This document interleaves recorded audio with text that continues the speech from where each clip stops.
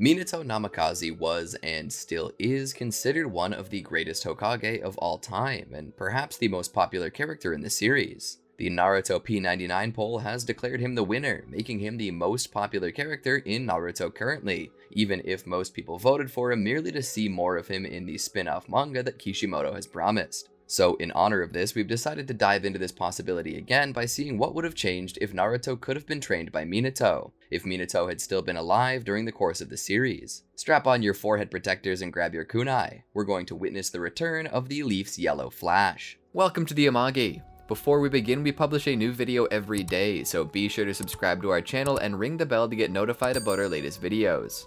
The air was cold. The wind was blowing. The night had gone from tumultuous to an eerie calm in a matter of moments. Or was it hours? Time had ceased to hold any meaning for Minato Namikaze. All he knew was that the cold touch of Kushina's cheek against his arm was like liquid nitrogen to his soul, freezing it over in a solid block of ice. There was a ringing sound in his ears. The tailed beast bomb from earlier, as well as his own mental state, had seemed to leave him partly deaf. He saw Shinobi rushing in, Hiruzen rushing in. The former Hokage stopped before him, kneeling down to his level, grabbing his shoulders. "Minato! Minato!" he called out, as if there was nothing more than static over the radio. Hard to hear, harder to understand. Hiruzen shook him. "Minato!" The glazed eyes of the fourth Hokage blinked once and then looked to the man he had succeeded. "Are you okay?" Hiruzen called out. The answer was a blunt and resounding no. Physically, he was okay, but mentally, spiritually, he felt like a ghost. A shadow of himself left behind. The village was saved, but his entire world had come crashing down at once. For him, it was as if he were living in a post-apocalyptic wasteland, a wasteland covered in flowers and fresh water, none of which held the same meaning that they used to. He tried to think back on the events that led him to this moment. What was it that had brought this on? Why was he where he was now? It was as if he were having some form of selective amnesia, likely caused by whatever traumatic event left the lifeless body of Kushina in his arms. The only way to recover was to relive what had happened to him and reach some sort of closure. Closing his eyes, he began to remember. He was in an old stronghold, protected by Anbu. Various nurses and even Biwako Sarutobi, Hiruzen's wife, was there. Kushina's water had broken. Minato was about to call it a night at the office when word came that Kushina was going into labor. He would rush to his home where Hiruzen had already sent armed guards. They loaded her up into a palanquin. Traditionally, every Hokage possessed one, but they were rarely used as the term Hokage was more akin to a verb than a noun. However, this was one of those rare occasions that they came in handy. They began to make their way to the stronghold under cover of night. Upon reaching the location they were headed for, they helped her out and led her deeper into the stronghold. It was like a maze. There were secret rooms and dead ends everywhere, and beyond this there were traps. Most were not active currently. That's why this was the perfect place for her to give birth. It was away from the village to minimize risk should the beast escape, and the tangled web of corridors and passages was enough to confuse and possibly kill any insurgents who would do her harm. Minato could think of no safer location for his wife to bring new life into the world, their precious child. Bringing her into the room where she would give birth, they prepared her for labor. They laid her down on a flat stone slab. It was cold and comfortable. Minato by this time was already a nervous wreck. A warrior in the battlefield and a shinobi without peer, and his face was already devoid of all color. He began to make use of his excess gear though. Folding the flak jacket he wore, he wrapped it in the Hokage Haori, the symbols depicting the number 4 clearly visible. Suddenly he felt panic well up in his solar plexus, radiating out across his entire body, shaking at the kanji. The word for the number 4 was also shared with the word for death. For so many, it was an omen, and so many people attempted to avoid the number 4. Minato was not one of those people. To him, a number was just a number. But at the same time, today, he didn't want to take any chances. He unfolded the haori and turned it inside out, refolding it over as Biwako prodded him to get a move on. She was going to have a baby any moment here, and he was just standing around. He was surprised to hear how quickly she was going. "She's already starting to give birth. Hurry, Minato, tend to that seal." He stuttered for a moment and then replied to her using honorifics, forgetting that he was the highest ranking member in the room. No, maybe he wasn't the highest ranking member in the room, and he subconsciously knew that, which is why he had referred to Biwako as Sir. He came to Kushina's side, lifted her head, and wedged the makeshift pillow between it and the stone below. She took his head and looked into his eyes as he gazed back, a smile on his face. She smiled weakly as the pain was already tiring her out. "Let's do it, Minato." He nodded. He came down to her midsection and lifted her shirt, exposing her stomach as it was enlarged by the pregnancy, the seal in the very center of it already beginning to move, as if it were a false tattoo that was beginning to run with heat and sweat. It was attempting to open. He clasped his hands together and placed them over the seal. He was suddenly hit with intense hatred, as if the Ninetales were a demon attempting to possess him. He was startled for a moment. He knew the Ninetales was in his wife, and he knew that he'd felt his presence before, particularly every time she grew angry, but he'd never felt it this strongly before. Was this what she'd always felt? Such a horrible feeling, pure malice and hatred. The way she carried herself made him believe she was immune to it, but right now, as the burden was shifted to him, he began to wonder if he could truly handle this. He shook his head and slapped his cheeks and took a deep breath. He widened his stance a little and placed his hands back on the seal. He began to pour chakra in and more Fuinjutsu formula. In order to maintain concentration, he began counting down from 1000 in increments of 7 to keep his mind sharp. This would help him focus on the task at hand and lessen the mental load that Kushina's crying and Byoko's barking would place on his mind. Within his mind, he imagined the Ninetales, as large as it was, a massive monolith. With each spell he wove, a new chain was added. Eventually, one final push pressed a massive stake right through the fox's abdomen in the same position that Kushina's seal had been placed. The stomach was known as the Sea of Chi to many, and it was where life force and chakra gathered the most and radiated out from like a furnace's flame. But limiting this furnace, he could slowly smother the Ninetales' strength before it had the chance. With one last push of his chakra, he cinched it. The Ninetales wouldn't be going anywhere now so long as he held it there. He smiled, knowing that he managed to successfully hold it at bay. Now all he had to do was hold this seal until Kushina could pick the responsibility back up. To a point, he wanted to hold this seal forever, knowing what she had to feel to hold it all in. He did not want her to feel this feeling, especially after she had just given birth. But as the child had been birthed, she sighed and looked to him. Her eyes said without words, "You can stop now." He removed his hands from her stomach and turned around to see Biwako carrying his child. He stepped forward, arms out. "Naruto." Biwako pulled the infant back in a defensive way. "Don't touch him. The mother sees him first." Startled, then disappointed, Minato just got out of the way and watched her walk away with his child. Part of him wanted to strangle her, and another part respected the fact that she cared more for Kushina, who had obviously been carrying the bigger workload of the two for the past 9 months. So he relented. The child was presented to his mother. She hugged up against him. Eventually, Minato wormed his way past Obasan and made it to their side, where he was able to finally see his baby boy for the first time. His happiness was immense, but it was this one moment. It was the only time he had ever done it since becoming Hokage. He let his guard down, just once, just for a moment, and it had cost him everything. A masked man in a dark cowl had stolen from them everything. First his child, and in exchange for the baby, he took the wife. An impossible choice, one he couldn't make without reflexes. Taking the child, Hokage Minato finally woke up again. Everyone in the room save him and the child had been killed, Kushina taken. Minato was terrified, but another part of him burned with holy rage. Utilizing Flying Raijin to teleport to his and Kushina's home over the mountains, he laid the babe down on a bed that he had hoped that all three of them would share that night. The child was sputtering and sniffing. He hated to leave him alone, but there were other things to take care of.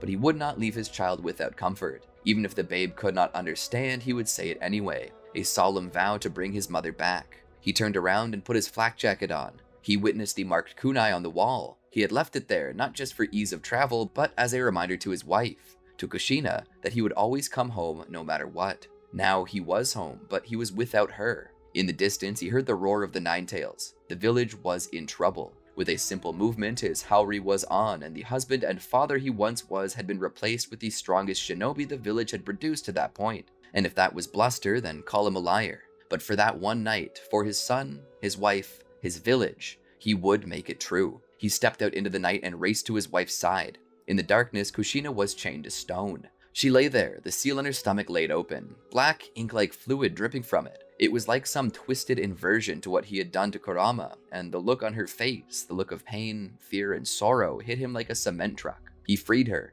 It seems whoever the adversary was, he no longer needed her. Minato would take his wife back to their home, where he would lay her in the bed beside her newborn. He had fulfilled his promise, but now he needed a new promise to fulfill. The promise to save the village and Kushina. Those two promises were one, and the stakes had been raised considerably. So too must Minato's resolve. Once more he dashed out. His adversary had the tailed beast under a contract, a genjutsu of sorts. Coming to this adversary, he pulled a kunai ready for battle. He He witnessed around his arms chains like those used to restrict Kushina's movement. He was full of rage. He wanted to murder this man. He wanted to erase him from the world of the living. Even hell was too good for him. He needed to cease entirely, as if he never existed at all. Before he ran with that though, Minato took a deep breath. He had to think carefully. He witnessed the Sharingan under the mask. He knew that if this man were anything like Madara, he could control the Nine Tails with that. He needed to wrest control away from him. However, he couldn't be in two places at once. He just needed to trust that Hiruzen could hold the Nine Tails until he could stop this guy. The man spoke. "Now that I've freed the Nine Tails, your people have no hope left." They rushed at each other. Minato attempted to stab through the man, but he found himself suddenly passing through him, the man having turned intangible. Passing through, he found himself caught in the chain. The masked man pulled his arms together, hoping to sever Minato in two with the chain he was now tangled in. However, Minato used the flying Raijin jutsu to escape. Using his powers of deduction, he knew that this man would turn intangible for only a moment, as he needed to strike him. He knew that the contract he had with the Nine Tails couldn't last long, meaning that this guy wanted to end the battle as quickly as he could. He would ensure that this was the last strike of the battle. Minato rushed back again, throwing a kunai at his enemy. The kunai would pass clean through his head as Minato readied his Rasengan. Right at the last moment though, Minato would disappear, floating right above the man using his flying Raijin technique, slamming him to the ground with it, planting a marker on him. The man would disappear, cursing himself for falling for it. He watched Minato, his shoulder falling apart at a cellular level from the intense impact Minato's Rasengan had on him. You got me. This is what is meant by elusive. I should have never let my guard down. The moment he said that, a kunai was in his gut. This was the moment when Minato could utilize all of his rage. No pity existed in Minato's eyes, only steely determination, a gaze that said, "You just died, pal." He would then plant a contract seal on him to sever his connection to Kurama. "With this, the Nine Tails no longer belongs to you," he shouted. The man would manage to escape through the use of a strange space-time jutsu technique. Minato wanted to follow after and kill him, but he had no time. He needed to get to the village. Arriving there, he found the Nine Tails as it charged its attack and ready to destroy the village with a tailed beast bomb. He caught a quick glimpse of Hiruzen and grabbed onto Kurama, teleporting back to whence he came, to his family's home. There, Kushina and he faced the Nine Tails. Kushina begged him to seal it back into her and drag it to the grave with her, but he refused. He would not do that. The imbalance between world powers would start the Fourth Shinobi World War. Instead, he decided to seal it into the only one who would survive this battle, Naruto. He began to weave the signs. However, before he could, Kushina knocked him on his rear with a devastating punch. Minato had never felt anyone punch him that hard and that fast, but she did. Kushina refused. "If I'm going to die anyway, and you're hell-bent on doing this to our child, then I'll just use the Reaper. After all, who do you think taught you how to do it?" She weaved the hand signs faster than Minato could ever hope to. Perhaps it was because she was afraid he would stop her. Maybe he would. He would rather die than live in a world without her. That was the main reason he did this. The main reason why he chose to use that seal instead of any of the plethora of other seals he had. Minato wanted to die. It was planned to be heroic and glorious and look selfless, but when it boiled down to it, he chose this amongst the other options specifically because he didn't wish to live in a world where Kushina did not exist. But she had stolen that opportunity from him. The Shinigami appeared behind her, its dagger in its mouth. She began to siphon power from Kurama, reverting it to chakra and planting it into Naruto. Minato could only watch. Kurama would attempt to kill the child before she could complete the ritual, but she jumped in the way, taking this blow personally. She finished the ritual and sealed the tailed beast into Naruto. She then fell to the ground. Minato ran over and held her. For a moment, the Shinigami remained, her soul not yet devoured, a single moment of mercy from the Grim Reaper, a chance to say goodbye. He held her, his bleeding wife in his arms, as his haori, the same he had placed beneath her head, was coated red with blood. Was this a curse? Was he cursed? The curse of the fourth Hokage, Death's Hokage. She looked up at her husband, who was visibly falling apart. He looked down at her like a child whose favorite, most beloved toy had been rent to pieces. It was endearing, yet it saddened her as his tears fell down to her face, mingling with her own. She wanted to coddle him. He had always held himself together well in front of others, but only she saw it. When Obito died, she held him as he cried openly. He cried tears of joy and fear when he heard that he'd be a father. So happy, yet so terrified that he wasn't worthy, that he wouldn't be good enough. She had always seen the Minato that he would hide away from people, and now that same sad, scared little Minato was bubbling to the surface again. She raised her hand to wipe his tears. "Why did you do that?" he asked her. She smiled. "Because Naruto needs a papa. It would be selfish to rob him of both. I know what you were doing, Minato. For a moment I asked why. Why you? Why did it have to be you?" And then I realized it didn't have to be you. You wanted it to be you. But that's not the hand you've been dealt. You're a father now, and Naruto comes before all else, okay? He comes before you, he comes before me. The only thing I would never ask you to sacrifice for him is the village, and even then, I would hope that such a day never comes. Tears and blood dripped from her cheeks. Her breath began to escape her. Live, Minato. For Naruto's sake, live. She exhaled, and it seemed that along with that breath, her soul left. Looking back, he saw the Shinigami begin to swallow up a silhouette of chakra shaped like Kushina. He reached out to stop it, but his hand phased through. It then rose up into the sky, fading away in the light of the full moon. The barrier she had formed began to collapse, and Minato was left only to his thoughts. He opened his eyes in the presence, his dark reverie having come to an end, and found himself lying in a hospital bed in the emergency room, doctors and nurses standing over him. His body was beaten, bloodied, and bruised from his battle, but he could still feel them prodding at him. He sat up with a start, pushing all those around him away. The doctors made room to let him breathe. He looked down at his exposed chest to see the dried blood from lacerations and the purple around his ribs, signs of fracture. He tried to stand, but gripped his side and almost fell to the ground. He was grabbed by one of the nurses, but he pushed them away. "Naruto! Where's Naruto?" he cried out. One of the doctors that dared approached him slowly put his hand on his shoulder. "He's in the NICU. He's safe and healthy." "He has a demon! He's not safe or healthy," he cried out. Suddenly, the room began to spin and darken as he heard staff clamoring to his side, his body light as a feather as he felt it strike the cold tile. In the darkness, he heard a voice. He heard the sound of a gentle song. He was before a lake on a picnic blanket, lying in Kushina's lap as she gently stroked the top of his head, uttering a sweet lullaby, helping her overworked husband find some rest. When he next awoke, he was lying flat in a hospital bed, an oxygen mask strapped to his face, his body covered in wires. He looked around with his one eye that wasn't swollen shut to see his heart monitor. It beeped along with his pulse, so he knew he must be alive. He looked around at the window to see light pouring in from outside. The sun was rising. He must have been out for around 5 hours. A nurse came in to check him and saw that he was awake and called for a doctor. The head doctor came in and looked at him. He pulled a small flashlight and gently opened the only eye that was capable of being opened and shined the light into it to check for dilation. He would then look to Minato. "Lord Forth, it's a pleasure to have you back in the land of the living." Minato's voice was weak, its tone caught somewhere between a whisper and a grumble. "Naruto, Naruto."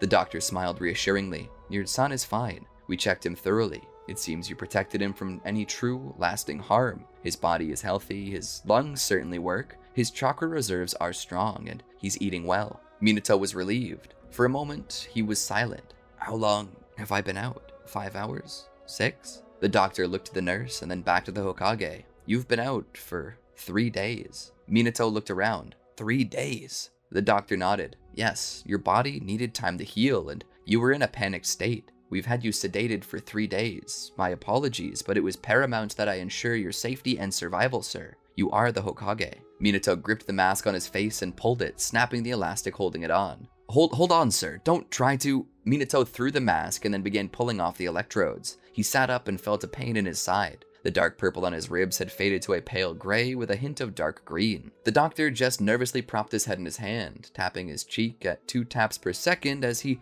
watched the most powerful man in the village disobey his orders to stay in bed and heal.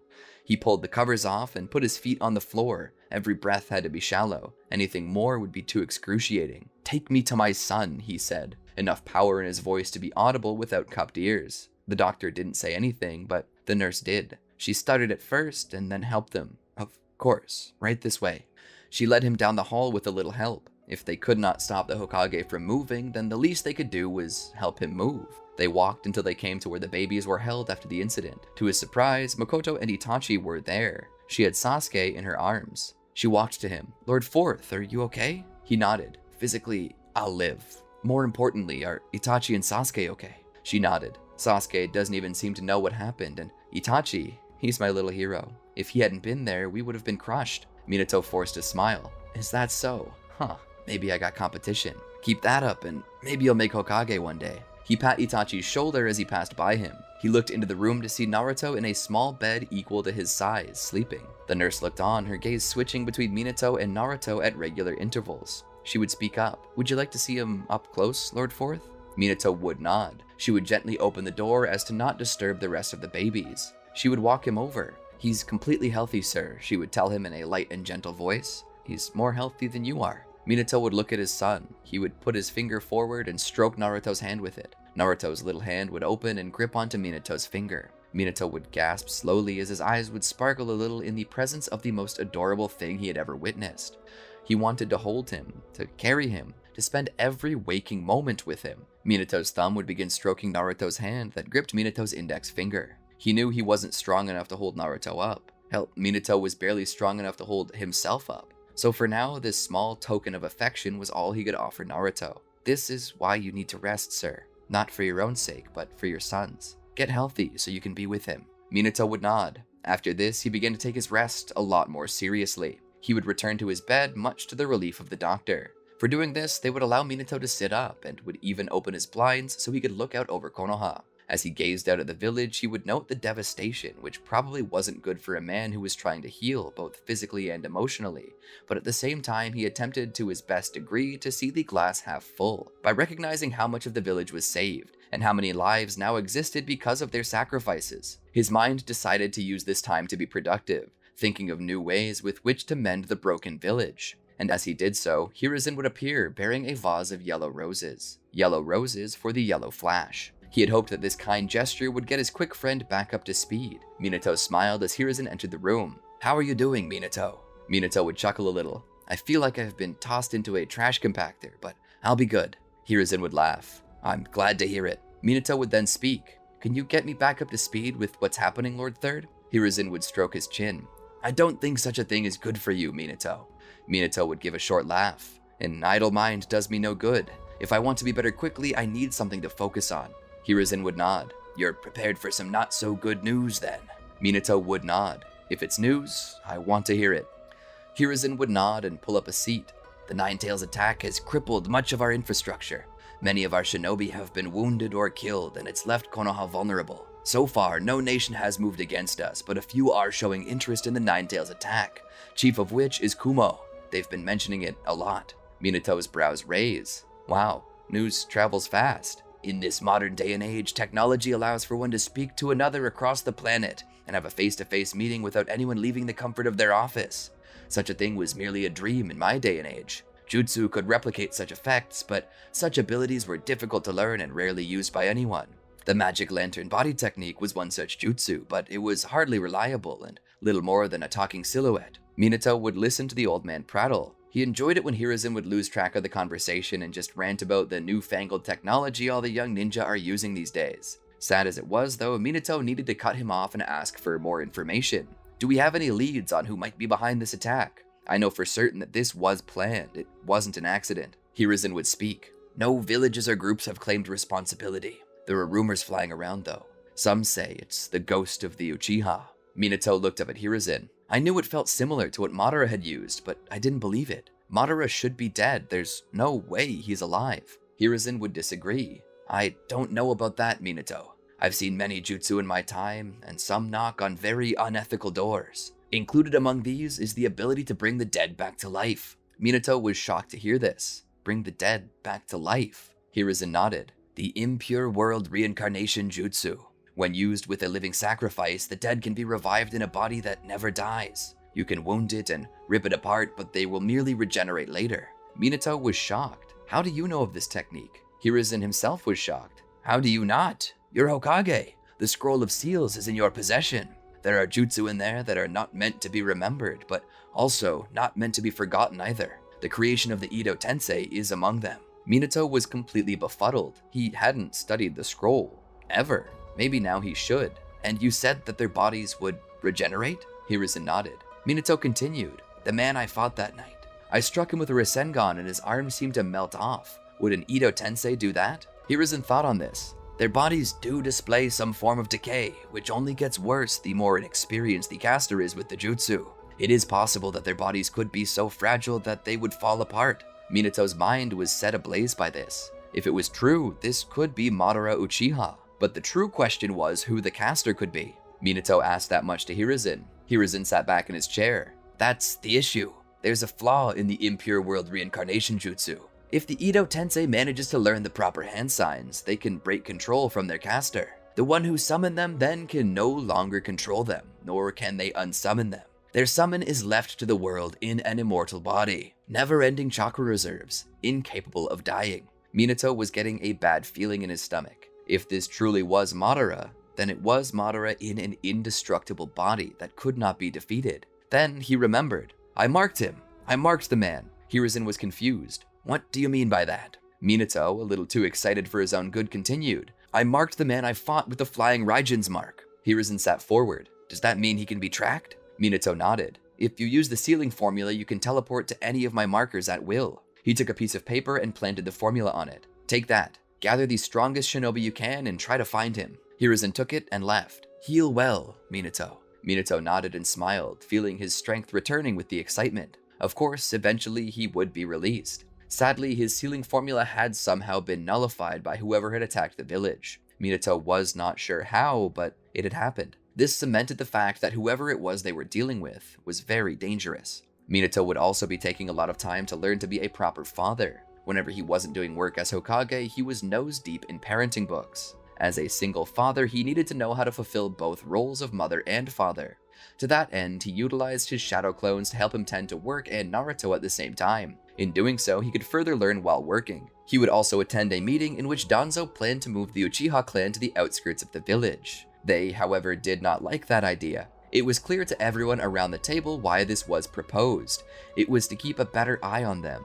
And while Minato knew his adversary was an Uchiha, or at least possessed a Sharingan, he did not distrust his Uchiha brethren. After all, just because the masked man possessed a single confirmed Sharingan didn't mean that he was even Uchiha. After all, Kakashi possessed one. Many Uchiha perished in the Third Shinobi World War, and he'd be surprised if someone didn't start collecting them from the bodies. As Minato thought that, Danzo sneezes. Minato would listen to the concerns of the Uchiha as they speak, not wanting to go to the edge of the village, and so in return he decides to give them a new location, somewhere closer to the center. After all, in the center they would feel more included, and it would be easier to keep an eye on them as they would be in the middle of the public eye. The Uchiha seem to take that a bit better, and Minato promises that as soon as the damage is repaired, if they want to return to their old compound, they were free to do so. His friendship with clan head Fugaku is able to slowly quell tensions between the Leaf and Uchiha, something Danzo seems somehow a little bitter about. When the war between Konoha and Kumo breaks out, the Leaf begins to display dominance due to quick recovery under Minato's leadership. Then the Hyuga affair happens, due to Kumo's desire to acquire the Byakugan.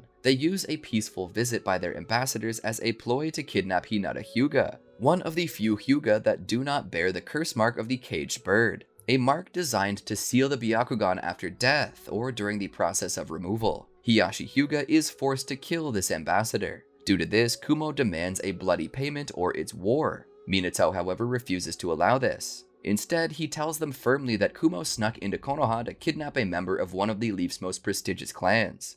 He says that this is an act of war, and that the debt has been paid and no further bloodshed is required, unless the 4th Raikage plans to push the envelope further. This message actually settles Kumo. War is averted, mostly because A, the 4th Raikage, along with his brother Killer B, faced Minato during the 3rd Shinobi World War, and both were nearly killed by him, which earned him respect from them, and fear. Knowing what he is capable of, they forget the matter. This would actually cause some differences as Hisashi Hyuga, father of Neji, does not need to die, and because of this, Neji's personality and childhood change quite a bit for the better. Minato sat in his office, looking over papers and forms, approving some, denying others. This was the monotonous day-to-day work he had to do. As Hokage, people looked up to him for his strength, intelligence, and wisdom, but so often he tended to use less his muscles and more his brain. The dull work he did was not like anything what he believed the Hokage's role would be. When he was younger, he thought that the Hokage spent all of his days fighting strong shinobi, gathering strength through training, and traveling on only the most dangerous and secretive of missions. Tasks so secretive that mere civilians couldn't even tell that they had been happening, let alone what they were actually about. But as it turned out, the Hokage was a paper pusher. Minato liked to keep busy. Physical tasks helped him focus on a single thing, while mental tasks such as these felt impossible as he couldn't tear his mind away from what he was thinking about. And right now, he couldn't help but feel as if his family was shattered and that it was his own fault. To be honest, Minato was tired. He barely slept since the Nine-Tails attack. The moment Naruto opened his blue eyes, they didn't shut. As an infant, he required constant attention. He cried on an hourly basis, sometimes with no break in between. And his sleep schedule was all but a tattered mess. Naruto, being a carefree baby without any responsibility, tended to sleep during the day, but at night, his wailing and need for attention really made Minato question his and Kushina's decision to have children. Not that he didn't love Naruto, but he just realized that Kushina was left vulnerable from the process, which eventually led to her demise, and now that she was gone, Minato having to raise the child himself and tend to the village, it was all so much. Minato didn't like thinking that way, but he himself was hurting, and perhaps he sought a place to put the blame. But even then, his guilty heart reminded him that Naruto could not have done anything and didn't have any reason to claim responsibility for what happened. If anything, it was Minato's fault. Minato, of course, did have nannies set up, servants in the residence who made it their job to keep the home running while Minato was running the village. They had planned to stay late at night and ensure Naruto was taken care of while Minato slept. But even with Naruto no longer his nightly responsibility, he couldn't sleep. Every night he would hear Naruto's crying, and that feeling in his chest, that fatherly instinct kicked in, convincing him when he did nothing. And even when Naruto began to sleep through the nights, Minato still couldn't sleep. He was in a rather large bed. Minato always slept on the left side, and Kushina on the right. Now that side was empty, and he couldn't bring himself to sleep in the middle as he was now capable of doing. He refused to. It brought finality to the situation, but somehow Minato still held on to hope. Hope that Kushina might still be able to live, to be somehow resurrected and brought back to him. But that's not how the world worked. The jutsu that brought the dead back to life were nothing but a myth for the inflated stories of the Sage of Six Paths. In practicality, it was impossible. One could puppet a dead body, but never revive it. If it were possible, there would be no graveyard. He would continue gazing into the ceiling, feeling the world fall away from him as he dove deeper into thought. In the morning, he would get straight to work, having still not slept. Hiruzen would be there, and he would also appear no different from Minato. Both were tired, both lost the loves of their lives to that masked man. Hiruzen was one of the few people Minato could turn to for comfort. He understood. Hiruzen had become something close to a father for Minato. Minato had lost his parents at a young age, and so all he really had in the world was his work. That was how he became as good as he was, but Hiruzen filled that role, the role of father. Despite appearances, he was really good with babies. Minato was in awe, but Hiruzen explained that he had done it before, twice. In fact, one of his sons Minato worked with often, Asuma. Nonetheless, Hiruzen was here for business, not to babysit. Minato asked him what was new, and Hiruzen stated that they'd been working continuously around the clock on reverse engineering the sealing formula and managing to teleport to the masked man. But every attempt failed. They just found themselves in other places where Minato had placed markers. They could not teleport to him. Minato was confused. He stood to try for himself. He put his hands together and attempted to focus on the formula he placed on the masked man, but upon teleporting, he ended up back in the rubble of their family home. Making it back to the Hokage's office, Minato would sit and attempt to understand this. He had placed a seal on the masked man. Nobody should be able to remove that marker save Minato himself. Yet for some reason, it didn't work. This had never happened before. Curse of the Fourth, he said bluntly. Hiruzen looked up at him. Surely you don't believe that old wives' tale, Minato? Minato shrugged. I don't know anymore. I didn't believe it going into it, but now that I'm the fourth Hokage, I'm seeing things happen to me that shouldn't happen to me. Surely you've seen the vandalism recently. Hiruzen had seen it. In the days following the Nine-Tails attack, a young boy, Irika Umino, had angrily vandalized Minato's face on the monument, spray painting the word Death's Shadow on the statue's forehead. Minato, since the Nine-Tails attack, had begun to be called the Shadow of Death and Death's Shadow, as on the day of Naruto's birth, everything fell apart. They forced the young academy student to clean up the mess personally, but Minato elected to forget it thereafter. Perhaps he was right. If he had changed anything that night, none of this would have happened. He could think of things he could have done. He could have chosen Kushina's safety over Naruto's. He could have gone after the Nine-Tails and teleported it far away from the village to give him time to deal with the masked man. Hashirama Senju had dealt with the same situation once, yet when Hashirama had handled it, everyone but Madara, or so it seemed, had survived. He couldn't help but feel that if he were stronger, or if Hashirama had been in his place, that things would have turned out for the better. Minato felt his strength was overhyped by the people. He was not worthy of the title Hokage, and many nights he told himself, tomorrow I will resign. But that day never came. Time continued to pass quietly. Eventually, the attack of the Nine-Tails began to fade into ancient history as life resumed. Minato himself was beginning to relax about his belief in the fourth Hokage's curse, and Naruto was growing into a strong boy who had been entered into the academy. The only thing that had occurred between those moments was a raid and attempt to capture Orochimaru, but due to Minato's distracted state, Orochimaru did manage to escape. Not one of Minato's greatest accomplishments. Naruto seemed to be struggling a bit, falling behind, but Minato made it his personal mission to ensure that his son succeeded. When Naruto couldn't perform the clone transformation jutsu, Minato went a step further and taught him the shadow clone jutsu. He even went as far as to teach him the flying Raijin. But something Minato tended to work on the most was helping Naruto to understand what he was as Jinchuriki, and how to control the Nine Tails power.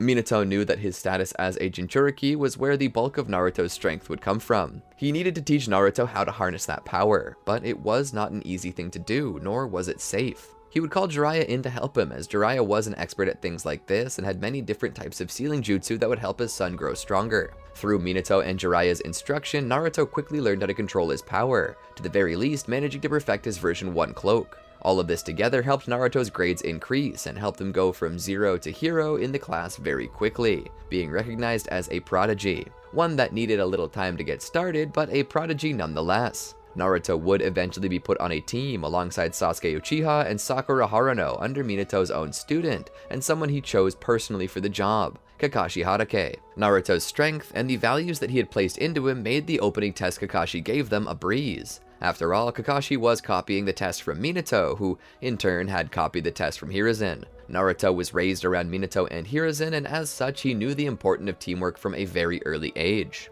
Naruto and his teammates pass with flying colors and are accepted onto Kakashi's team. All the while, Minato was planning for the Chunin exams. As the Land of Waves mission was brought up and given to Team 7, Minato waited for the good news. Naruto's actions in the Land of Waves were spectacular. While Sasuke seemed more timid in his approach and needed a lot of help from Kakashi to work himself into a shinobi of renown, Naruto was completing every test and task with speed and accuracy. It seemed that the weak link in Team 7 was Sasuke. Naruto was a better shinobi and Sakura was smarter. When comparing strength and ninjutsu between Sakura and Sasuke, Sakura proved to have better chakra control and knew a wider variety of jutsu than Sasuke. And as for Naruto, given that he had studied under the god of shinobi, Hiruzen, aka the Professor, Naruto's ability to learn, his deductive reasoning, and overall knowledge of jutsu put him ahead of Sasuke. Despite how far behind Sasuke was, Minato couldn't help but fondly remember another Uchiha who wasn't as good as his teammates, Obito. It was due to this reason that Minato knew that Sasuke had the potential to surpass them all. Sasuke came from good stock.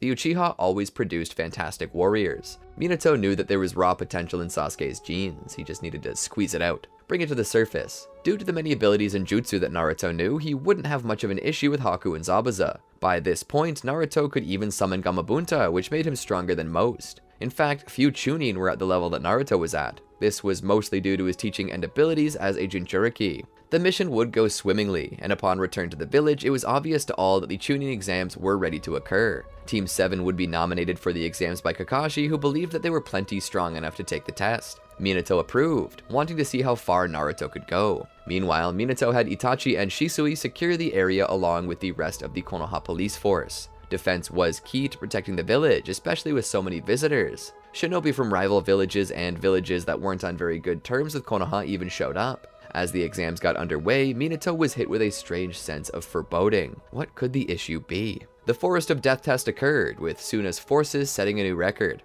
Team 7 wasn't far behind though, but Minato was too focused on this feeling of dread to be proud. Hiruzen would ask him what's wrong, and Minato would state that he does not know. Something feels off. Something bad is about to happen. After the preliminary rounds of the third and final part of the exam have concluded, they take a month off. Naruto returns home to ask if Minato had seen him, but is saddened to find his father obsessing over every detail of the exams, poring over the bios of everyone who entered the village. Naruto would prod his father, asking if he saw, but Minato would wave him off with a, "You did fine, now let me work." This upset Naruto quite a bit, and Hiruzen tried to comfort Naruto by stating that his father was truly proud, just preoccupied with something very important to the village. This sort of thing actually turns Naruto off from the position of Hokage. He does not want to become Hokage anymore, not like when he was younger. He wanted to have a family of his own someday, and he didn't want them to feel neglected by his work. Naruto instead began considering joining the Konoha police force, as was Sasuke's dream, in hopes of being able to protect the village in his own way. Naruto would focus more on his training with Jiraiya.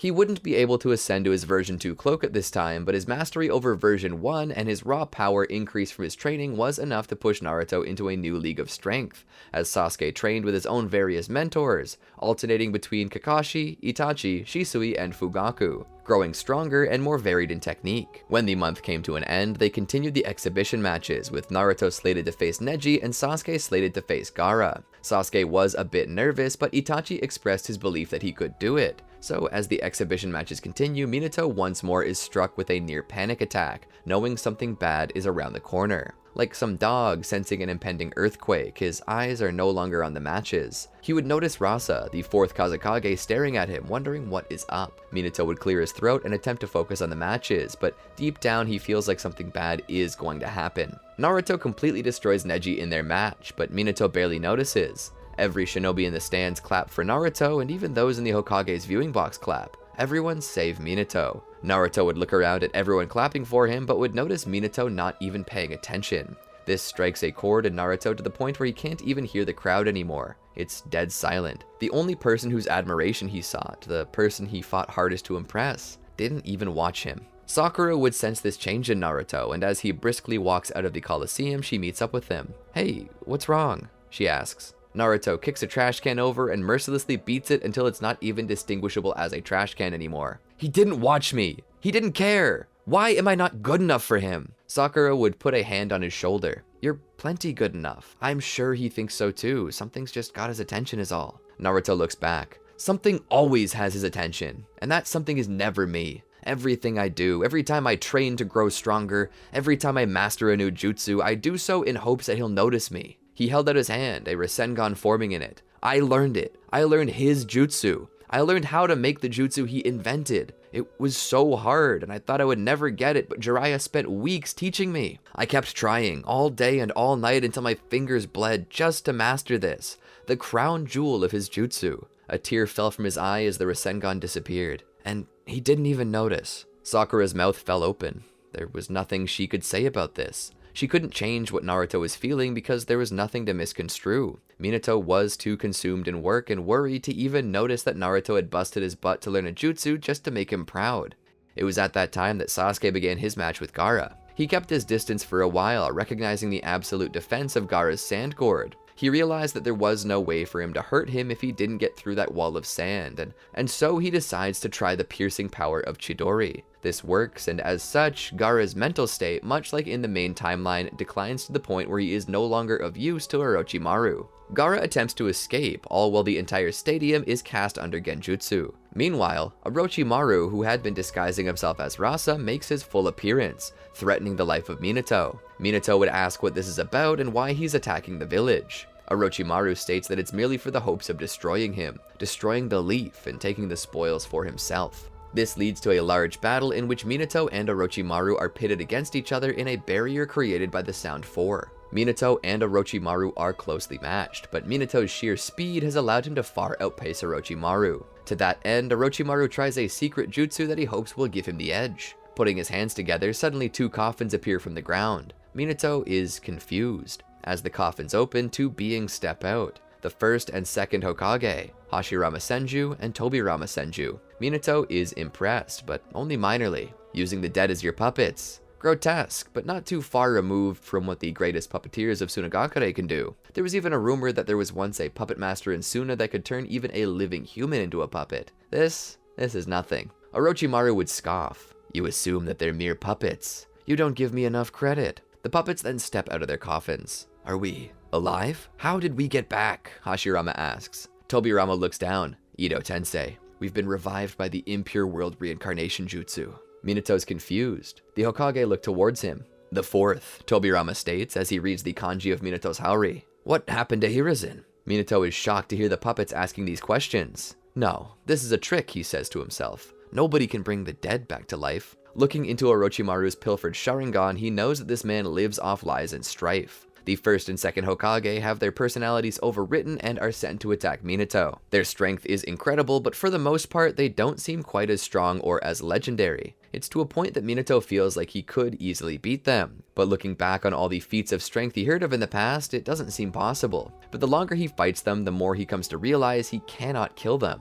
No damage lasts. Even paper bombs cause them to merely regenerate lost limbs and body parts. He doesn't know what to do, so he rushes Orochimaru anyway and grips onto him and threatens to kill him if he doesn't undo the jutsu. Orochimaru would do just that with a smile, allowing the previous Kage to return to the land of the dead. Minato would then have Orochimaru arrested. The damage done to Konoha is limited and few people were killed. With this over, Minato breathes a sigh of relief, the moment he feared having passed along with his anxiety. Minato would then meet with Hiruzen and tell him everything he saw. Hiruzen is shocked to hear this, but nods, telling Minato that Orochimaru made use of a technique known as impure world reincarnation. He tells him it was a technique invented by his mentor and previous Hokage, Tobirama Senju. However, due to the sacrifices needed to make it work, it was labeled as a kinjutsu and sealed up. It's not long after that Minato is sitting at a table with Naruto, the two eating together. It's dead silent. Nobody's talking. Naruto won't even look up at him. Minato asks what the issue is, and Naruto just ignores the question. Minato presses a bit deeper, and Naruto snaps at him. "You didn't even notice, did you?"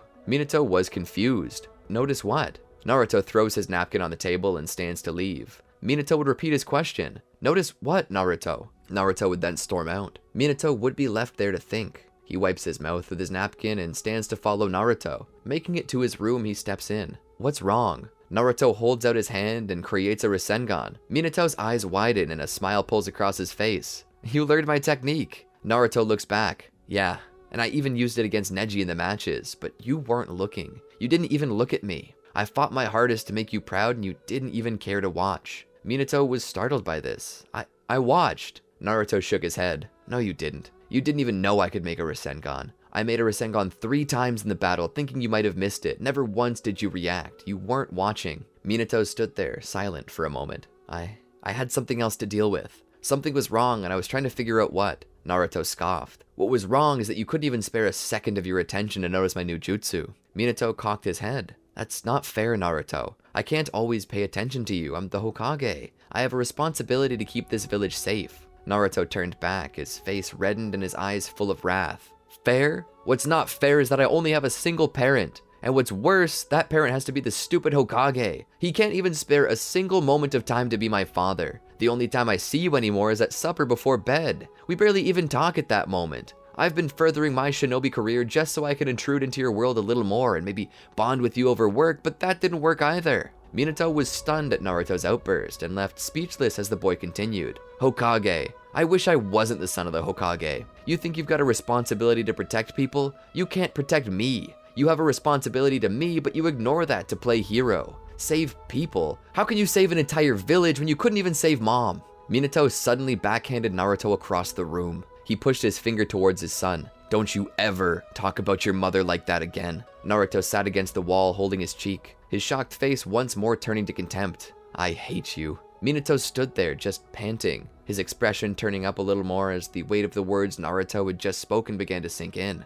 Naruto stepped to the window and opened it up. "I wish mom survived that day instead." He left the building, leaving Minato alone. Minato returned to his office as he thought about it all. His fists clenched and he cleared his desk, knocking all the paperwork onto the floor. Seeing the bust of himself near those of the other Kage, he smashed it and then destroyed the rest of them as well. He would rip his own picture off the wall and smash it on the corner of the desk, kicking up the side of the desk so hard that a large hole was put into the wood. He picked up a mug from the desk that had Naruto's baby handprint on it with the words "Best Dad," and in anger threw it against the wall, smashing it. As he did so, it rocked a nearby table, causing the contents to fall to the floor. Minato sat down on the desk. It began to hit him what he had just smashed, and he began to cry. From the door, 3 servants peeked in to see if their liege was okay. They just saw the destruction and their crying master, who looked up at them. He threw a pencil holder at the wall. "Get out!" They quickly closed the door and moved as fast as they could, working as hard and as fast as possible in hopes of saving their jobs. Minato sat there alone. He picked up an image of himself and Kushina that was laying on the floor along with the other contents of his desk. The glass of the frame was broken, but the image was fine.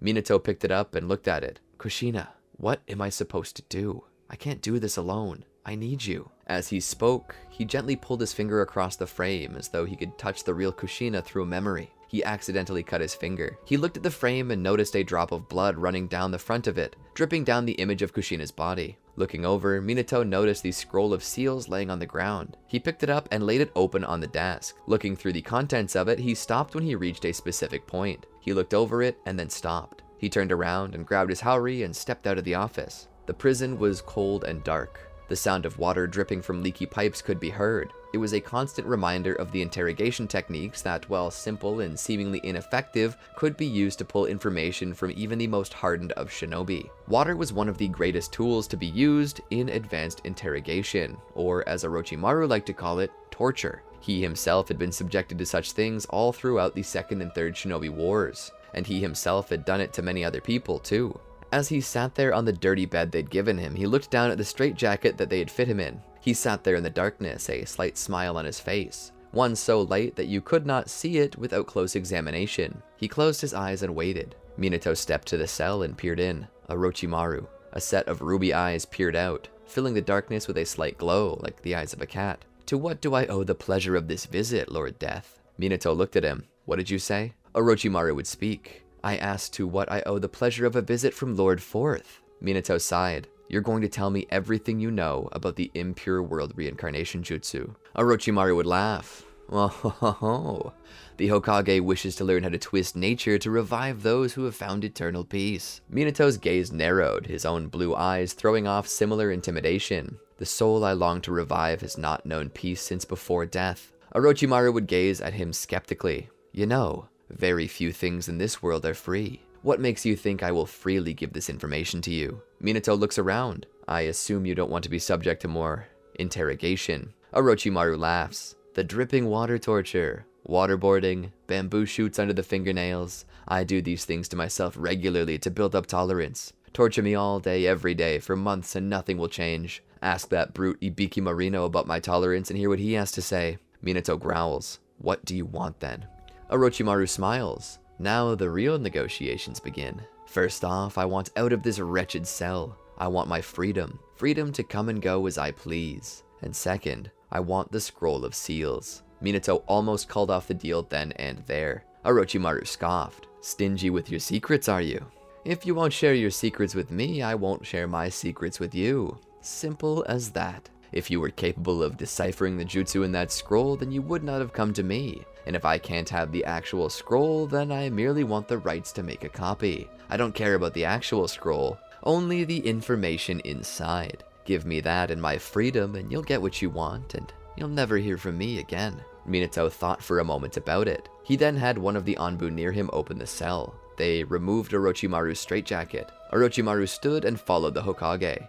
Leaving and following Minato back to the Hokage's residence in disguise, they entered and Orochimaru began to look over the scroll of seals, using his Sharingan to copy its contents into a second scroll that he proceeded to swallow like a snake. Minato watched him. "I held up my end of the bargain. Now you hold up yours." Orochimaru turned around, sitting down in Minato's chair as he looked around and smiled darkly. "I once hoped to sit in this chair," named the fourth Hokage. "The only reason I wanted to be Hokage, though, was to get my hands on the scroll of seals and have complete freedom to do whatever experiments I so choose. I technically have that now, so whether I have that useless title or not, my dreams are fulfilling themselves." Minato stepped forward and knocked Orochimaru's feet from his desk. "Tell me what I need to know. Now. If you don't, I won't let you leave Konoha in any other way than an urn." Orochimaru rolled his eyes. "You're such a killjoy." He sits forward. "Tell me, how did she die? Last I heard, Kushina did not die of normal circumstances."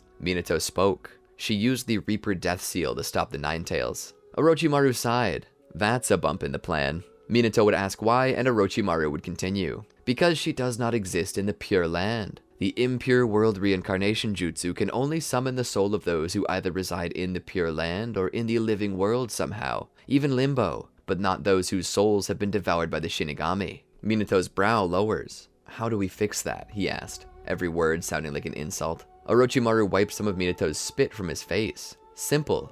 We retrieve her soul from the Shinigami." Orochimaru led Minato through the night. He summoned two of his own shinobi, Kimimaro and Toyuya. They greeted their master with a respectful bow. Orochimaru returned it. He led them to the Uzumaki shrine. Within were plenty of masks, many of the same make. Selecting a single Hanya mask, he gave it to Kimimaro and told him that Kimimaro would serve him better in death than in life. Kimimaro nodded and took the mask.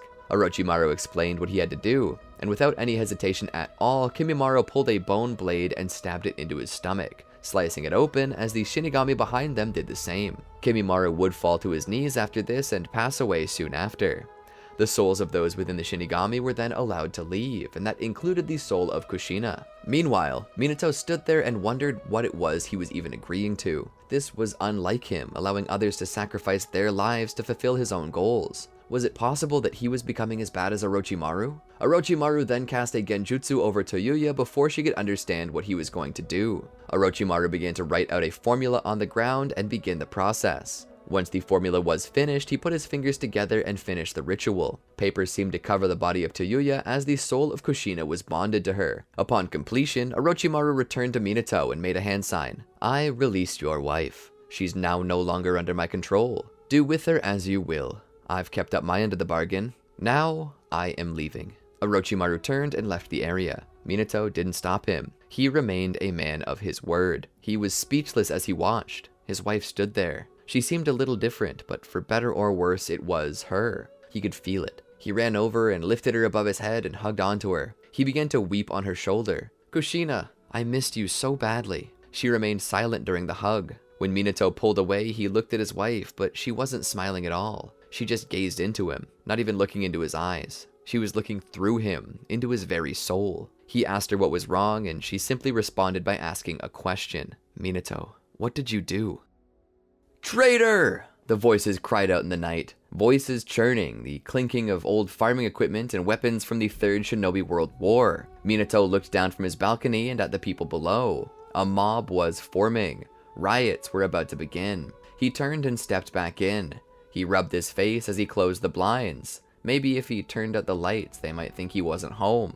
Moving towards his bedroom, he saw the door cracked open at the bathroom, a light squeezing through. He peeked in and saw Kushina standing at the sink. She looked into the mirror. She looked upon the lines on her face. Cracks like a broken vessel someone desperate had tried to piece together again. Her irises were the same as always, but her sclera was black as night, a sign that she was now a vessel devoid of a soul. She looked back at him. I can't believe you've done this, Minato. He looked at her. Kushina, I can't do it alone. She looked back. Minato, you fought in the last World War and had people who are now known as Kage shaking in their boots. You're among the strongest warriors in the world. You fought a tailed beast, and you're telling me you can't do this alone? I can't do this alone, he shouted out. I can't raise Naruto alone. I can't be a father and a Kage at the same time. Not alone. He hates my guts right now because I don't have enough time to spend with him. She shook her head. And so you decided that since you couldn't handle being a father or a Kage, you would try God next? What was I supposed to do? He shouted out. I was desperate. The opportunity presented itself. I didn't even know there was a jutsu that could resurrect the dead. Then when Orochimaru offered to show me how it worked, what more could I do? How could I say no? She pointed to her lips. Just like this. N-O. No. He sighed. Kushina, I don't need this right now. For 12 years I've been by myself, and now that we finally have the chance to see each other again, you're going to just argue with me all night? She sighed and went back to the mirror. Silence passed for a few minutes. Minato spoke up. I'm tired. Let's go to bed. She looked at him through the reflection. I don't sleep, Minato. I don't need to sleep. I don't need to eat. I don't need to drink. I don't run out of energy. I'm not mortal anymore. I don't need these mortal things. He stood there for a moment longer. For my sake. She looked back again. Everything is for your sake, isn't it? I never thought I'd see the day when you became so self-centered. I never thought I would see a day when a hero became powerless. My death robbed you of everything, didn't it? Look, Minato, I'm flattered, but what you did, it goes against the very laws of nature. This is a forbidden jutsu and you know it. Minato shook his head and turned, going to bed. Do whatever you want. I don't care anymore. As he hit the bed, he felt more alone than he ever had. Worse than the night she died. He was beginning to see the truth. Kushina was dead, and that hadn't changed. In an attempt to bring her back to life, he merely dragged up an echo, a long-lost sound from the valley of death that reverberated within a cold shell. But he still loved her, and somewhere he hoped that maybe their love could continue. Somehow.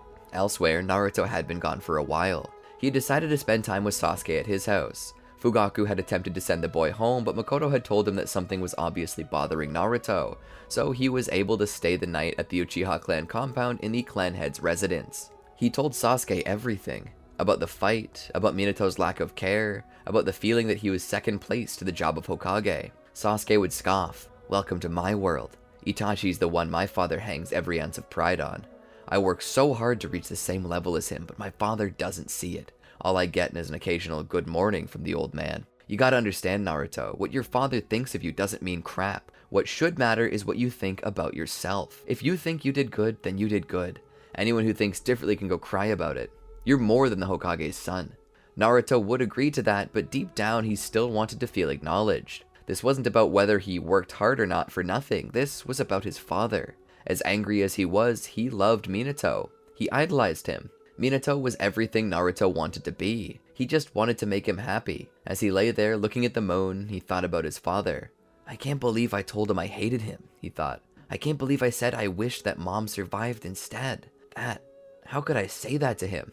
Naruto thought deeply on that moment, and the guilt made it very hard to sleep. The day thereafter, Naruto would have breakfast with the Uchiha clan and thank them for their hospitality. He would then begin his walk home. No, he wasn't walking. He was running home. Jumping from rooftop to rooftop, he made his way back to the Hokage's residence. On his way there, he saw the mob standing in front of the gate. Naruto stopped by the mob and tapped one of the protesters on the shoulder. Hey, mister, what is going on? The man turned back. Your father, the Death Hokage. He let Orochimaru go free. Naruto was confused. What do you mean? The man scoffed. After all the damage Orochimaru did, the lives lost, your father just lets him go. And what did we gain? Nothing. No justice, no reparations, nothing. Naruto couldn't understand this. It had to be a lie. His father was a selfless man and a man of justice. He jumped over the walls and made his way in. Walking in, he found the entryway barricaded and masked shinobi standing about, weapons in hand. He dropped his backpack at the door and made his way deeper. He looked for the Hokage's office. He opened the door to find Minato just sitting there. Dad? Minato didn't even look back. Naruto. Naruto looked around at the trashed room. What's going on? They said that you let Orochimaru go? That's because he did, a voice said from behind. Naruto looked back to see Kushina enter. He stared for a moment before looking back at Minato. Who's the creepy lady? She slapped him in the back of his head in rage. I'm your mother, moron. He grabbed the back of his head. Hey, don't go slapping me, you old hag. He stopped. Wait, Mom? He was obviously confused. But why? How? Minato didn't speak. Kushina looked at him. If you don't tell him, Minato, I will. Minato just kept staring out at the village. I made a pact with Orochimaru. He said he'd use his jutsu to resurrect Kushina, and in exchange, I would let him go. And? Kushina demanded. And I let him copy the scroll of seals. Naruto was in awe. He looked back. You let a shinobi who killed hundreds of people in a mass terrorist attack not only escape, but take our scroll of seals? Minato spun his chair around. It was to bring your mother back. Naruto's face began to grow redder. I can't believe this. Naruto slammed the table and pointed at Minato. I can't believe this. I was going to come here and apologize to you. I was going to apologize for pushing you past your limits, for demanding attention when you were too busy. I was going to say sorry, but no, I won't. Not anymore. What you did, you let hundreds die for nothing. And when Orochimaru kills again, that blood will be on your hands. And not only that, but you had him defile Mom's memory. You had him drag her up from eternal slumber. I can't believe you're actually Lord Death. Minato looked up at him questioningly. Naruto almost looked like he was ready to enter the version 1 tailed beast cloak. For so long, the kids at the academy, they called you that because of the Nine Tails attack. I punched them. They told me that you were destined to be the worst Hokage ever because you were the fourth, like Yagura and Rasa. They said you might even destroy the village. I beat them up and got beat up by them because of that. And now, you're proving them right. You just let a terrorist escape. Not for the village, but for personal gain. That's power abuse. He shook his head. I never should have come back here. This was a mistake. I'm not sorry. I'm not sorry I said what I said to you the other day. It wasn't wrong. Naruto turned and left, storming out, not even taking his bag this time. Minato looked up at Kushina. Why are you doing this to me, Kushina? She looked to him. Because there are things you need to set right. She stood in front of his desk. Don't think for a moment that I don't love you anymore. I love Minato, the one I knew. The one who stood up for what was right. The one who wasn't afraid to sacrifice. The hero. Nobody likes this version of you, Minato. Everyone wants to see the hero. He looked at her. Nobody wants to see the human side of me though, do they? I'm some idealistic hero without flaws. some legend. I'm human, too. He walked around the table and sighed, caressing his cheek. She knelt down beside him. I know, Minato. I know better than anyone the pain you hide, the pain you fight through. But you have to understand, this isn't right. People have sacrificed their lives, and you're using their sacrifice to get back something you lost. If you can't be a father, and you can't be a Kage, then choose one. Focus on one and let the other go. Let the Hokage position go if you're no longer capable. It's what Hiruzen did. There's no shame in it. He listened to her speak. Even if I did, Naruto will never forgive me for what I've done. She gave a gentle smile. He will, but you have to set things right. He looked down. Will I have to lose you again? She nodded. Eventually I will have to leave this world and return to the afterlife. But I can't do it so long as my soul is burdened with worry. Worry for you. You need to resolve these problems or I can't move on. Tears rolled down his face. Do you hate me for dragging you back? Defiling your grave? She shook her head. To have one more day with you is worth all the gold in the world. But I would never sacrifice something that was someone else's. That's where you went wrong. You must set it right. You must kill Orochimaru. Outside the village proper, Naruto was stomping off. It was there that he saw Neji and Hinata. They saw his face a mile away and didn't even need to use the Byakugan's power to know that something was wrong. Hinata's face turned red and she looked like she wanted to run away. Hello, Naruto-kun. He looked to her. Hello, Hinata.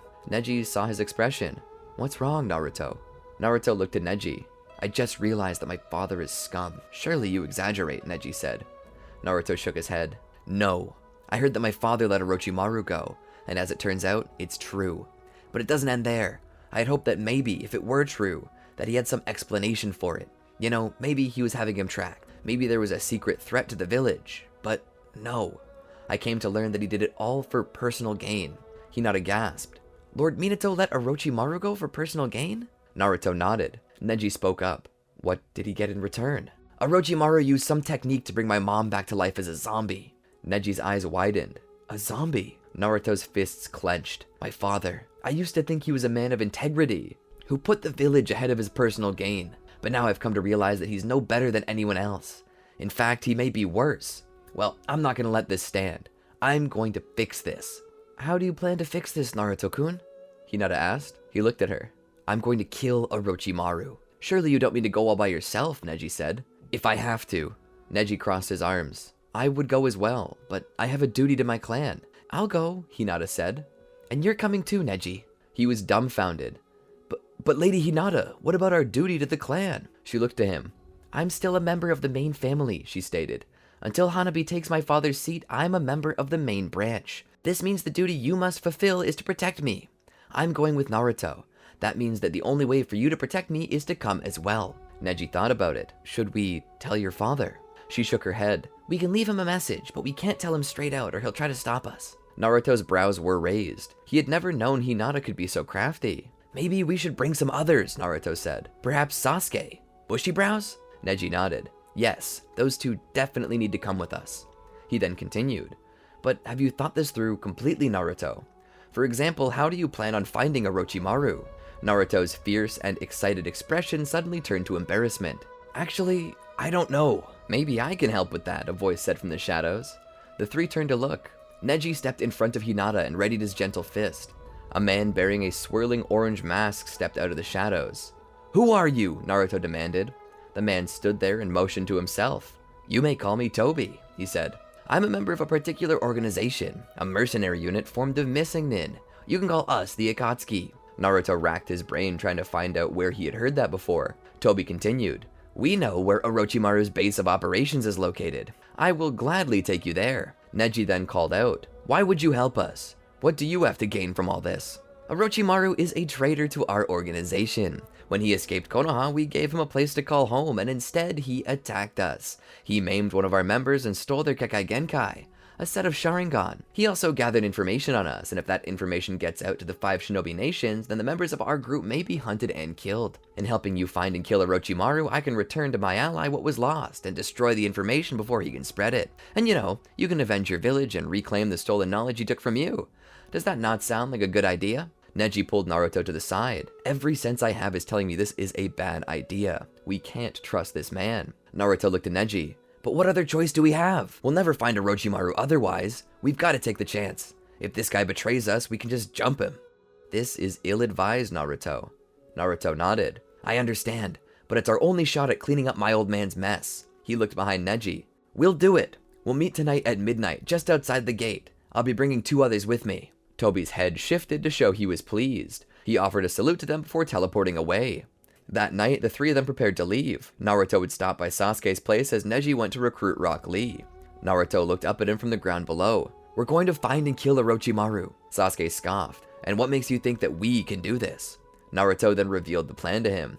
Sasuke rolled his eyes. You really are all 7 colors of stupid, aren't you? You can't trust the Akatsuki. My brother's been watching them for months. They're a fringe terrorist organization themselves, with ties to the international political assassination. I know, Naruto said, but they're our only chance, and they seem adamant on killing him for maiming one of their allies and gathering sensitive information. And if we're lucky, we might learn a few things too. Stuff we can bring back to the village and use to bring them down. You assume that they'll let us live long enough to do so. Have you even asked yourself why they haven't just hunted him down personally? Why they chose to wait until someone barely Chunin level decides to kill Orochimaru to move? What was stopping them before? What about us makes them want to move now? Naruto shrugged aggressively. I don't know. Maybe we're elite shinobi. Maybe they're idiots. Who knows? We'll never know unless we go along with it. So are you coming or not? Sasuke sighed and turned back to get his gear on. Someone's got to pull your chaff out of the fire. Together they left and met up at the gate. Sasuke looked around. Is this all? Are these seriously the only people you've put on your team, Naruto? A kid who can't use ninjutsu, a stuck-up shinobi with the ability to tickle you into submission, and a girl so cowardly that she can't even stand in front of the whole team? Neji stepped forward, chest to chest with Sasuke, forehead to forehead. I dare you to impugn Lady Hinata's honor again. Lee stepped between them. Let us not fight amongst ourselves. We are all friends. We have a mission to complete, so we should all act like professionals, or we will never accomplish it. Hinata agreed with Lee's statement, pulling Neji back. Let's just do what we came here for. Naruto agreed. Yeah, let's just put aside our differences for now and complete this. They opened the gate and stepped out of the village. In the trees away from them, they found the masked man waiting for them. Shall we begin on our way then? The group nodded. Together they began to get a move on. Back at the village, Minato was sitting in his chair. He was almost asleep. Kushina stepped into the room and saw him. She had been about to speak, but upon seeing this, her mouth closed and curled up into a small smile. She walked over and knelt down beside him. I'm proud of you, Minato. He looked down. I just don't know if I can lose you again. She stood. There are few things in this world that last. It's inevitable that we'll have to say goodbye again, but when we do, I want you to promise me one thing. What? He asked. Promise me you'll leave me with a smile, she said. For a moment, he was silent. How can I smile? Real easy, she said. Like this. She points to her upturned lips. Listen, Minato. Like I said, few things in life last. That includes goodbyes. You will eventually see me again. You just gotta be patient, okay? When I return to the afterlife, don't view it as a death. View it as me going out of town. Yes, out of town to another village to get our new home ready. It may take years, but I'll think of you always. I'll get our home ready, and when I'm done, I'll come get you personally. Minato had tears in his eyes, but his lips raised and he smiled. She then stood and offered a hand. Now, how about you and I go make the best of our time together? He took it and stood. The night passed and the morning came. Minato was sleeping late, but suddenly the door was nearly kicked in by a guard, and both Kushina and Minato awoke. Lord Forth, you've got to come see this, the man shouted out. Minato sat there in bed. Fine, I'm coming. Just close the door, please. The shinobi seemed to grow flustered. Of course, Lord Forth. He closed the door. Minato sat there and sighed. Duty calls. He looked over and kissed Kushina. I'll see you later, Ku. Work calls. He stood and grabbed something suitable for his position and stepped out. Walking down the hallway, he would enter his office to see a posse of people. Fugaku Uchiha was here, as was Hiyashi Hyuga, Might Guy, and Kakashi. Minato fixed the positioning of his haori and stepped over to his desk and sat down. To what do I owe this honor? He asked. Hiyashi laid a sheet of paper down on the table. This. Minato read it. It was Hinata's handwriting. It detailed their plans to go and kill Orochimaru and reclaim the Scroll of Seals. He looked up. When did you find this? Hiyashi crossed his arms. At sunrise. They must have left sometime last night. Minato stood. He looked at the Anbu. Get as many shinobi as you can ready. As many sensory-type shinobi as you can. We've gotta hurry and hope it isn't too late. In the trees, the 5-man team leapt from branch to branch. Leading the way a fair distance ahead was the mysterious Tobi, whose black and red cloak made it hard to see him among the shadows of the trees. Eventually they came to a stop by the Tenchi Bridge. "Hey mister," Naruto called out. "There's something bothering us. If you knew where Orochimaru was all along and wanted him killed, why do you need us?" The masked man looked back and spoke with a voice like silk. "We do not actually know where he is, just a general direction. His base is well hidden. We cannot find it. We require one with the Byakugan, a dojutsu capable of seeing through walls and earth. We require the Hyuga clan's Kekkei Genkai to actually locate him."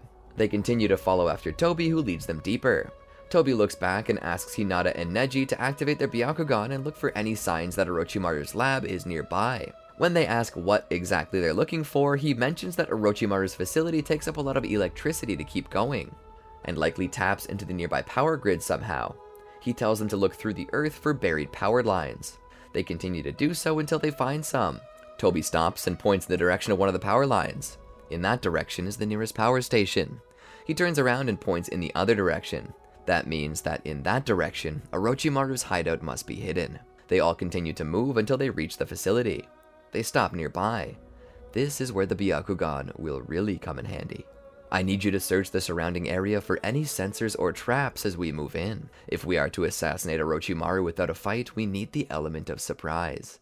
And that means we have to find him before he detects us." Hinata and Neji look at each other and nod. They begin to scan the area. As they do so, they find every instance of a sensor or trap. They manage to make their way in. At this time, they pass by many experiments, one of those being the Horn of the Eight Tails. Tobi stopped by it and felt it. It possessed tremendous chakra. Under his mask, he smiled as he touched it and teleported out with his Kamui. Naruto followed Hinata and Neji in deeper. The Hyuga were leading the way, their eyes and fingers pointing out everything to watch out for. "Someone is up ahead," Hinata said. Neji hugged against the wall and told them to be quiet. Right as Kabuto came around the corner, Neji struck out at him with the 8 trigram 64 palms, taking him down. They then made it deeper into the facility until Hinata mentioned that there was someone behind the door. They gathered behind it and waited. On a count of 3, Rock Lee kicked the door off its hinges and the 5 shinobi rushed in to find Orochimaru sitting on a throne, his leg crossed, his head propped up against his hand. He had a nefarious smile. He knew they were coming. "Foolish children, you managed to hide your presence from my security system, but you did not account for my ability to sense chakra." He stood.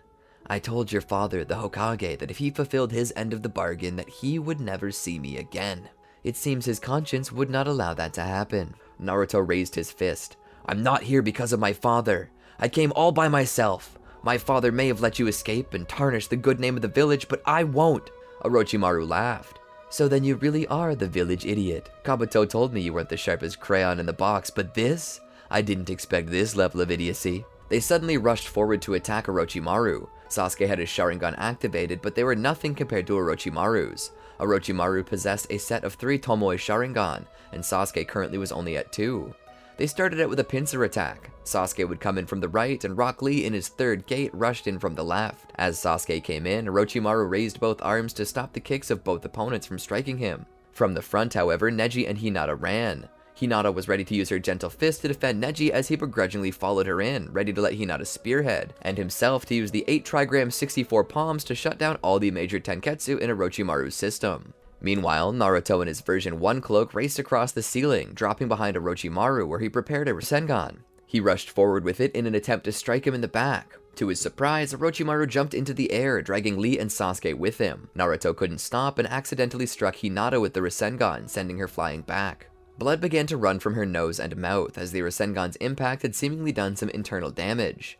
Neji skid to a stop. "Lady Hinata!" Neji wanted to berate Naruto, who was already apologizing, but before they could continue, Orochimaru came down upon them, using Lee and Sasuke as clubs to smash the ground and send Naruto and Neji flying. He then proceeded to toss Sasuke and Lee into the nearby walls. "Where did that orange-masked man go? He disappears right when you need him the most." Orochimaru laughed. "You foolish children. It's a wonder you made it this far. Did you just luck upon this place?" He laughed. He looked over. "You did at least bring me a prize." Naruto looked over to Hinata. Orochimaru stared at her nefariously. "The Hyuga are meticulous about protecting their dojutsu, so very few cases of any Byakugan forming without the curse mark of the caged bird. Lady Hinata's are among the few that can actually be transplanted. The only dojutsu I crave more than the Sharingan. Suddenly, a man appears behind him.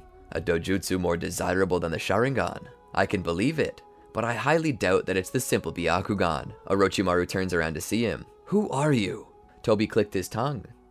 I suppose you wouldn't know, now would you? After all, I'm not one to show my face. Orochimaru noted the cloak he wore. The Akatsuki, huh? A bunch of fools and short-sighted brutes. Tobi stood there. We're only fools and short-sighted brutes to those too short-sighted to see what we strive for. Orochimaru scoffed. And what you strive for is anarchy. The fall of every nation and the institution of a single dictatorship that rules by fear. Tobi's single visible eye narrowed behind his mask. From behind him, he dropped the chain. You left the organization you swore your life to, and as such, you forfeited your life. Goodbye, Orochimaru. Tobi ran towards the snake.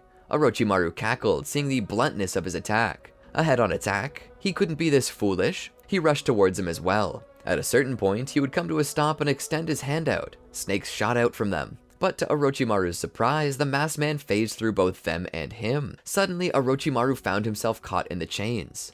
What? Suddenly, the chains were tightened, and Orochimaru was severed in two. Tobi turned around and looked at Orochimaru. But Orochimaru rose from his body in the form of a snake and attempted to capture Tobi.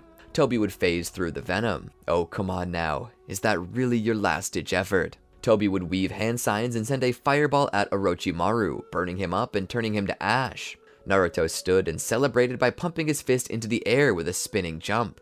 Heck yeah, we did it! Neji was currently checking on Hinata, tending to her. Sasuke stood, gripping his shoulder. You destroyed Orochimaru's body? Didn't you want to take his Sharingan back from him? Naruto stopped and listened. Sasuke continued. I haven't seen any intel on you or your organization, and the single reason you came to take back those Sharingan is now impossible. What did you really come here for? The others perked up and looked to Tobi. Very observant. But I would expect no less from an Uchiha. Suddenly, Tobi flickered and raced forward, putting a fist into Naruto's chest, knocking him through the doors. Following him out, Tobi turned back and put his hand on the ground, summoning a thick wooden sculpture that blocked the exit. He then grabbed Naruto by the collar. Come with me, Ninetales. On the other side of the wood, they attempted to break it down. Lee would command them to get out of the way. When the way was clear, he opened up his fifth gate and rushed forward with a kick that shattered the wood and allowed them out. By the time they broke through, Tobi was gone, and so was Naruto. Outside of the facility, a very good distance away, Naruto opened his eyes. Where? His blurry eyes cleared just enough for him to make out Tobi's face. The man stood there menacingly, finally awake now. Naruto shook his head. How did you know I was the Ninetale? Tobi scoffed. It was obvious. The way you use its power. I saw your usage of it during the exams, but I suppose that wasn't what gave it away. What really gave it away was me witnessing you gain its power on the day of your birth. Naruto's eyes widened. Huh? The man stood there. October 10th. 12 years ago, I did to your mother what I'm about to do to you. He gripped the zipper of Naruto's jacket and pulled it down, exposing the 8 trigram seal. Your father once stopped me from taking this. In doing so, it was placed into you, the only other vessel nearby besides himself. Why didn't he place it into himself? Maybe he was too scared. Your father's image certainly keeps seeming to fall apart in front of you, doesn't it? Well, he stalled me, but I suppose he couldn't stop me. 12 years later, and it's still going to be mine. He placed his hand on the seal and twisted. A thick, black, inky substance began to pour from it, dripping out of Naruto's mouth as well. He let out a muffled cry. As the seal was opened, Tobi began to pull chakra out of it. If you have any last words, Naruto, I suggest saying them now. Once this is out, you won't ever have a chance to speak again. Minato raced through the forest with Kakashi, Hiashi and Hisashi, Might Guy, Fugaku Uchiha, and various other Anbu agents, each of which were using their sensory abilities to keep track of the children. Kakashi followed, his Ninken leading the way, keeping track of their scent. Do you really think they can even find Orochimaru, Minato? Hiashi asked. Minato looked back. I have no doubt. If it's true that they have help from the Akatsuki, then there is no doubt.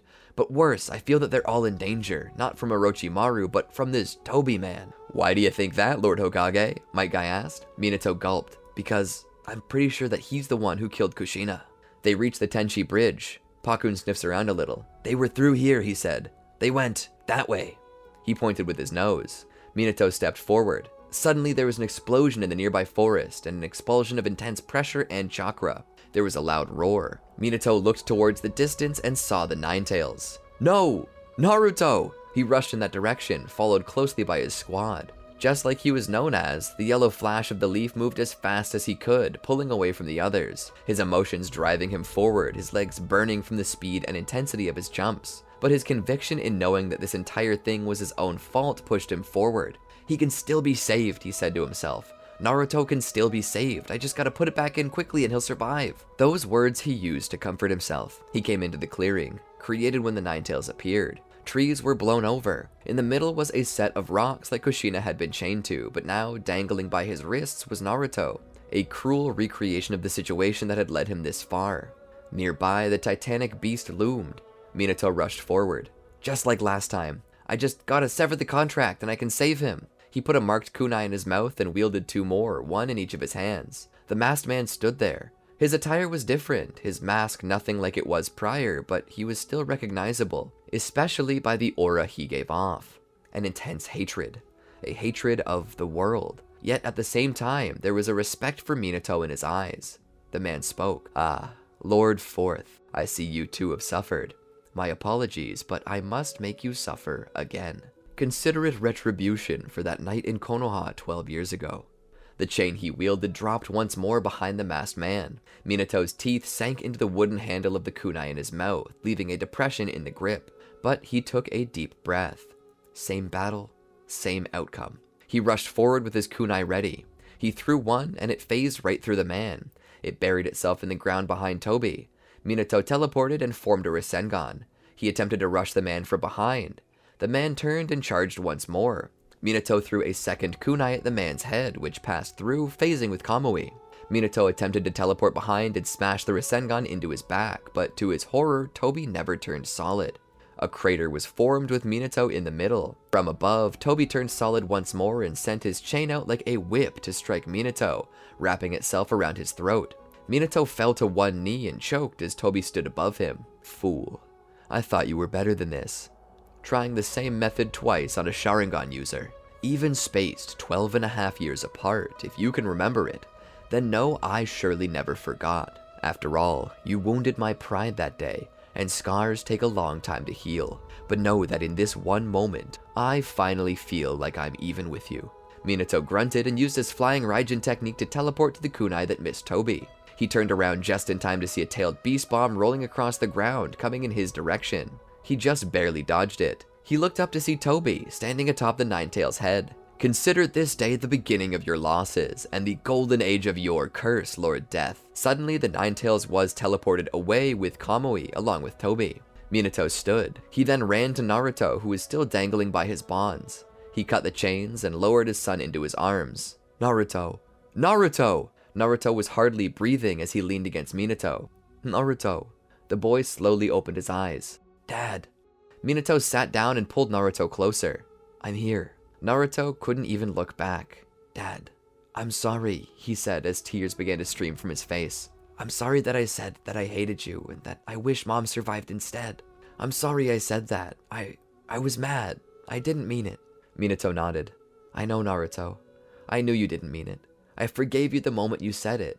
I could never be mad at you. You're my precious son. If I could have died to bring your mother back, and I knew it would have made you happy, I would have done it. Naruto groped around for Minato's hand. Minato took it. Naruto's breathing was quick but short. Dad, what's gonna happen to me on the other side? Minato held him. You'll find your grandma and grandpa. They'll take care of you for a while, and when I help your mother overcome any regrets she possesses, I'll send her to you. Naruto squeezed his father's hand. I don't want to die. Minato held Naruto tighter. Slowly, Naruto's breathing came to a stop, and its heart lost its beat. In the distance, Minato's party watched on. They dared not approach. They all knew what it meant for a Jinchuriki to be stripped of their tailed beast, and they wanted Minato to have his privacy. Minato held his son in his arms, and at that moment, he flashed back to when he held Kushina in his arms. When she died just the same. He remembered how broken he was in body, mind, and spirit. He woke up in the hospital with the singular desire to find his son. He remembered being led to the nursery where he didn't even have the strength to hold him. All he had the strength to do was to offer his finger for Naruto to grip. And now that hand was still gripping his finger. But slowly, the strength that developed over those 12 years of growth faded to nothing as his hand fell from Minato's. Minato remembered the first night he spent at home with Naruto. He didn't want to sleep, and Minato found himself holding him, bouncing him around. He recalled laying in bed with the babe on his chest. He had read that babies relax more easily when they're exposed to the heartbeat of their parent. At the same time, he too was being comforted by the infant's heartbeat, and now that heartbeat was gone. The body no longer held life. Minato had just lost the only member of his family left to him. This should not have been. No child should ever die before their parent. Minato sat there, his hands shaking. He looked at the inky substance in the palm of his hand. "Oh God, please. Please help me. God, please help me," he said over and over again as his breathing quickened. He didn't know what to do. He just sat there. As tears streamed down his face, he cried out to the heavens. In his heart, he wanted to kill. In his soul, he wanted to die. He cried out so loudly that the birds hovering above, circling them, began to flee. He pulled out a kunai and placed it on his chest, right above his heart. No more. I can handle no more. Kakashi would appear by his side. When had he gotten there? Had he always been there? Kakashi gripped Minato's wrist gently but firmly. He pulled the kunai away from his mentor's chest. Minato laid over across Kakashi, who could only hug his mentor. Minato cried, and to a point, even Kakashi did. The return to Konoha was bitter. A rain began to fall from the sky, as if the heavens themselves were crying over the death of Minato's only son. Hinata was taken to the hospital, where they monitored her condition. Neji was there, being checked out as well. His injury was in his shoulder. It was a simple dislocation that he would surely survive, but you couldn't tell just by looking at him. Sasuke stood in his room in his home. He had left his own lecture. Closing the door to his room behind him, he punched the wall. Not just once, but twice. Thrice. Multiple times, leaving marks of blood on the wall as his rage-filled knuckles dripped. Sasuke opened his eyes to reveal the presence of a Mangekyou Sharingan. Minato stood before the open grave, wearing all black. Slowly, the casket was lowered into the ground. Minato did his absolute best to hide his tears and maintain his image as strong leader, but how could he? Who would expect such anyway? He cried openly, with only Kushina there to comfort him. Tears streamed down her own cheeks, but she was more concerned about Minato, as Kushina knew that very soon she too would return to heaven to be with her child. But in doing so, she would have to leave Minato. She began to wonder if she even could cast off her regrets now, or if they would bind her to this earth like a wandering spirit. As the dirt was packed, they took one last look at the headstone before leaving. Naruto Uzumaki, born October 10th, a year and a half into the first term of the 4th Hokage, died April 27th, 13 years into the first term of the 4th Hokage. Minato looked at it. 13 was an unlucky number to many cultures, and it was on a headstone beside the number 4. He truly was cursed. The curse of Death's Hokage. Minato stood there and watched as they lowered his son into the ground. He tried his best to hold it together, to maintain his image, but how could he? How could he not cry? Who would expect that much? A man had just lost his only child. Tears streamed down his face as he lost his composure. Kushina would hug him to comfort him, tears streaming down her cheeks as well. She cried not only for the separation of herself from Naruto, knowing that soon she would too join him. She cried knowing how much pain he had to go through. The fear. She cried for Minato, the remnants of a broken man shattered by the final loss.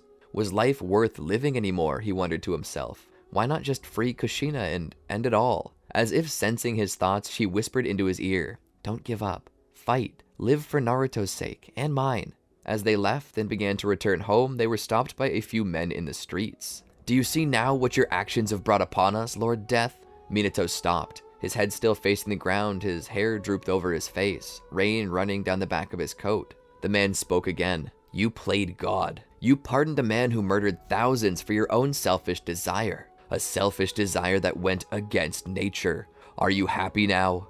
Maybe now you understand. You get what you deserve." Moving like a flash of lightning, the sky roared with thunder as Minato was on the man. Knocking him to the ground, he straddled the man. The knees of Minato's pants were sunken into the wet dirt, sinking like quicksand.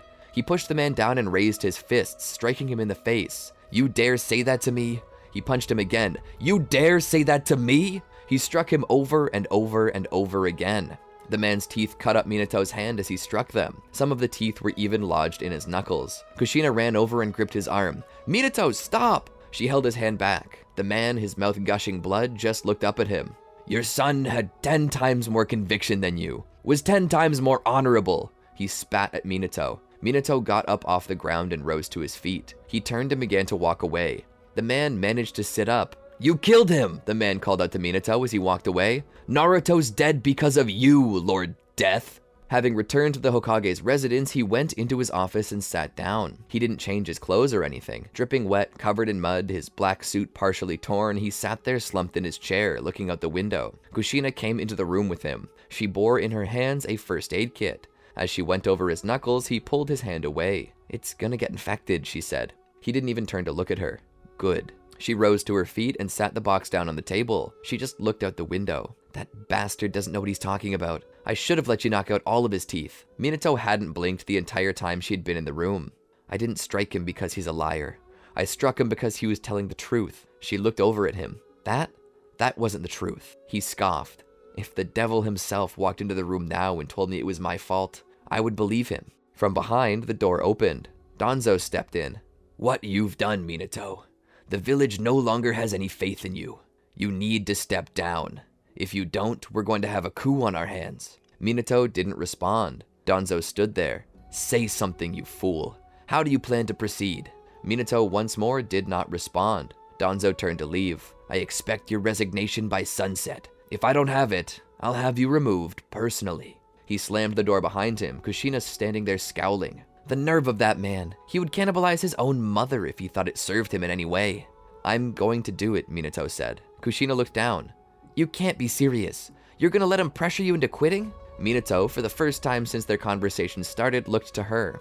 He has the support of the village. He has control of the Anbu. He can do it, and he knows he can. Kushina shook her head. "The Uchiha, they won't allow it. Fugaku would stand with you. You defended the Uchiha when Danzo wanted to move them. They would be able to fight with you."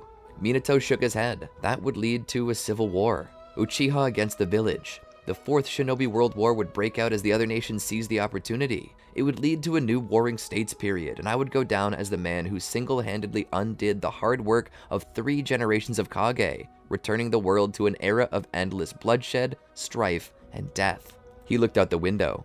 If I remained, the curse would be proved right. She turned to him and gripped him by his lapels. "Minato, there is no curse. It's all in your head. You think that fate is conspiring against you just because you're connected to the number 4? Everyone has been connected to the number 4 at least some point in their life." She turned his chair around. "Look out there. See here? That's Issei. Her child there. He's only 4 years old. Doesn't look cursed to me. See that man there? That's Hide. He's 44, not cursed. See those builders over there? The carpenters helping build that restaurant? See that boy among them? He's the 4th son of their group. He's been helping them for years. Does he look cursed?" Just as she said that, the boy turned around with his wooden plank, striking one of his brothers in the face by accident, causing him to fall into the scaffolding, bringing it down along with his brothers and father. Kushina saw this. That's just a stupid coincidence. He looked up at her. "Are you trying to convince me or yourself?" She stepped back and raised her hands. "I can't. I'm done. I am done, Minato. Look, I've been playing nice with you since you got back. I know the loss of Naruto broke you, but I'm sorry, Minato, but you've gotta suck it up. I'm tired of seeing this. I'm tired of seeing you sulk. I'm tired of seeing you give up. This is not the man I married. You're not the man I married." She turned to leave. "Let me know when you decide to be a man again instead of this emotional little baby." He struck the table and stood. "Shut up," he pointed at her. "This all happened because I decided to bring your sorry ass back. I did it because I loved you and I thought I needed help. But all you've done is play against me. You turned Naruto against me. If you hadn't walked in and told him like that, he wouldn't have run off and gotten himself killed. I didn't kill Naruto, you did." She had tears in her eyes, dripping down her cheeks. "Are you trying to convince me or yourself?" She stepped out of the room. He flipped the table over, threw his chair out the window, and stood there screaming. About 2 hours later, he decided to change his clothes. He was about to go to the Konoha Council and tender his resignation as the 4th Hokage. He stopped by his door. He knocked on it. "Coup? You there? Coup?" He opened the door and found it dark. He turned on the light and stepped in. A note was lying on the bed. He picked it up and read it. "Dear Minato, I'm sorry to do this to you like this, but I can't face you anymore. Not like this. I don't recognize you anymore. You've lost your will to fight, and you've lost your determination to heal. I'm starting to think that when I died, you died too. I stopped you from doing the Reaper Death Seal because I knew you were throwing your life away. I wouldn't have bothered if I knew you were just going to throw it away regardless. You, right now, are in the position to make things right, and instead of deciding to fix your mistakes, you've decided to run away. You think you're gonna get me to follow you like this? If you won't clean up your mess, I will. If you ever decide to be a man again, you know where to find me. With kindest regards, Kushina. He looked at the message. He crumpled it up and dropped it. To be honest, he couldn't say he was surprised. Maybe he had changed, but it was too late to go back now. He was out of office whether he wanted it or not, and if he didn't give in, he would drag the world down with him. He walked to the end of the hall where stood a door. He opened it and stepped in. Inside, sitting at a table, there were 3 people. Homura Mitokado, Koharu Utatane, and last and definitely least, Danzo Shimura. He sat there, still propped up against his cane. Everyone knew he didn't need it. Cursed the old bastard for being so spry in his old age that he could use a cane as a statement piece. Those bandages may cover what he claimed were old wounds from the First Shinobi World War, but Minato could feel his chakra. He stood there and looked at the resignation in his hand. Danzo looked at him, his eyes squinted so hard that they appeared to be closed. I assume this is your resignation. Minato nodded, but as he looked at it, he noted something. I don't talk like this. Danzo looked up. Minato looked at the piece of paper. What do you mean you don't talk like this? It's your resignation. I don't think I'm doing wrong. Danzo scoffed. You've done nothing but bring shame upon the Leaf and its people. Why shouldn't you step down? Minato looked to Danzo and showed him the letter. At the very end, the letter said, Forgive me. I have done nothing but bring shame upon the Leaf and its people. For that, I must step down. The other council members looked at the letters and then back at Danzo. What is the meaning of this, Shimura? He shrugged. The meaning of what? I used the same words by coincidence. The point remains that Minato wrote the letter. I had nothing to do with it. Look at it and match the handwriting if you must. Minato is right-handed, and I can't even use my right hand.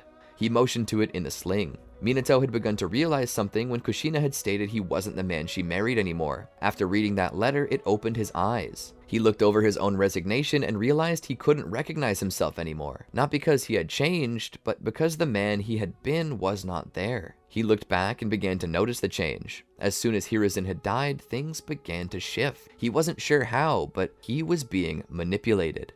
What are you doing, Danzo? Danzo groaned. I'm doing nothing. Minato shook his head. No, I think you are. This? I don't know how you're doing this, but this is some subtle genjutsu. Kushina's right. I would never act like this. He shook his head. Minato, are you still trying to find blame? First your wife, now me. Who will you blame next? Minato's eyes sharpened a little. How did you know I blamed my wife? Danzo sighed. Suddenly, from the shadows came Anbu. Danzo, what is the meaning of this? Homura demanded. Danzo stood. You should have just tendered your resignation, you fool. Danzo pulled out 2 special kunai. Kunai like Minato used. He threw them into Homura and Koharu's throats. Minato was in shock. Danzo looked at the bodies and then turned to Minato. Oh, Minato, why would you do such a thing? Killing poor Homura and Koharu. Minato found himself surrounded by Anbu. They grabbed him by the arms and held him. Danzo looked at Minato. You always were sharp, but I didn't expect you to break through this. He unwrapped his eye to expose a Mangekyo Sharingan. Minato looked into it. Who did you steal that off of? Danzo scoffed. Steal? I did not steal a thing. This here was Konoha property. I took it off an untrustworthy Anbu agent. Minato looked at the old man. How long have you been manipulating me? How long have you been planting seeds of doubt in my mind? Danzo thought about it. Since Konoha was attacked by Orochimaru. No. Perhaps longer, the day you stood against me and stood with the Uchiha, choosing the same group that got your wife killed. I knew you could not be trusted, but I dared not make a move, not so long as Hiruzen was with you. When the old fool died, you were no longer under his protection, and I could do whatever I wanted. Convince you to free Orochimaru, perhaps for selfish reasons. That was me. That was the power of Konoha Tsukami. The village is not safe in the hands of someone so incompetent. I merely needed the village to see what I see, and you went along with it beautifully. And now you will be framed for killing the council. We'll have you killed right here and I will take over. Minato grinned. And what if I escape now that you've spilled your evil plan? Danzo smirked. Who will believe you, Lord Death? Minato looked at him. You're the curse. Danzo patted him on the back. The people who call you that do so because my root operative spread the rumors. And I got you to believe just as easy as I got you to sign the resignation. There is no curse, Minato. The only curse is your own ignorance for allowing yourself to be so easily manipulated. And now, it's too late. You'll go down in history as a failure and the worst Hokage ever. And from that low, I'll pull the village back up. I will become the greatest Hokage to ever walk the village. Greater even than Lord Hashirama. Too bad you won't be around to see it. Danzo stepped out of the room with 2 root agents following him. The doors were closed behind him. Minato stood there, his arms gripped tightly. He saw more Anbu agents coming after him, 2 with tantos in their hands, ready to put them in his stomach. He looked over. Do you want to know why they call me the Yellow Flash? As they hold his arms, he raises his legs and plants them into the knees of the Anbu holding him, breaking free. As Danzo walked away from the scene, he smiled. All that's left is for Minato to fight back. He'll take this information to the Uchiha, the only clan he can count on. From there, I'll wipe out both him and the legacy of Madara in one fell swoop, he mused. And much like Danzo believed, Minato would escape. He would teleport out of the village and to his old home on the outskirts of the village. The destroyed home. It was the only place he knew Danzo would never send men to search for him. He took a breather and then sighed. Looks like you've been through the ringer, a voice said. He looked over. Kushina. He stood. She raised a brow with a half smile on her lips. Did you resign? He shook his head. No, I came to realize that it wasn't me. She began to show teeth as her smirk drew up into a grin. I knew my man would come around. He shook his head. No, in a literal sense, it wasn't me. He began to explain to her the plans of a secret coup that Danzo had created, and how he'd been using some strange genjutsu to control him the whole time. Kushina was appalled. Together they made their way to Fugaku's home. Kushina looked around. Not a single light was on anywhere. Did the Uchiha all go to sleep so early, she asked. It's late, Ku. I wouldn't be surprised if they all conked out by now. She looked around still. It's eerily silent. Something's going on. He knocked on the door. It opened to show Fugaku standing there. Despite how late it was, he was in full gear. Minato, step in. Minato was confused. He entered the abode. He sat down when bidden to by Fugaku. I would ask you what you're doing here, but I already know. Minato was shocked. You know about the coup? Fugaku finished his sentence. Yeah, I knew. Kushina and Minato looked at each other. She asked the obvious question. How did you know? Fugaku began to explain. Many of our Uchiha brethren are in the Anbu. Among those within the ranks were Shisui Uchiha and Itachi. Not too long ago, Shisui was attacked, his eyes stolen. He plunged himself into the Naka River not long after. Itachi carried a message to us though, a message telling us of what Shisui had found, plans to remove you from office. Ever since we've been gathering forces, strengthening our resolve, and more recently I informed my youngest son of the matter at hand. Danzo does not realize that through his manipulation of you, Sasuke lost his best friend. Itachi has too. My sons have learned pain and it's made them stronger. And now that they know of the love of one brother to another, the fire in their eyes will never go out. Fugaku called them down. Itachi and Sasuke stood there. They displayed their Mangekyo Sharingan. Choku Tomoe, Fugaku said. The eternal Mangekyo Sharingan. This dojutsu has not been seen since the era of Madara Uchiha, and now, 2 have cropped up. But this time, instead of attempting to tear down the village, Madara will fight to hold it up.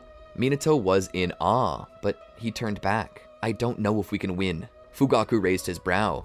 You doubt the power of the Uchiha? Minato shook his head.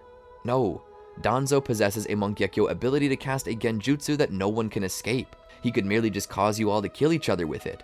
Fugaku smirks victoriously. Danzo, despite what he wants you to think, does not know everything. And those few things he doesn't know will bite him in his wrinkly old ass.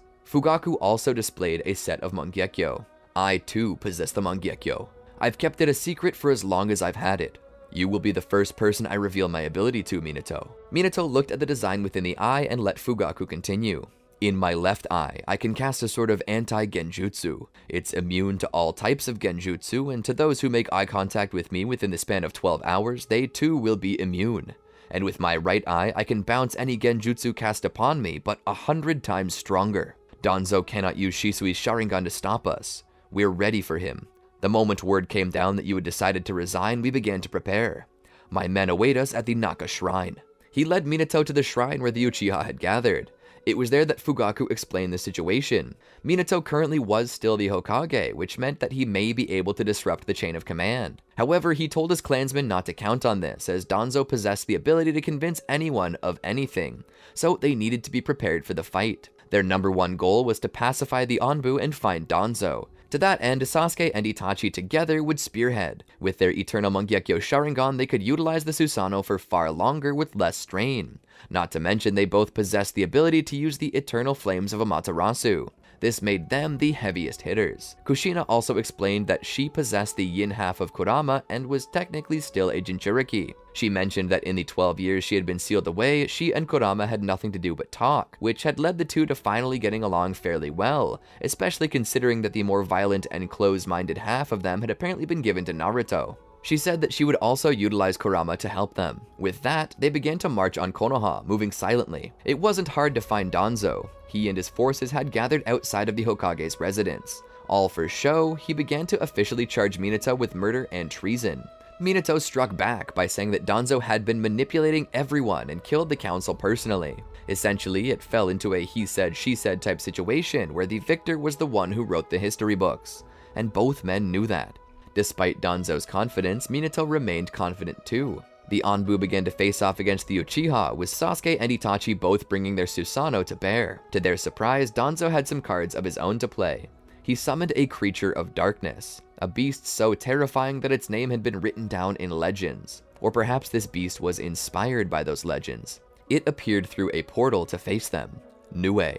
But it wasn't alone. Danzo had also cast a genjutsu over Yamato, who proceeded to utilize his wood release to form a wood golem. With Sasuke and Itachi bogged down by this new threat, Kushina felt it was best to utilize Kurama to help them. Having removed the seal ages ago, she let Kurama go and do his thing. But that was when Danzo cast his genjutsu. To Minato's surprise, the genjutsu worked and Kurama fell under the control of Danzo. How could this be? I thought you could protect us, Fugaku. Fugaku looked to Minato. I screwed up, Fugaku shouted. Anyone who makes eye contact with me is protected. I assumed that since Kushina made eye contact with me, the Nine Tails would also be protected. It seems that he was not counted since he didn't physically make eye contact with me. Now the Uchiha were being attacked by Nue, Yamato's wood golem, and even Kurama. Kushina was weakened but still going. There was no way that she could actually die from this, being an immortal Edo Tensei, but she was heavily weakened to the point that she could barely do anything. This left it up to Minato to tip the battle in their favor. So long as Danzo was in control of the Nine Tails, the Uchiha would be slaughtered. He needed to deal with this. And so he rushed up to the roof of the Hokage's residence where he faced off against the old man. Danzo stood there. Minato, by now you understand that there's no way you can win. Give up now and I promise I will not seal your wife away permanently. It would be a shame if you and Naruto never saw her again. In anger, Minato rushed forward with his Rasengan.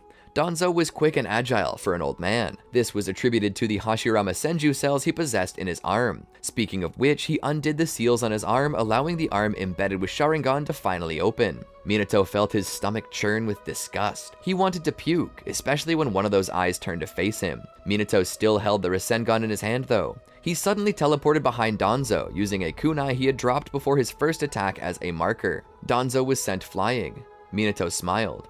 But slowly, one of the eyes on Danzo's arm closed, and he was behind Minato now. Minato felt a sharp pain as a wind-style blade was pushed through him from behind. Danzo pulled it out as Minato fell to his knees. Kushina rushed to him as blood poured from his wounds. She held him in her arms. No, please, no, don't. Just hold on, Minato. Suddenly, from behind, Fugaku appeared on the roof and challenged Danzo before he could strike further. Danzo and Fugaku clashed as Kushina held her husband in her arms. He looked up at her. Maybe we can all be a family again. He smiled and slowly his eyes began to close. Everything was dark.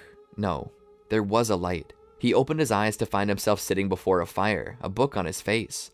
The Tale of the Utterly Gutsy Ninja by Jiraiya, the title cover read. He pulled it off his face and looked around. Ah, a dream. He looked over and saw Naruto roasting marshmallows over a fire. Oh, hey Naruto, what are you up to? Naruto smiled. Making s'mores. Want one? Minato nodded and sat the book down. He rose and sat on the log next to his son. Minato enjoyed it. He had always loved camping out with his son. These few short moments he had with Naruto were treasures to him. The role of Hokage was time-consuming and oftentimes miserable. These were the few, brief moments in time that kept him going. Naruto had chocolate and marshmallow all over his face. He looked up. I miss you, Dad. Minato looked down. Why? I'm right here. Naruto shook his head. Not always. Minato nodded. Being a Hokage can be rough, but being the son of a Hokage must be even worse. Naruto smiled. It's not all that bad. I get to brag about you all the time. Minato smiled, his own face slightly littered with the ruins of a s'more. I'm sorry I can't be there for you more. Naruto sighed and smiled again. I understand, Dad. It's selfish of me to think of only myself when you have such an important job. I shouldn't try to keep you when you have work to do. Minato patted his head. I've got time. Naruto shook his head. You don't.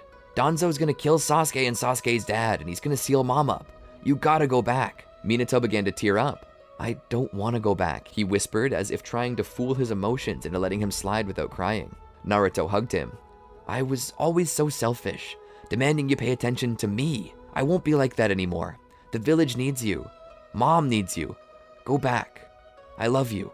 Minato smiled. I love you too. Naruto smiled as he faded away.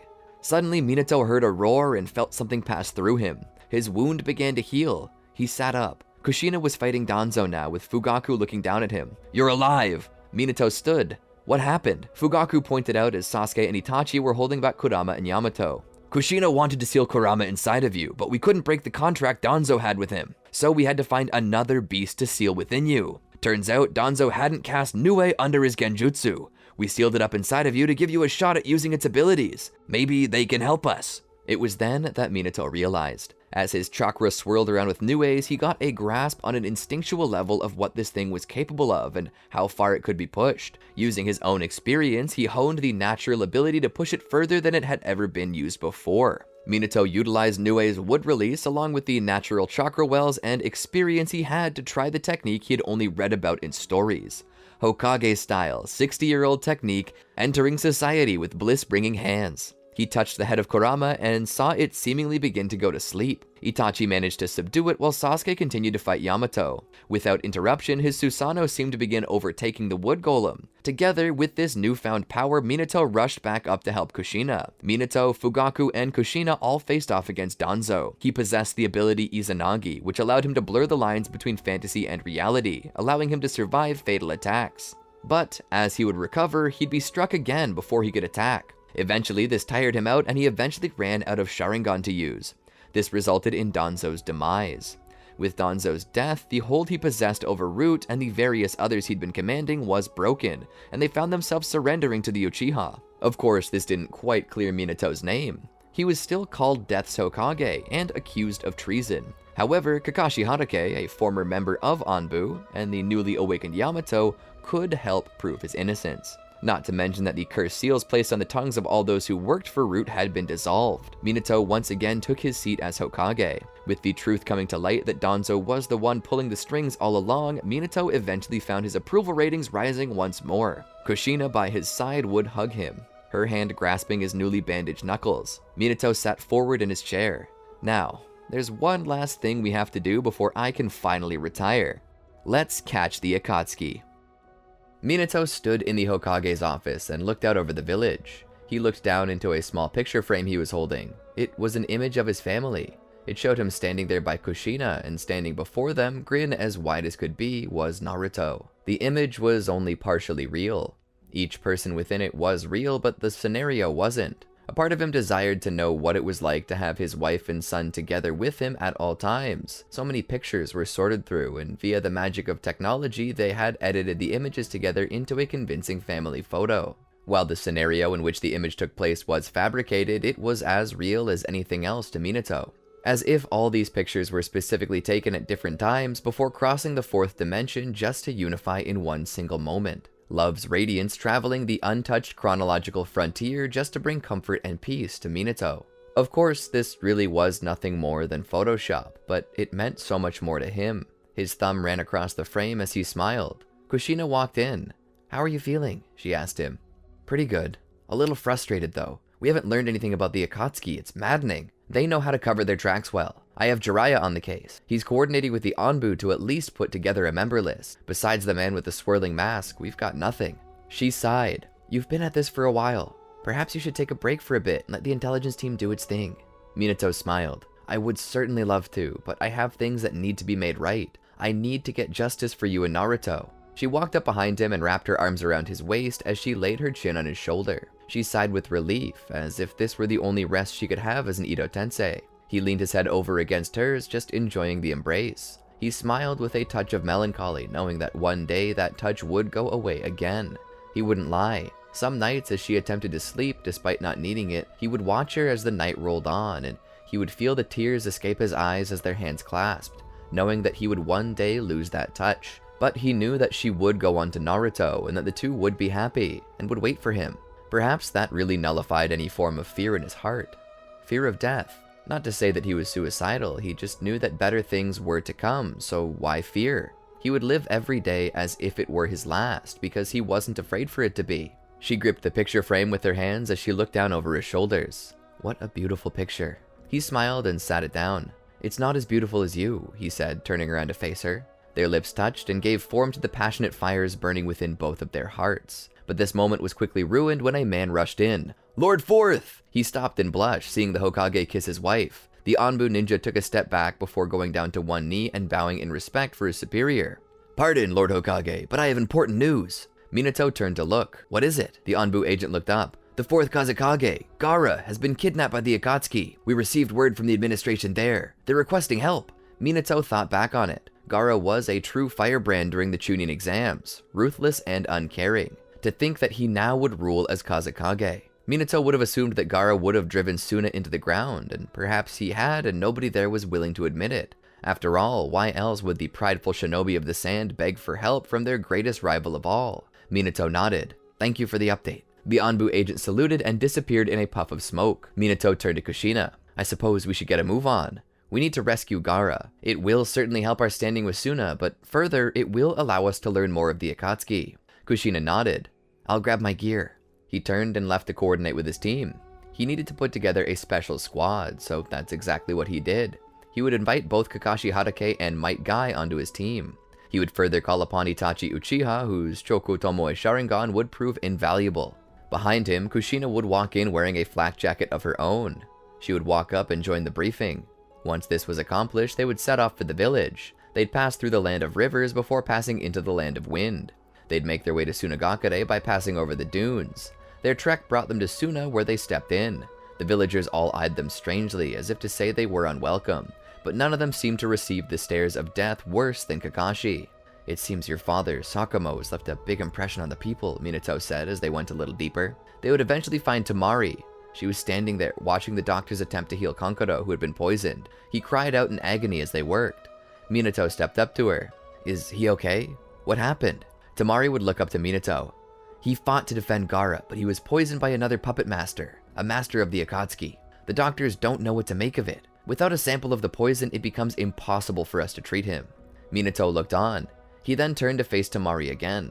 Well, we're here to rescue Gaara. It should be possible for us to get a sample of the poison and bring it back here to you. All we need is a location, and we'll be on our way. Time is of the essence. She nodded. She pulled out a map and marked the location where their spies had tracked the Akatsuki and Gaara. Furthermore, she sent Chiyo. Minato would take it and be on his way. As they walked on through the desert wastelands, Minato looked at the map. What do you think they want with the Kazekage? Might Guy asks. Minato looks back. They want his tailed beast. They killed Kushina and Naruto by taking theirs. Might Guy seemed even more confused. But why are they collecting them all? One should be enough, especially if it's the Nine Tails. What do you think they want with the others? Minato shrugged. I don't know. It was then that a lone figure was seen standing before them. Minato looked up and noted the black cloak with red clouds on it. He was an Akatsuki member. The man smiled, his visage not too unlike that of a shark. Minato held his hand back to stop the others who just now noticed him. Minato called out, Who are you? The man offered a slight bow. I am Kisame Hoshigaki. It's a pleasure to meet you.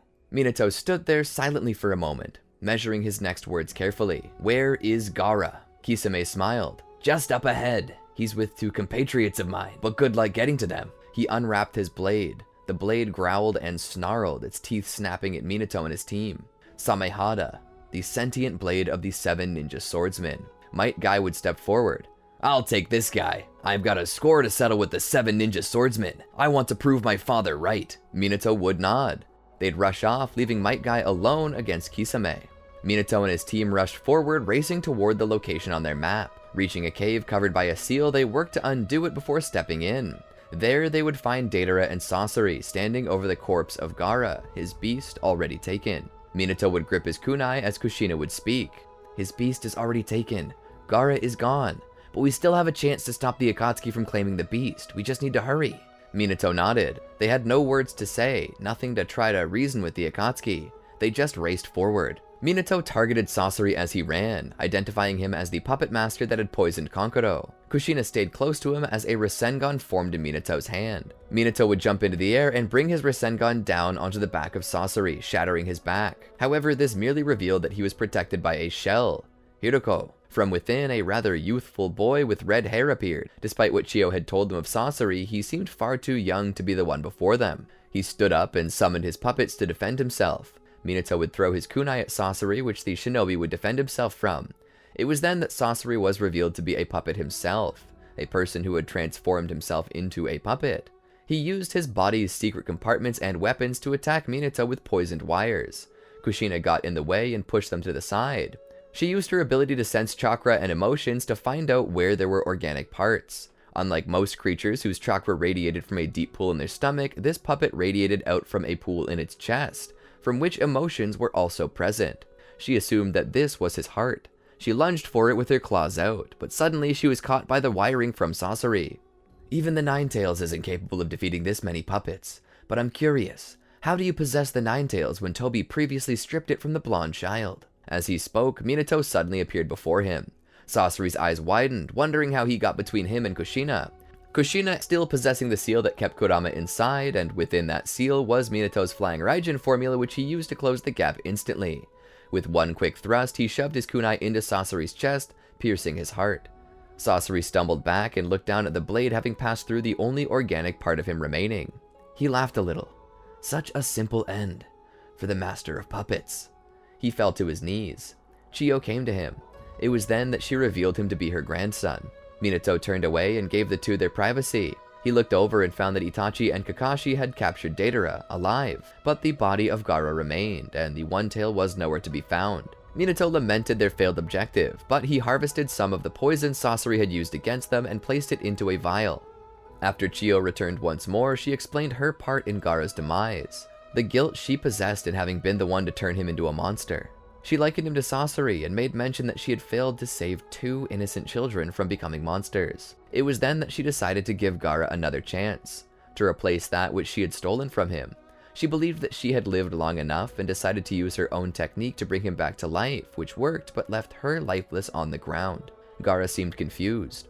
Minato would then lead him back to Suna after picking up Guy, whose battle had ended in an impasse, and he'd present Gaara to his worried sister and gave the poison he had harvested to the doctors, who could begin working on a cure to save the life of the slowly dying Kankuro. They'd be asked to stay for a celebratory dinner, but Minato would deny this, mentioning their prisoner that they needed to question as soon as possible. And so, the group returns to Konoha with Deidara. Deidara is immediately detained, and the special torture and interrogation unit of Konoha begin their work. They try as much as they can to get him to talk, all while Kushina and Minato watch from the windows, but nothing they can think of works. The head interrogator, Ibiki Marino, seems stumped, believing it to be an impossible task. Kushina then asks for a chance to interrogate him. Ibiki lets her try, but doesn't believe it'll work. She steps in as Ibiki attempts to come up with some new persuasion technique. Minato would point to Kushina through the one-way mirror who's leaning over Deidara. She slowly goes to the man's ear and whispers. Suddenly, Deidara's smile disappears.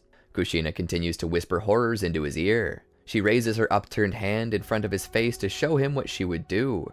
Deidara's eyes go wide as his face goes pale. He begins speaking quickly and ferociously. Kushina stands and smiles, patting the puff on the back of Deidara's head before returning.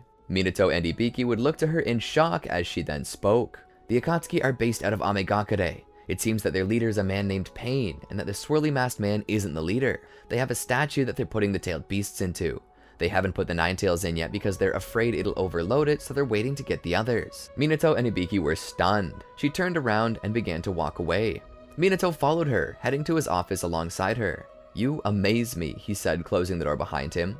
Minato came to his desk and opened the drawer and pulled out a map. He marked it. Amagakure is right here. He circled it with a marker. It's halfway between Suna and Iwa. She looked it over. That place became one of the battlegrounds for the Second Shinobi World War, didn't it? Minato nodded. It's been a popular battlefield for a while. Its current leader is a man named Hanzo. This is becoming a national emergency. Konoha is no longer the only one involved. Suna was attacked. There are other tailed beasts out there to be taken. I can think of quite a few. We need to inform Kumogakure that their Jinchuriki are being targeted by the Akatsuki. I believe we should probably convene a summit to speak of this new threat. At the very least, we need Iwa and Suna on our side. I know Suna will be willing to help as they were the last to be attacked. Iwa is still a bit iffy though. Their current Tsuchikage is an ornery old man with a will strong as steel, and a stubborn nature that would even make an ox blush. I need some spies to get into Ame. I need someone to scope it out. I need to know if Hanzo is aware of what's going on or if he's involved in any way. He could prove to be a valuable ally if he's willing to help us. I need you, Jiraiya, and Itachi to go in. I'll go get them together. Minato nodded. She would gather up Itachi and Jiraiya. She told them to ditch any unneeded gear, such as flak jackets and headbands. After all, they were going undercover. And so, they began to make their long trek across the land of fire, until eventually making their way to the endless deluge of the village hidden in the rain. They couldn't get in through the gate as it was specifically stated that Hanzo refused to let anyone come or go without direct permission. Kushina, Itachi, and Jiraiya then decided to enter another way. They climbed along the bottom of the bridge until they were close enough to find the sewage pipe leading out. As disgusting as it was, they used that to get in, coming up from a manhole cover.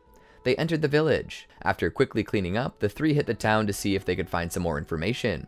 Itachi was integral to this process, as his Sharingan allowed him to invade the minds of others, and force them to tell him whatever he wanted to know, including any information on the Akatsuki or any information on anyone who would know. While Jiraiya and Itachi continued to investigate, Kushina decided to confront Hanzo personally. She found the residence where the leader of Ame was supposed to be, but instead of going in through the front, she decided to scale the building using her chakra and make her way to the top. The floor where Hanzo was located was strangely abandoned, void of any guards. She could easily make her way through there. Coming to the door, she stopped for a moment and opened it. Within was not Hanzo, but two people wearing the cloud-patterned coats. She considered fleeing, but another bearing the same coat closed the door behind her.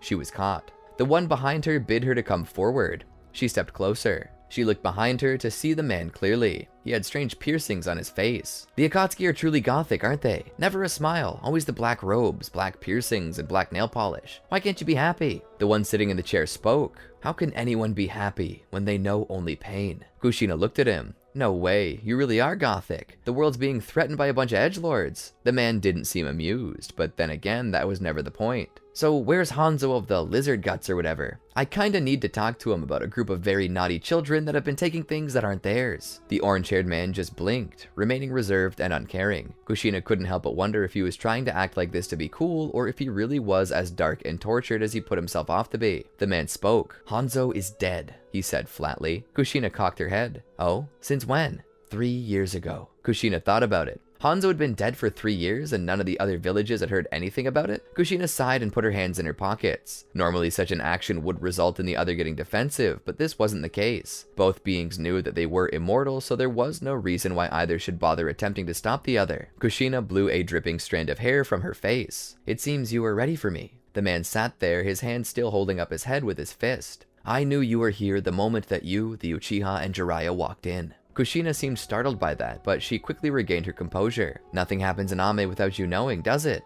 Pain seemed to look her up and down. You seem rather intelligent when compared to the other spies the nations have sent, but at the same time you're reckless. It seems you possess an immortal body which could explain it. She pretended to blush. I was waiting to see if you would notice, senpai. She took a deep breath and then exhaled. Why are you doing this? What's the goal? Power? Fame? Riches? Is this the cliché conquest of the world goal that every supervillain and their mother desires? Please enlighten me with the hour-long monologue you have prepared. The man said a single word. Peace. Kushina looked at him with confusion. What?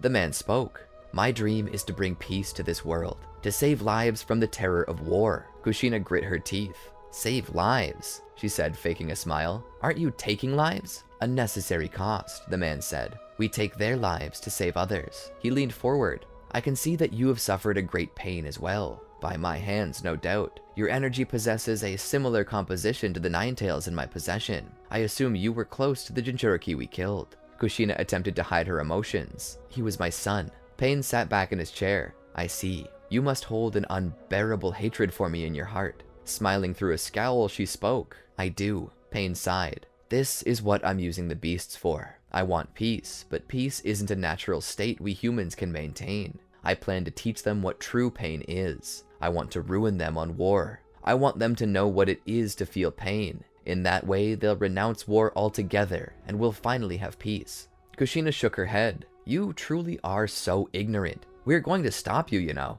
Pain shook his head. Don't be so sure. It's not like you're capable of telling anyone else. Not so long as you're still in this village. And now that you know, none of you will be able to leave. My other paths of pain are currently ambushing your friends. Surrender now and maybe I'll spare their lives. She thought for a moment. Nope. She rushed at him, forming a tailed beast bomb in her hand. Suddenly, she was struck with an invisible force that sent her flying out the door. Pain tapped a button on his console and informed the guards of a rogue spy in the building. The alarms began to go off as Kushina rushed off. She made her way down the stairs. As she did, she heard Shinobi coming up and saw Shinobi coming down. She ran through the building. She would keep running. Having nowhere else to go, she threw a tailed beast ball into a window, shattering it and jumping out to run across the roof. As she ran, she would look over her shoulder to see the animal path coming up from behind her. She kept making her way off towards Jiraiya and Itachi, sensing them with the powers granted her by the Nine Tails. She would jump from rooftop to rooftop. She would see the form of a Susanoo rise against the skyline. She kept making her way towards it as the animal path would summon a centipede to come after her. The animal path looked down on her as its centipede began to give chase. Kushina eventually made it to Itachi and Jiraiya's location. There she helped them fight against the other 4 paths of pain until she held something into the air, a piece of paper. Something Minato had given her. We need out now, she said. Having Itachi and Jiraiya grab onto her shoulder, she put the seal on the ground and activated it with her blood. This would initiate a reverse summoning jutsu that would teleport them back to the leaf, leaving the paths of pain behind to watch. The paths would look at each other for a moment before heading back to the Supreme Leader's residence. Kushina would rush into Minato's office and explain it all to him. Minato just sat there. Hanzo's dead? Jiraiya would lean against the doorframe. It surprised me too. Hanzo was an incredibly powerful ninja, but after facing these new enemies, I can understand. Minato nodded. Well, I've set up a summit, and I plan to go to it shortly. We'll discuss this with the other Kage. Kushina stood there. Let me go with you.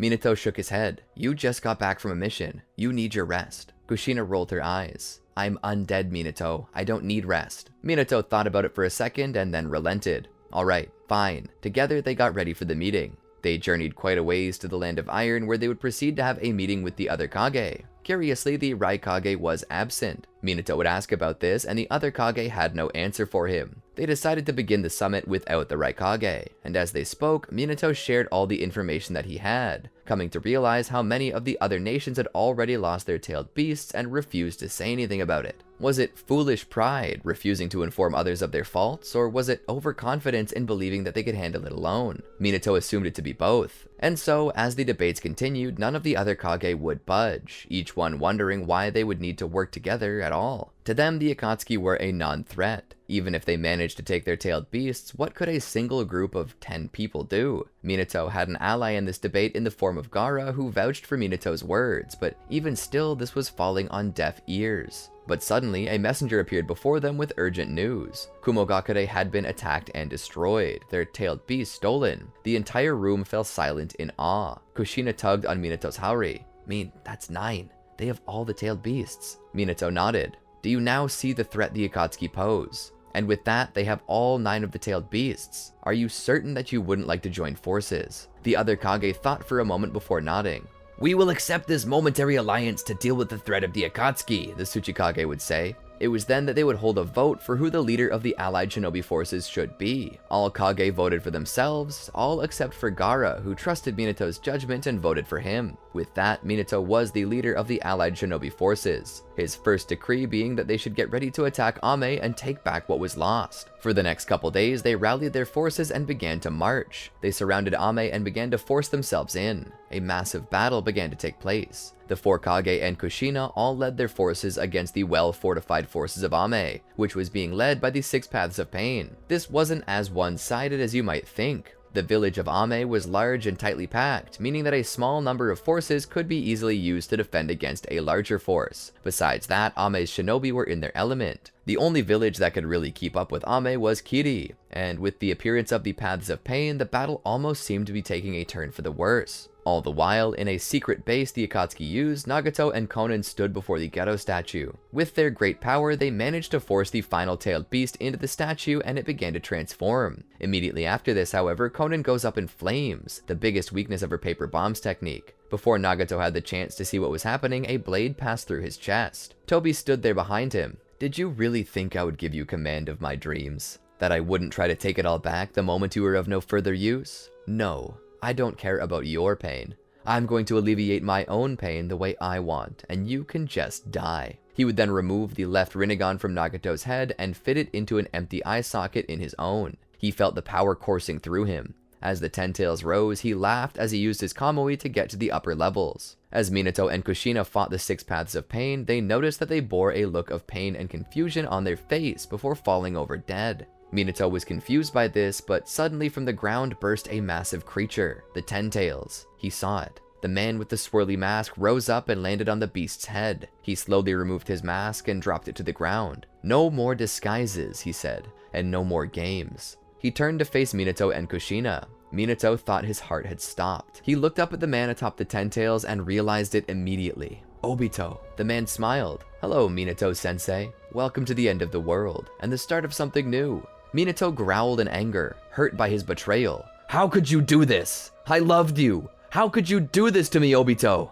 Obito crossed his arms. The boy you knew died a long time ago, Minato-sensei. I am what remains. I am all that's left. A shell filled with sorrow. The world took me, chewed me up, and spat me back out. If the world will reject me, then I'll reject the world and make a better one. You're free to join if you desire. I'll make a world just for you. A world where Kushina and Naruto are both alive. Minato began to run at him. Seeing the foolish Hokage racing to his own doom, Obito shook his head and began to seal the Ten Tails into himself. Once he had gained control of it, Obito sent a truth-seeking orb into the sky above and burst it, tearing apart the clouds and showing a bright blue sky, something Ame had not seen in a long time.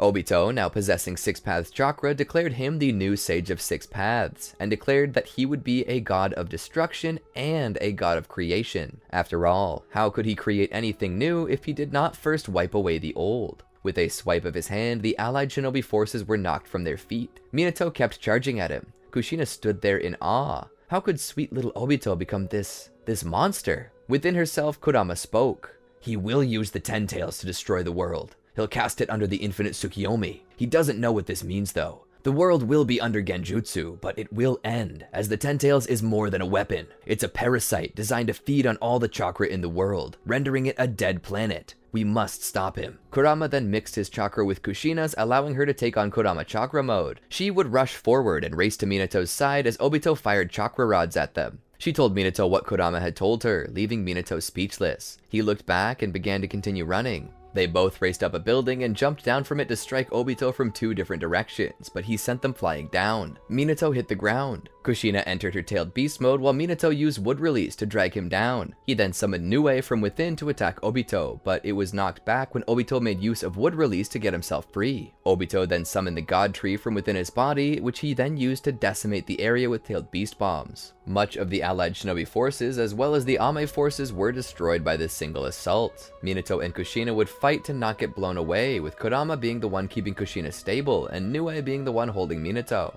Minato would then hold out his Rasengan and enter Sage mode to boost his strength and would have Nue launch him. He would strike Obito, which would do damage. It was then that Minato realized that for some reason, Obito could not nullify Sage techniques like regular ninjutsu. This time, supplementing all of their attacks with Sage Chakra, which began to give them the upper hand. They would eventually come to the point where they could rip the Ten Tails out, but this was no easy feat. It became a battle of wills, and this battle was held within their minds. Minato and Kushina stood across from Obito in their subconscious. Minato looked around curiously for a moment before looking back at Obito. Why did you do this, Obito? We all thought you were dead. Obito laughed a little. I am dead, sensei. I died a long time ago. I began the process of dying when that rock crushed me. And where were you to save me? I was in agony. Whether I lived or died made no difference. I just didn't want to be alone. Minato stepped forward. Obito, I didn't know you were still alive. If I'd known, I would have come back for you.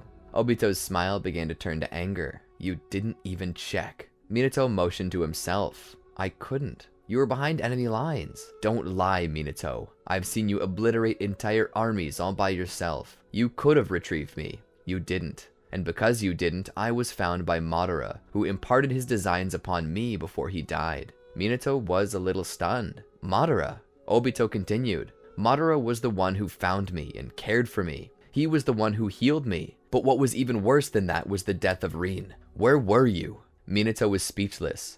Obito's anger got the better of him. Where were you? Minato looked down in shame. I was on another mission. Obito stood there. The day Rin died was the day I died too.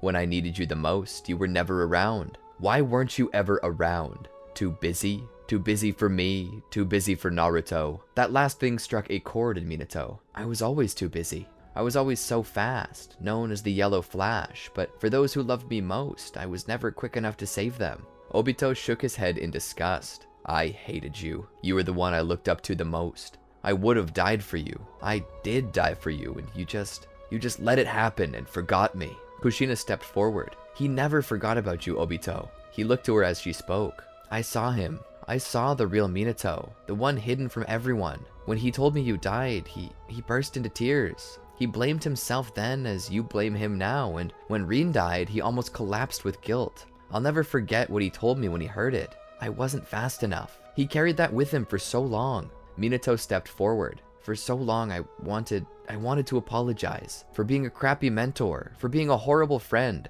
for failing you on every possible level. I truly am sorry, Obito. What you are, what you've become, it's my fault. He stepped forward. I am so sorry. He hugged his former student. Obito was shocked by this. Minato sniffled. I wanted you to replace me one day. Obito was shocked. Me? What about Kakashi, the golden boy? Minato shook his head. Kakashi had skill, but he didn't have heart. Not like you. Kakashi's well-rounded now, but that's only because you made him so. I wanted you to be the 5th Hokage, Minato. I saw how hard you worked, how strong you were in body and mind. I knew you would one day surpass Kakashi, surpass me. I wanted to save you from the pain of loss, help you grow, but I wasn't strong enough or worthy of being your mentor. And when you cried out for me as you were being crushed, I wasn't fast enough. Kushina walked up. I was the one who delivered the news of Rin's death to her parents. I saw how they cried. It hurt. I lost my parents at a young age. I knew what it was to lose someone so close to you. I'm sorry. She hugged to him. Why are you hugging me? He asked. Get off. I'm not the same person you knew. Don't you remember, Minato? I killed Kushina. I ripped the Nine Tails out of Naruto and killed him. Your son is dead because of me. Minato shook his head. No, Obito, I forgive you. Obito was confused. Forgive me? But I took away your reason to live. You should hate me. Minato squeezed tighter as a tear dripped from Obito's cheek. Hate me, Minato-sensei. I'm a monster, a murderer. I've killed so many and plan to kill more. Just hate me. Minato instead held tighter to him.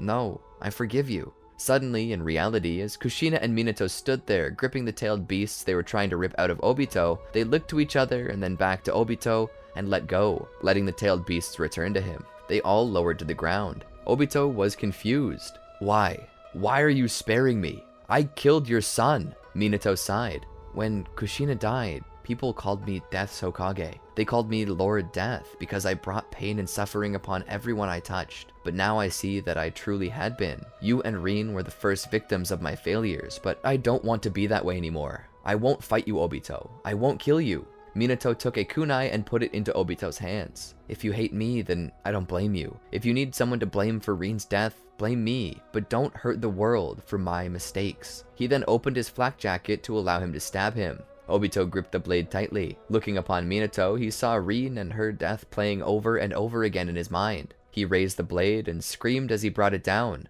Minato stood there, his eyes closed as this occurred, but all went silent. He opened his eyes to see Obito collapsed upon his chest. Sensei, I'm sorry. They came to their knees as Minato hugged Obito. I'm sorry. If only I had attempted to save you. I thought you were dead and didn't even dare to check. For that, I'm sorry.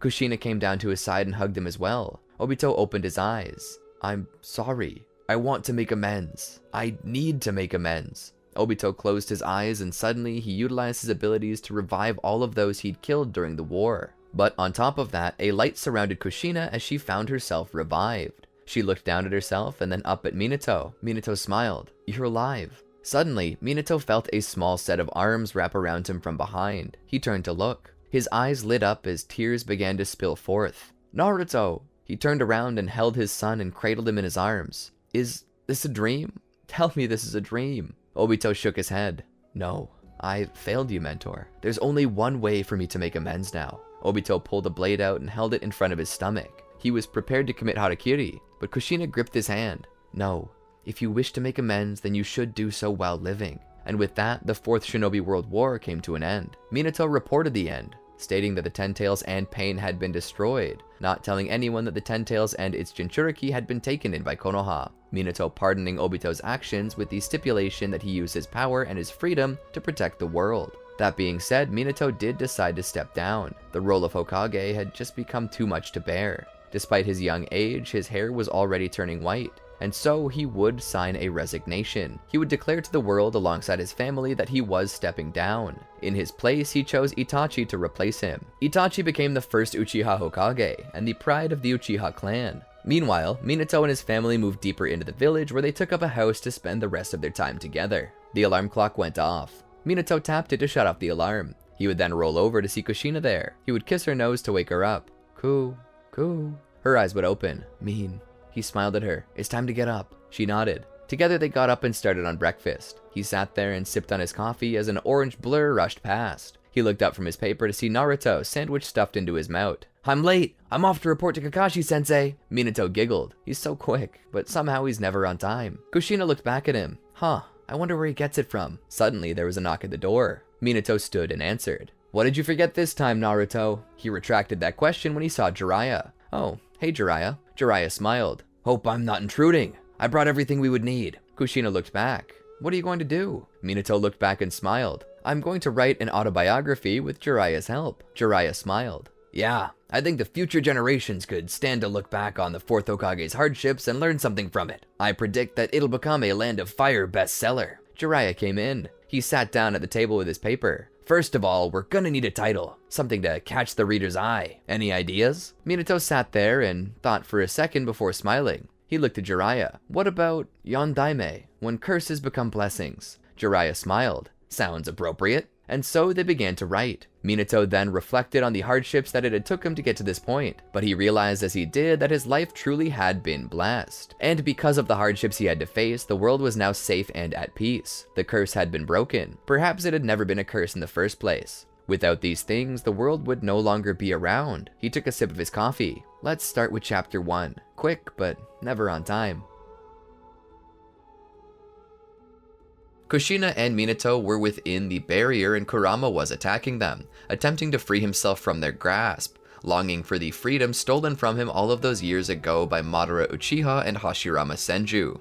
A slave to man, the tailed beast longed for freedom and retribution. But Minato, knowing that the balance of power between nations that Hashirama had set up those years earlier, as well as the balance between the tailed beast, was in jeopardy, he resolved to seal it away. Kushina believed that placing the beast inside of her would allow her to drag it to the grave with her, but in a single moment of clarity, Minato began to believe it was not so. So, weaving the hand signs, he began to perform the sealing that his ailing wife was too weak to do. Snake, boar, ram, rabbit, dog, rat, bird, horse, snake. Clapping his hands together, the monstrous form of the Shinigami appeared, bearing in its mouth a sharp dagger. Kurama panics. Minato uses the power of the Shinigami to drag Kurama's soul out and plant it back into Kushina. Upon doing so, Kushina would feel her strength returning and she would revive, but this was not so for Minato.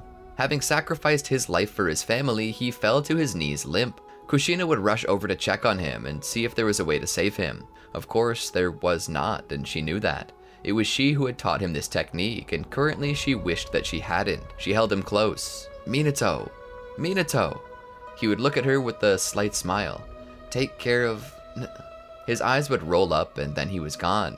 He wasn't sad though, he was happy. His role as a husband and father was completed. He just wished that he could stay with them and enjoy their lives. But the Shinigami was not merciful to any. Minato's sacrifice saved the village, his son, and his wife. Due to this, Naruto remains a normal boy and Kushina remains alive. She would be transported to the hospital with her child. Physically, she's together, but emotionally, she's in tatters. Makoto Uchiha appears with Sasuke and Itachi to check up on her and ask if she was okay, but the look on her face told them everything they needed to know. Minato was gone and she was left alone to raise a child, her first child.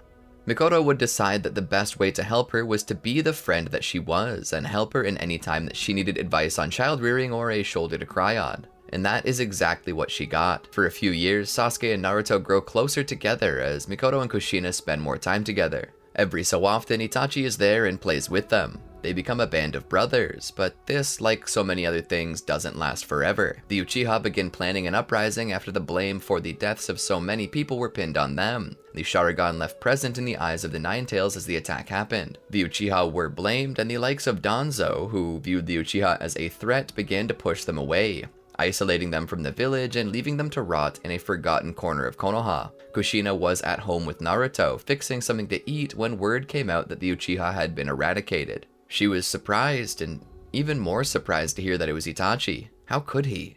It should have been impossible. Itachi was not a greedy boy, nor was he prideful or angry. He was the definition of sweet pea growing up. He had so much skill and potential, but he never once displayed any sign that he could slaughter his own clan, his family no less. Kushina would cry tears of sorrow upon hearing of the murders of Fugaku and Mikoto.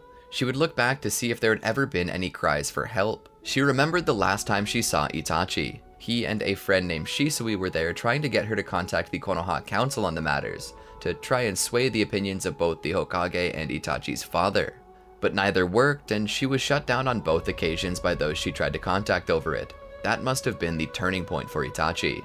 Had he killed the Uchiha to protect the village? She would storm into the Hokage's office and demand if Hiruzen had commanded Itachi to kill the Uchiha. Hiruzen, in the middle of a meeting, would have to wave out the entourage and silently wait to answer. His lack of words spoke volumes, though. Kushina was angered and sorrowful and disgusted. She couldn't pin it down to one emotion. You did it. You ordered him to, didn't you? Hiruzen would respond by telling her that he didn't know until it was far too late. Military action was considered, but that he hadn't made any definite decision. He then reveals to her as a friend that someone else on the council commanded it to happen. Danzo Shimura, the leader, or former leader of Root. He would say that Danzo commanded it to happen and that Itachi was indeed acting under orders, attempting to save the world from a new war. Kushina couldn't believe it. She said that there had to be another way. Hiruzen would admit it was handled poorly, and due to such a thing, Danzo was removed as leader of Root and the entire organization was shut down. Kushina asked if that was all that happened, if there was more coming. Hiruzen shook his head. Kushina asked where Itachi was now, and Hiruzen stated that he had left in exile, going to the Akatsuki as a mission to spy on them for Konoha. Kushina was awestruck, wondering how, after this, they could ask even more of him. She pointed in Hiruzen's face and straightly said that Minato would never have let such a thing happen. He would have never let this slide either. Hiruzen sat silently, feeling the shame he so richly deserved. Kushina demands to know if there were any survivors, and Hiruzen tells her that Sasuke was spared by Itachi, who seemingly couldn't bring himself to kill him. Kushina would demand to know his location, and Hiruzen would command that she be taken to him. Hiruzen asked Kushina to keep it quiet, and was only met by the scornful stare of the red-hot habanero of the leaf. She would be taken to Sasuke, who would be standing there, expressionless and emotionless. He didn't react to anything she said. He only ever looked at her when she dropped down to his level, to which his eyes would look into hers, and Kushina could see the trauma in him. His eyes reddened and irritated from crying, from awakening his Sharingan. She would almost be driven to tears looking at him. She would pull him into her embrace, but he didn't respond further. She would choose to adopt him, and the moment anyone said different, she would make her classic Medusa face, something that told them just how strongly she felt about this. Taking his little hand, she would walk back to her house. Opening the door, she would step in to find Naruto still napping in his room. She would sit down with Sasuke on the couch and just coddle him, hoping that in some way her motherly affections might crack that barrier of ice that was threatening to overtake him. She didn't care if he laughed or if he cried. She didn't care what he did, so long as he did something. So long as he acknowledged his emotions like she was doing in liberal fashion currently. She would hold him close and kiss his head, telling him that everything would be alright. Still, he didn't respond. At about that time, Naruto would be peeking around the corner. "Sasuke's here," he would say with wonder, as he rarely saw him at this point in the day, and never without Mikoto. Kushina would smile and try to hide her tears and wave him in. Naruto would come over and crawl onto the couch. "Hi Sasuke, what are you doing here?" Kushina would clear her emotion-stricken throat and speak. "Sasuke's going to be staying with us now." Naruto didn't understand it. Does his mommy not love him anymore? Sasuke would suddenly shove Naruto off the couch. Naruto would hit the floor and look back with both confusion and tears in his eyes, not sure why his friend had done that. Looking back, he would see Sasuke's emotionless face staring at him, only the slightest hint of a tear in his eyes. Kushina would help Naruto stand back up and check to make sure he was okay. She would wipe the tears slowly rolling down his cheeks and bring him back to the couch, this time sitting him on the other side of her, away from Sasuke. Kushina would state that Sasuke was staying with them now because she loved him and his mom couldn't take care of him anymore because of an accident. Naruto seemed to understand at this point that something bad had happened and that Sasuke was sad. Naruto would crawl over Kushina just to give Sasuke a hug and apologize for whatever happened that he didn't know about. Kushina would pull them both into her embrace, hearing the muffled groanings of Sasuke as he attempted to deny his quivering lip. She would tell him it was okay to cry and that she was sad too. From that point, Sasuke broke down. He wailed and cried, shattering whatever was left of Kushina's heart into even smaller shards. Naruto was not yet as emotionally conscious, so he wasn't crying at all, but his hug conveyed a warmth and stability that Sasuke needed, a way of telling him that there was no need to cry because everything would be better. This didn't stop Sasuke though. The rest of the day was hard. Sasuke wasn't hungry and didn't eat. Naruto cleaned his plate today as he would any other day, and Kushina, well, she wouldn't eat if Sasuke didn't. So she would put them both down for the night, tucking them both into their bed and reading them a nice story, which Sasuke seemed to mostly ignore. She would dim the lights. Naruto conked out almost immediately, but Sasuke didn't even close his eyes, just picking his nails and staring at the wall. Kushina would wait there as long as she needed. She would stroke his head until drowsiness seemed to take over. Once he was asleep too, she would leave the room, closing the door behind her. Moving to her room, she would change out of her dress that she'd been wearing, but instead of changing into her pajamas as she normally would this time of night, she changed into a set of dark clothes before slipping on her sandals and zipping up an old flak jacket.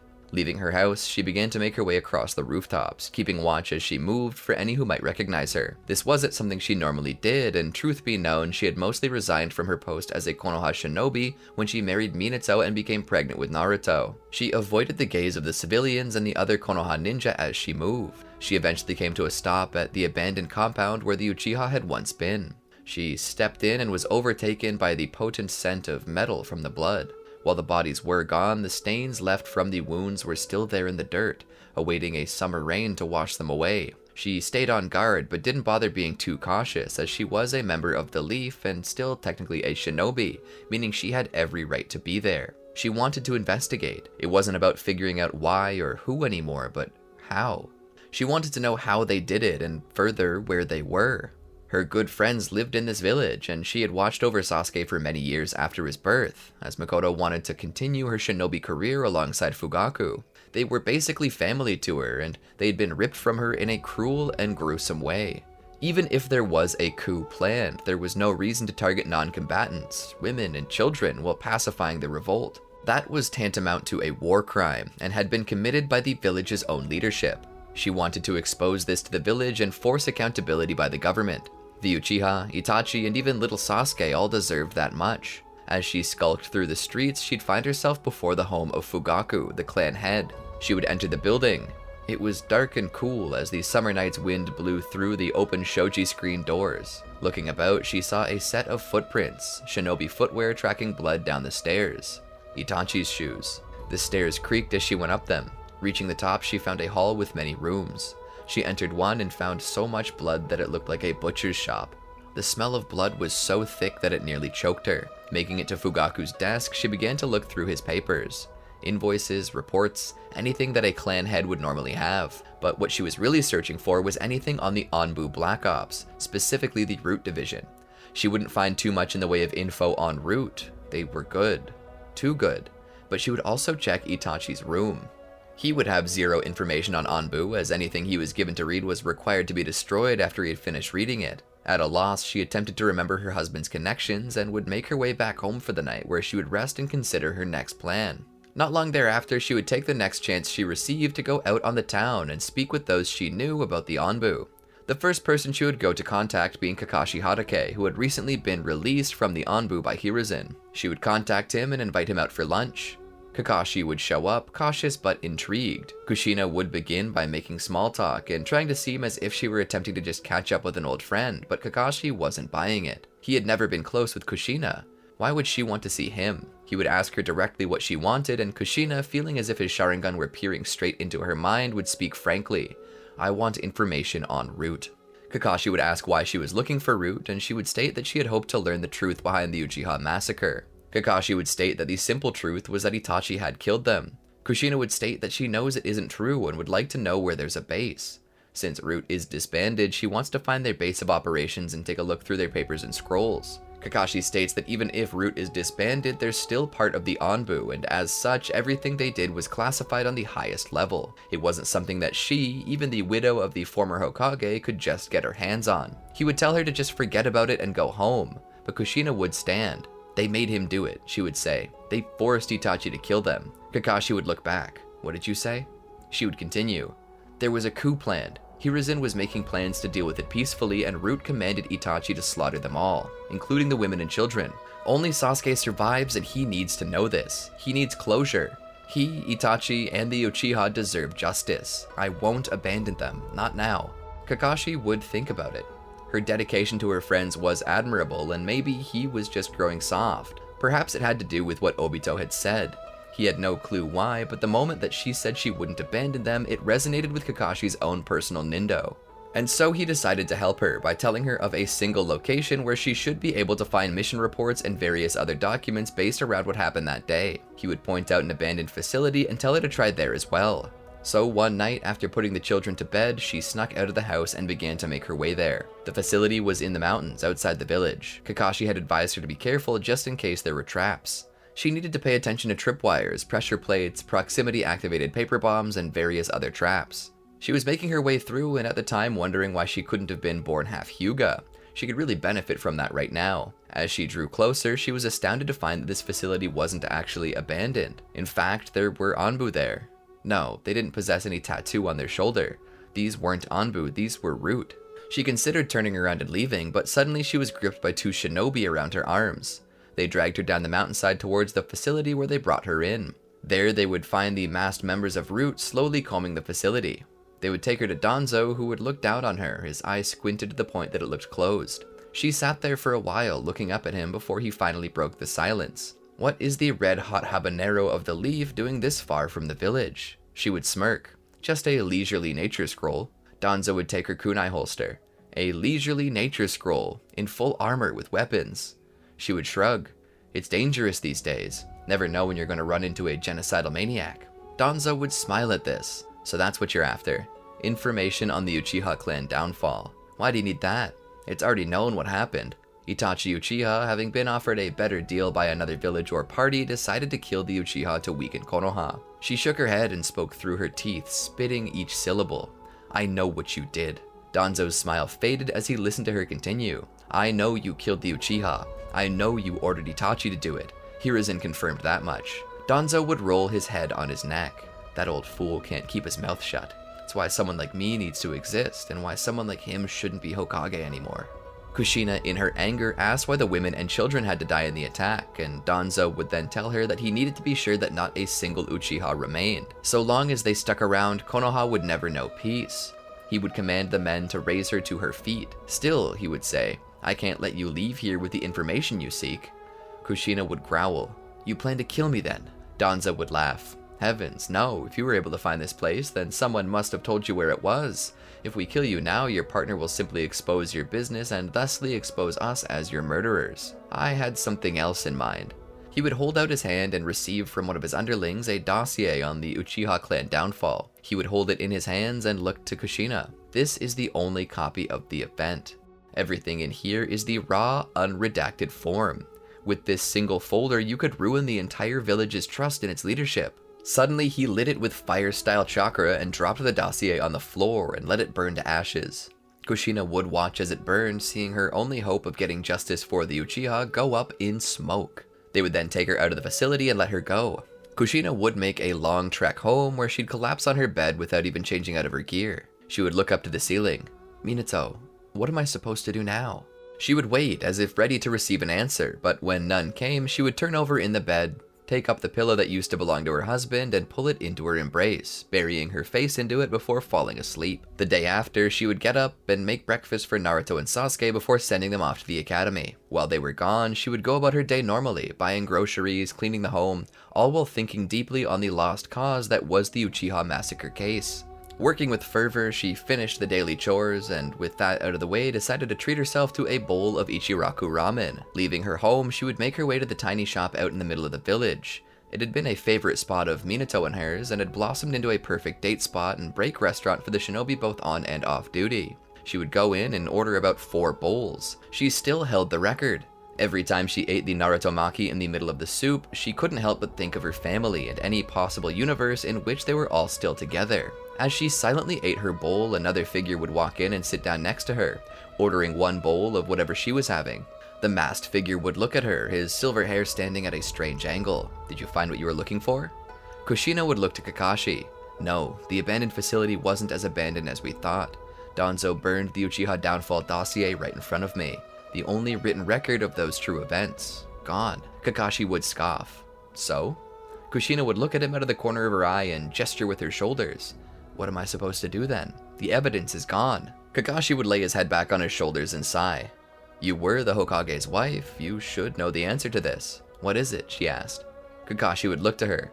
There are always 2 sets of documents whenever the Anbu perform a mission, especially if it was high profile like this one. Hiruzen heard about it and began shutting down Root. You think he isn't going to have a file on it to base his decision on? Danzo is bluffing, trying to make you take your eye off the ball. This evidence you want still exists, you just gotta find it. Kushina was floored by this new information. Damn, I should have known that. She would put some money on the table, paying for hers and Kakashi's meal before storming off out of the shop, thanking Kakashi as she raced out with speed even the yellow flash of the leaf would blush at. Returning home, she would wait until Naruto and Sasuke fell asleep before making her way out. Her next stop was the Hokage's residence. As night fell, she waded into the deepest part of the night when she knew Hiruzen would be asleep.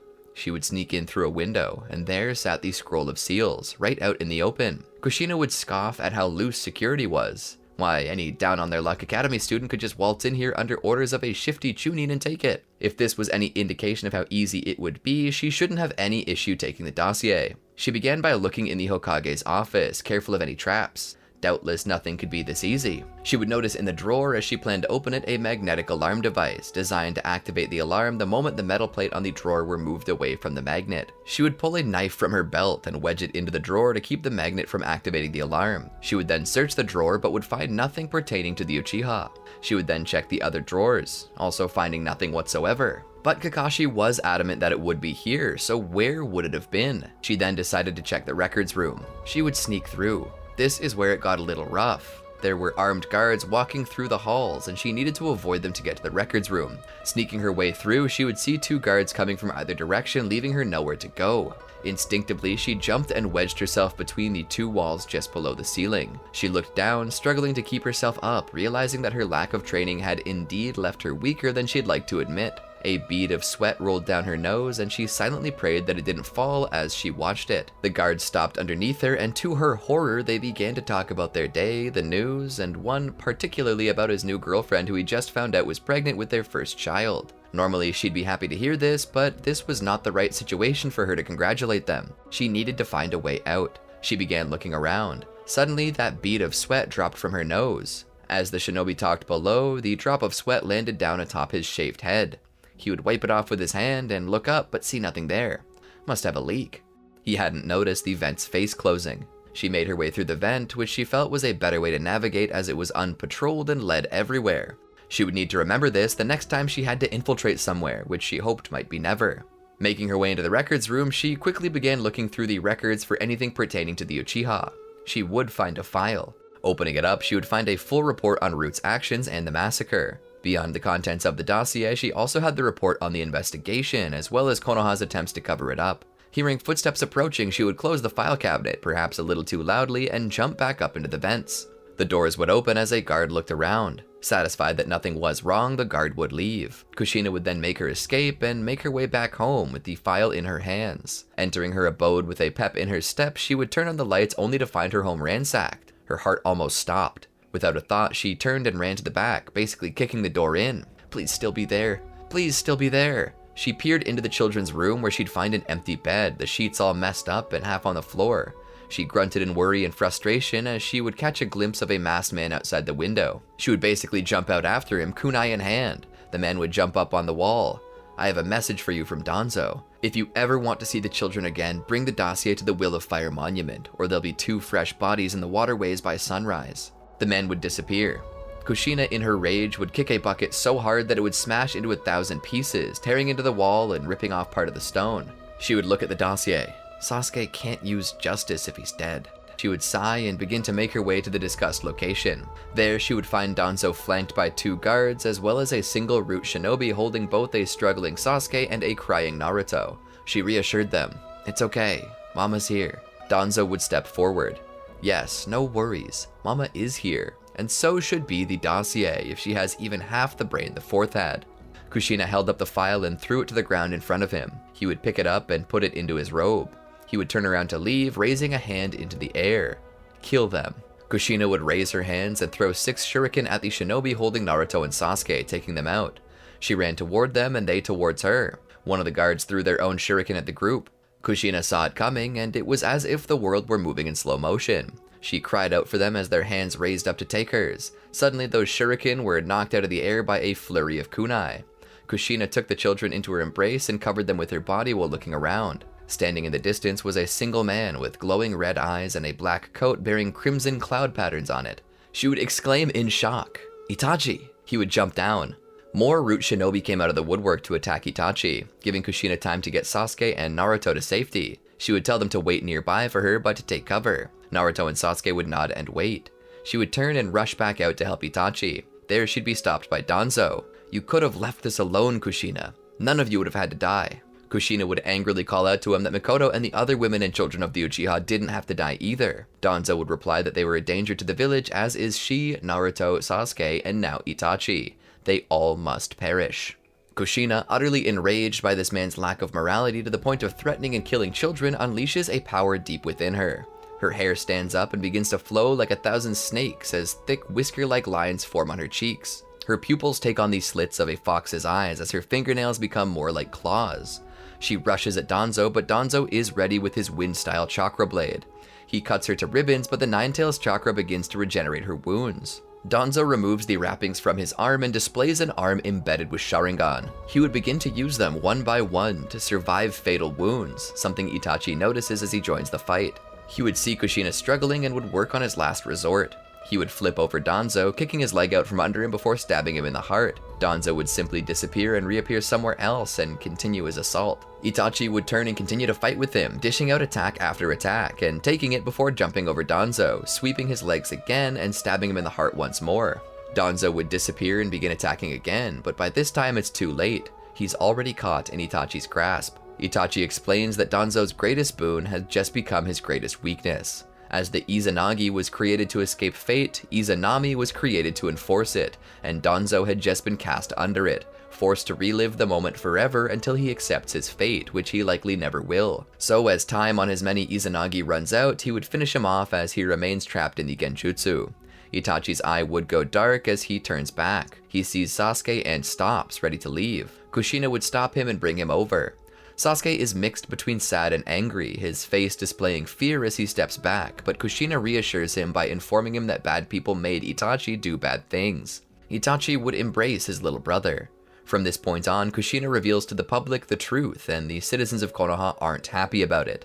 And with the wife of the 4th Hokage, they know that her words carry weight. She would not lie about something like this. And even if her words weren't as trustworthy as the people believed, she carried enough proof to sway them. This is a worst-case scenario for Hiruzen and the council. All through the day, the people gather at the gates of the Hokage's residence and demonstrate. At night, they riot in the streets, the Anbu being called upon to keep them out. Hiruzen sits in his chair by the window, watching this happen. He realizes the simple fact that perhaps Tobirama chose wrong when he chose him to be 3rd Hokage. He was the only Hokage in history to ever be driven out by the people he served, and he was about to be driven out again. As he sat there and watched, a voice came from behind. "I know you didn't mean to." Hiruzen didn't even turn around. "Whether I meant to do it or not is irrelevant. I was incapable of protecting those within my village. I have failed them, Kushina." She would then step out of the shadows. She couldn't disagree with Hiruzen, but to a point she respected the man. She respected him like a great uncle. She knew Hiruzen's heart. He wasn't a bad man, nor was he evil. He was just, for lack of a better term, weak. Not physically, but emotionally, spiritually.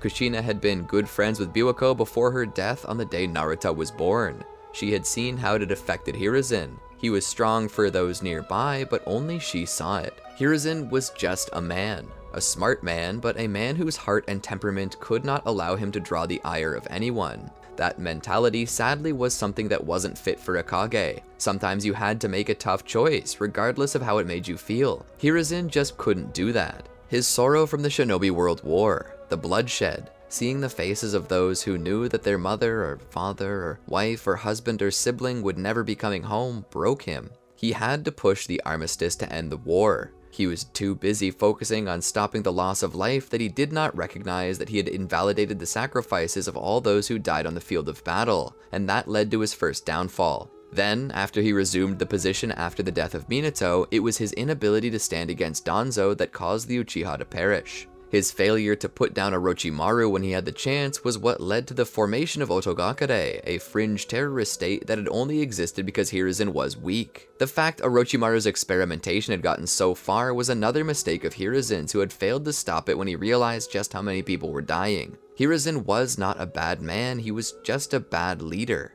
That Kushina could accept. Despite everything, despite the failures and screw-ups on a massive scale that he was guilty of, the complete and utter negligence on his part as Kage, she still respected the man and cared for him. But as it stood, it was time for him to step down.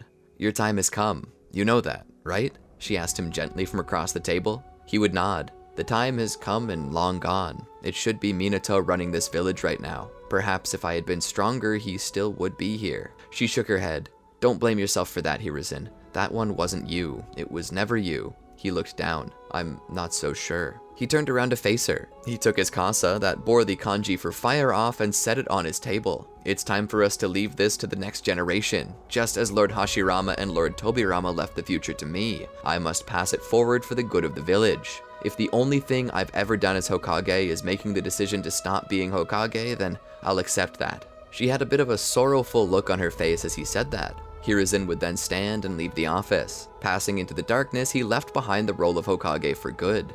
The day after, news was spreading across the village that Hiruzen had stepped down from his position as Hokage. He and the other elders had also retired from their positions of leadership and council for fear of revolt. The people were pleased. Some continued to seek justice, but the head of the Anbu and the senior Jonin would take control of the village until such a time as a new leader could be decided. "Kushina!" the crowds cried out. "Kushina will lead us." She had mused upon her childhood, her dreams of becoming Hokage, the first woman Hokage in the history of the village hidden in the leaves. But by this time, her interest in the position had waned considerably. She had seen the work a Kage must do, and she didn't know if she could handle that right now. Not now that she was a mother raising 2 children on her own. But the crowd called out for her all the more. Kakashi, one of the trusted members of the Anbu who was helping run the village, would come to Kushina at Ichiraku, as was their usual meeting spot. There, he would talk to her. "What you did was incredible. You single-handedly turned the whole village on its head. It is to be as expected from the wife of Lord Forth, though."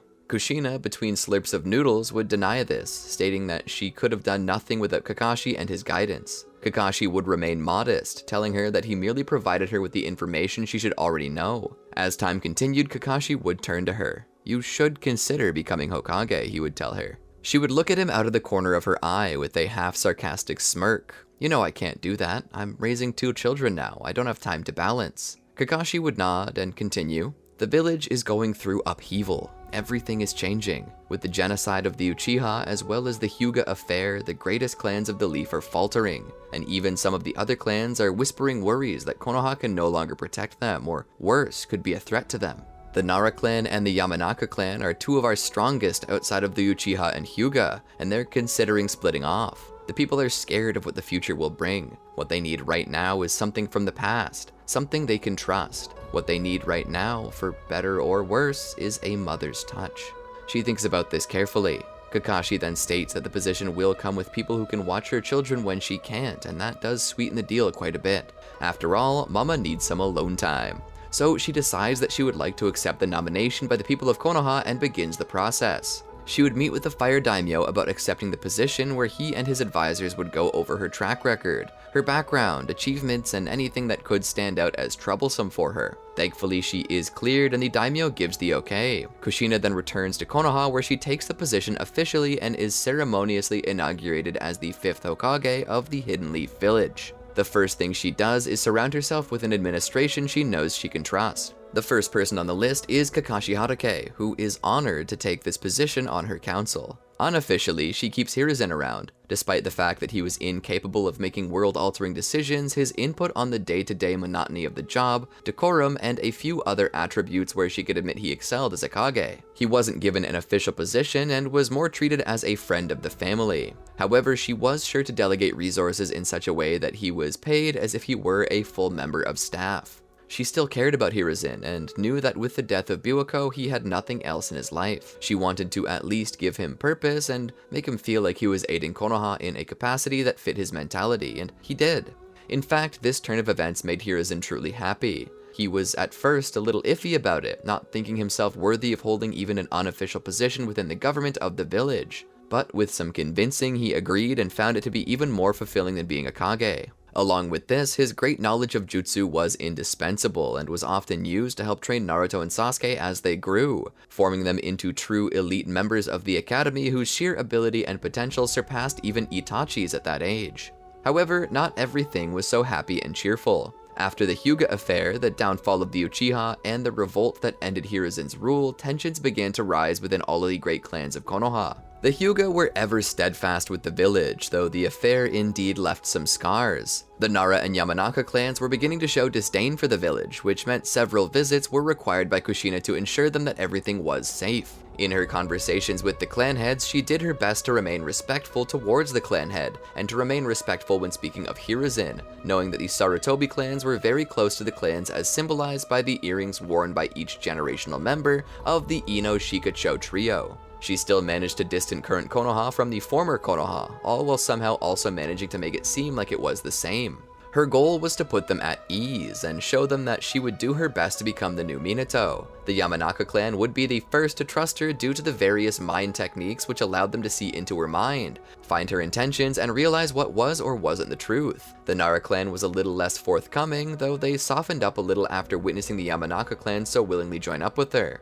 They would agree to remain within the village as well, but only if she agreed to learn how to play shogi from Shikaku Nara, head of the clan. For Kushina, this was a very odd request, but she went along with it. For a time, they began to go over the pieces, their function, how they're generally placed, the limitations of each piece, and the strengths they can bring each other. Once Kushina learns this, as well as the starting positions, Shikaku begins going over various strategies and maneuvers. But he reminds her that no matter the strategy you choose, you must always ensure that the king is protected. And to do so, sometimes you must make moves that appear to take you in the wrong direction. Some moves that sacrifice other pieces. No matter what happens, you must protect your king. You can promote pieces, capture others, and turn them to your side, but all these pieces will only ever serve two main roles: to protect their king and capture the other king.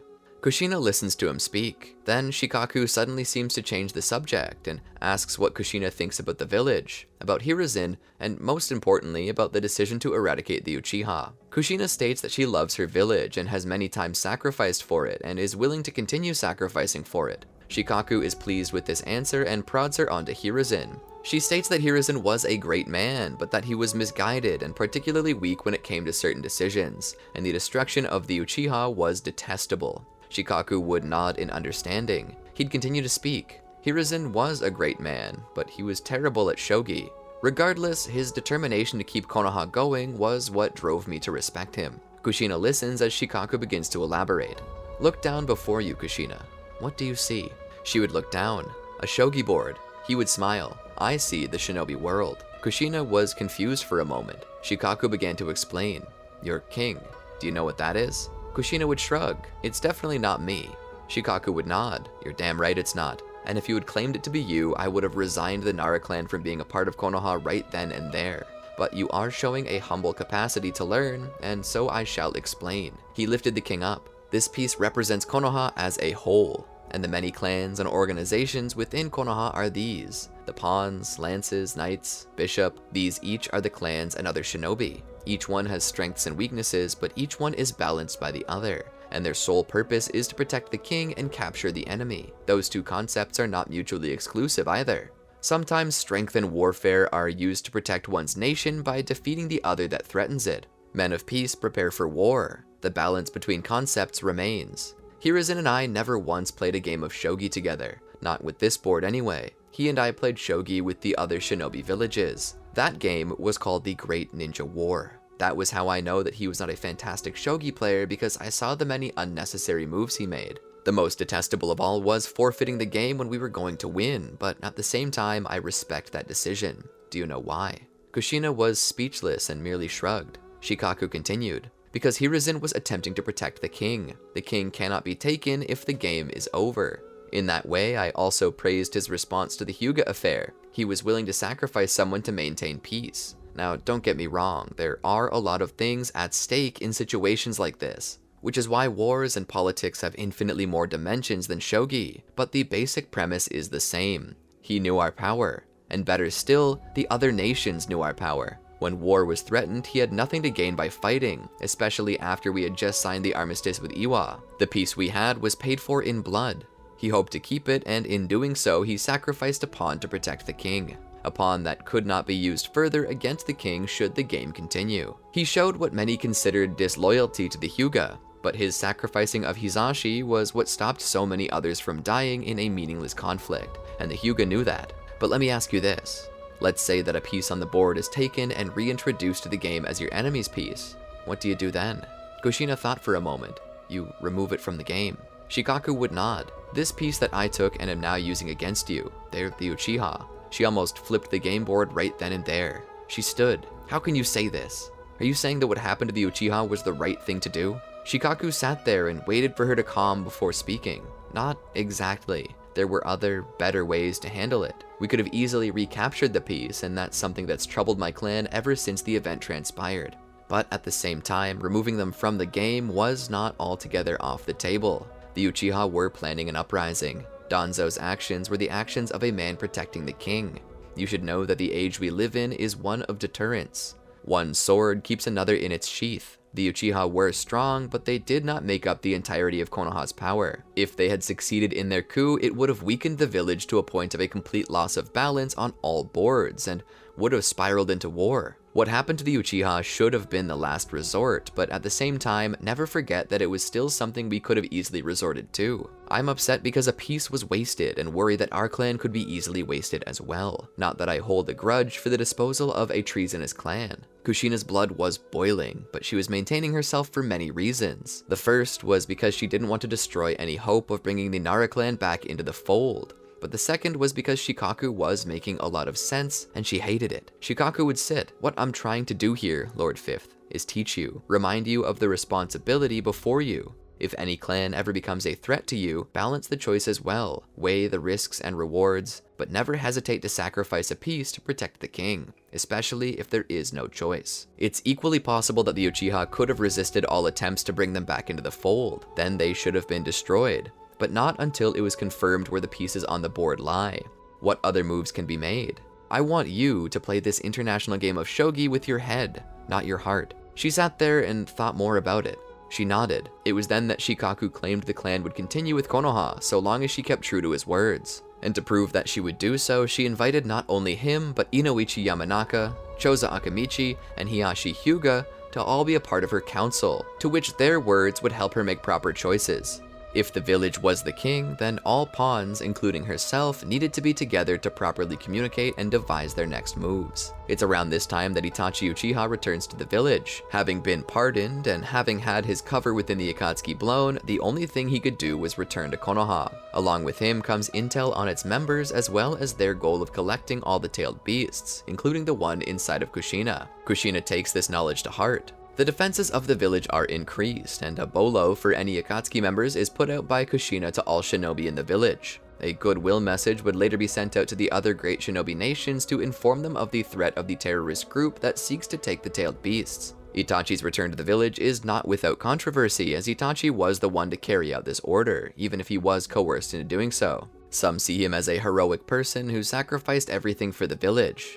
Others see him as a homicidal maniac who murdered his entire family. Caught in the middle is Sasuke, who, despite realizing what had happened, still remains caught in a love-hate relationship with Itachi. To aid in the rebuilding of their nation and the acknowledgement of their feelings, Kushina assigns Itachi to become the leader of Team 7 and then places Sasuke on it, alongside her son, Naruto, and Sakura Haruno. This starts out rocky, as Itachi has never been the leading type. He's been on teams before, yeah, but never as the leader. He does his best, but Sasuke remains distant. His conflicted feelings come from how much he idolized Itachi, yet he watched him kill their parents. Sasuke by this time understands why Itachi did it, but a part of him can't get over it. There are some scars that are just too sensitive to be touched. This leads to Sasuke becoming more and more distant from Itachi. Kushina even attempts to mend the bridge by allowing Sasuke to stay at Itachi's apartment, but in the night she finds him back in the Hokage's residence, trying to sleep in his own room. Some nights he just stays awake, twiddling his thumbs or masterfully solving a puzzle cube with the photographic nature of his Sharingan. She would walk in and sit down beside him and ask what's wrong. He would shrug it off. She would ask why he's not happy to see his big brother again. He wouldn't answer her. He would just continue to solve the cube over and over again with ever-increasing speed.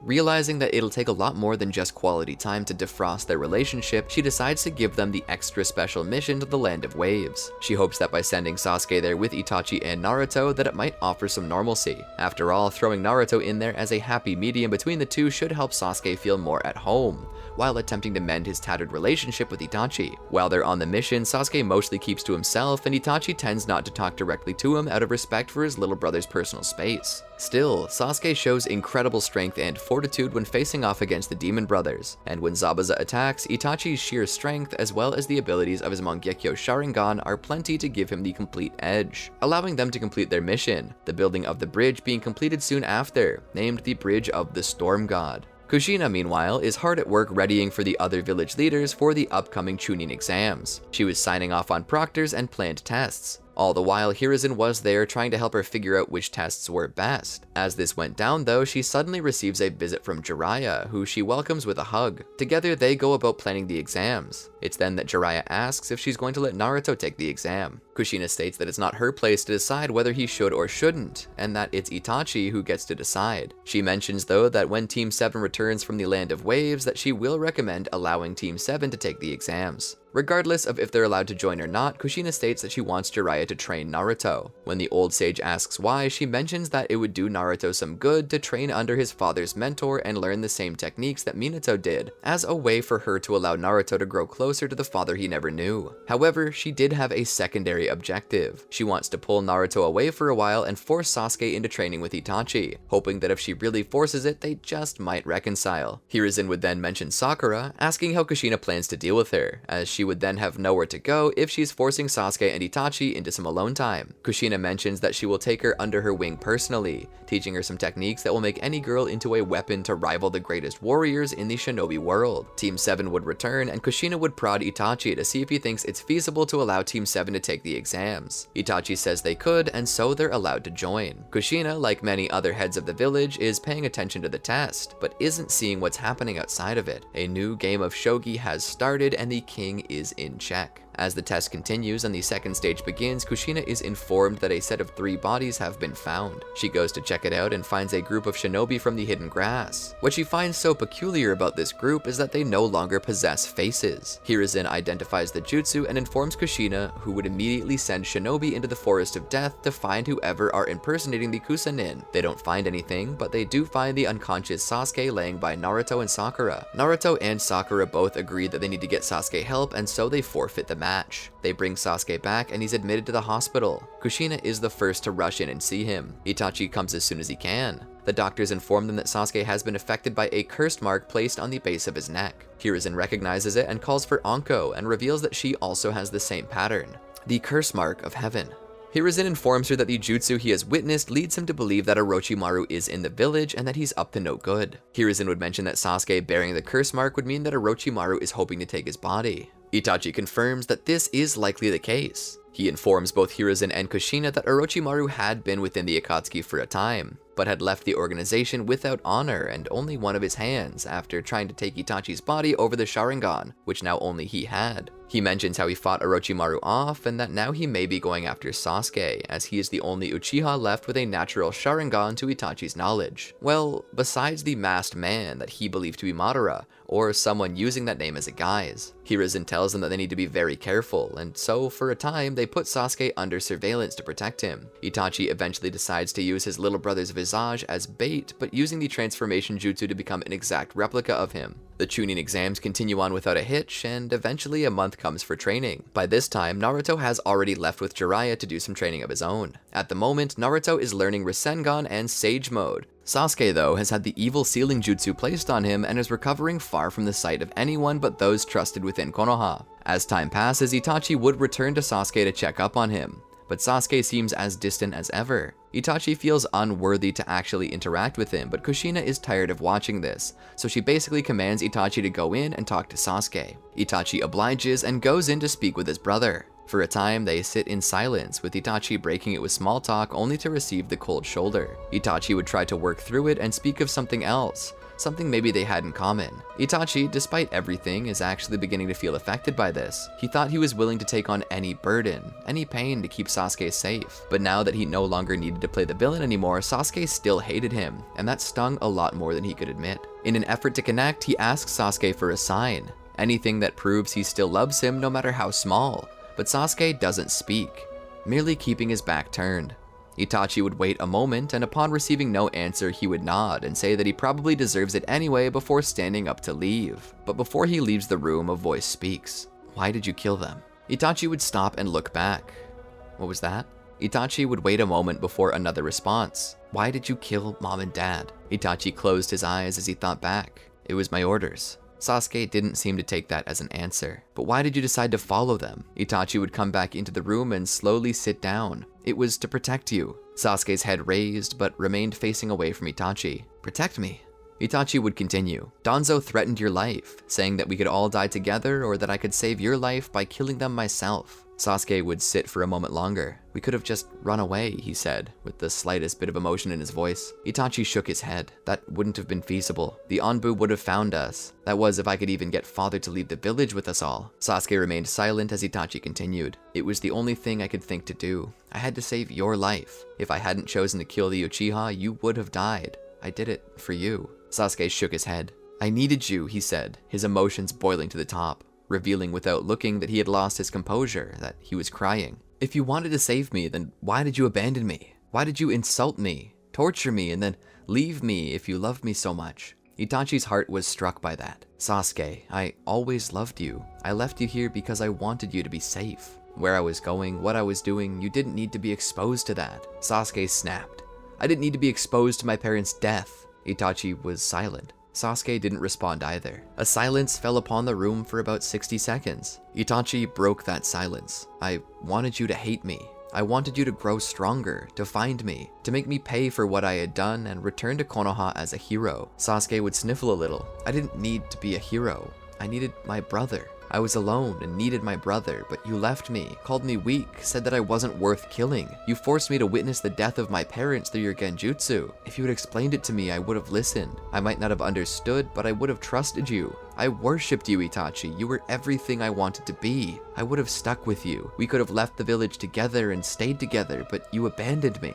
You killed to save me and then you abandoned me." Itachi would shake his head and kneel beside Sasuke's bed. "I didn't want to abandon you, Sasuke. I wanted you to be safe." Sasuke looked back at him. "I don't care. I lost my parents and ended up dumped onto Kushina. If she hadn't taken me in, there's no telling where I would have ended up. I didn't care where I was. I didn't care that you were in a dangerous place. I wanted to be with you." Itachi would sit by the bed and hug Sasuke as he cried into his shoulder. Outside the door, Kushina was listening all along and was fighting tears of her own. This was the pain that Sasuke was carrying with him for so long. The pain of abandonment. Kushina was like a mother to him, but she could never replace his real mother. And Naruto would never replace Itachi. She had known that all along, too. She then collected herself and moved on to let the two brothers have their moment. She wiped tears from her eyes and smiled, knowing that this was the first step to them reconciling.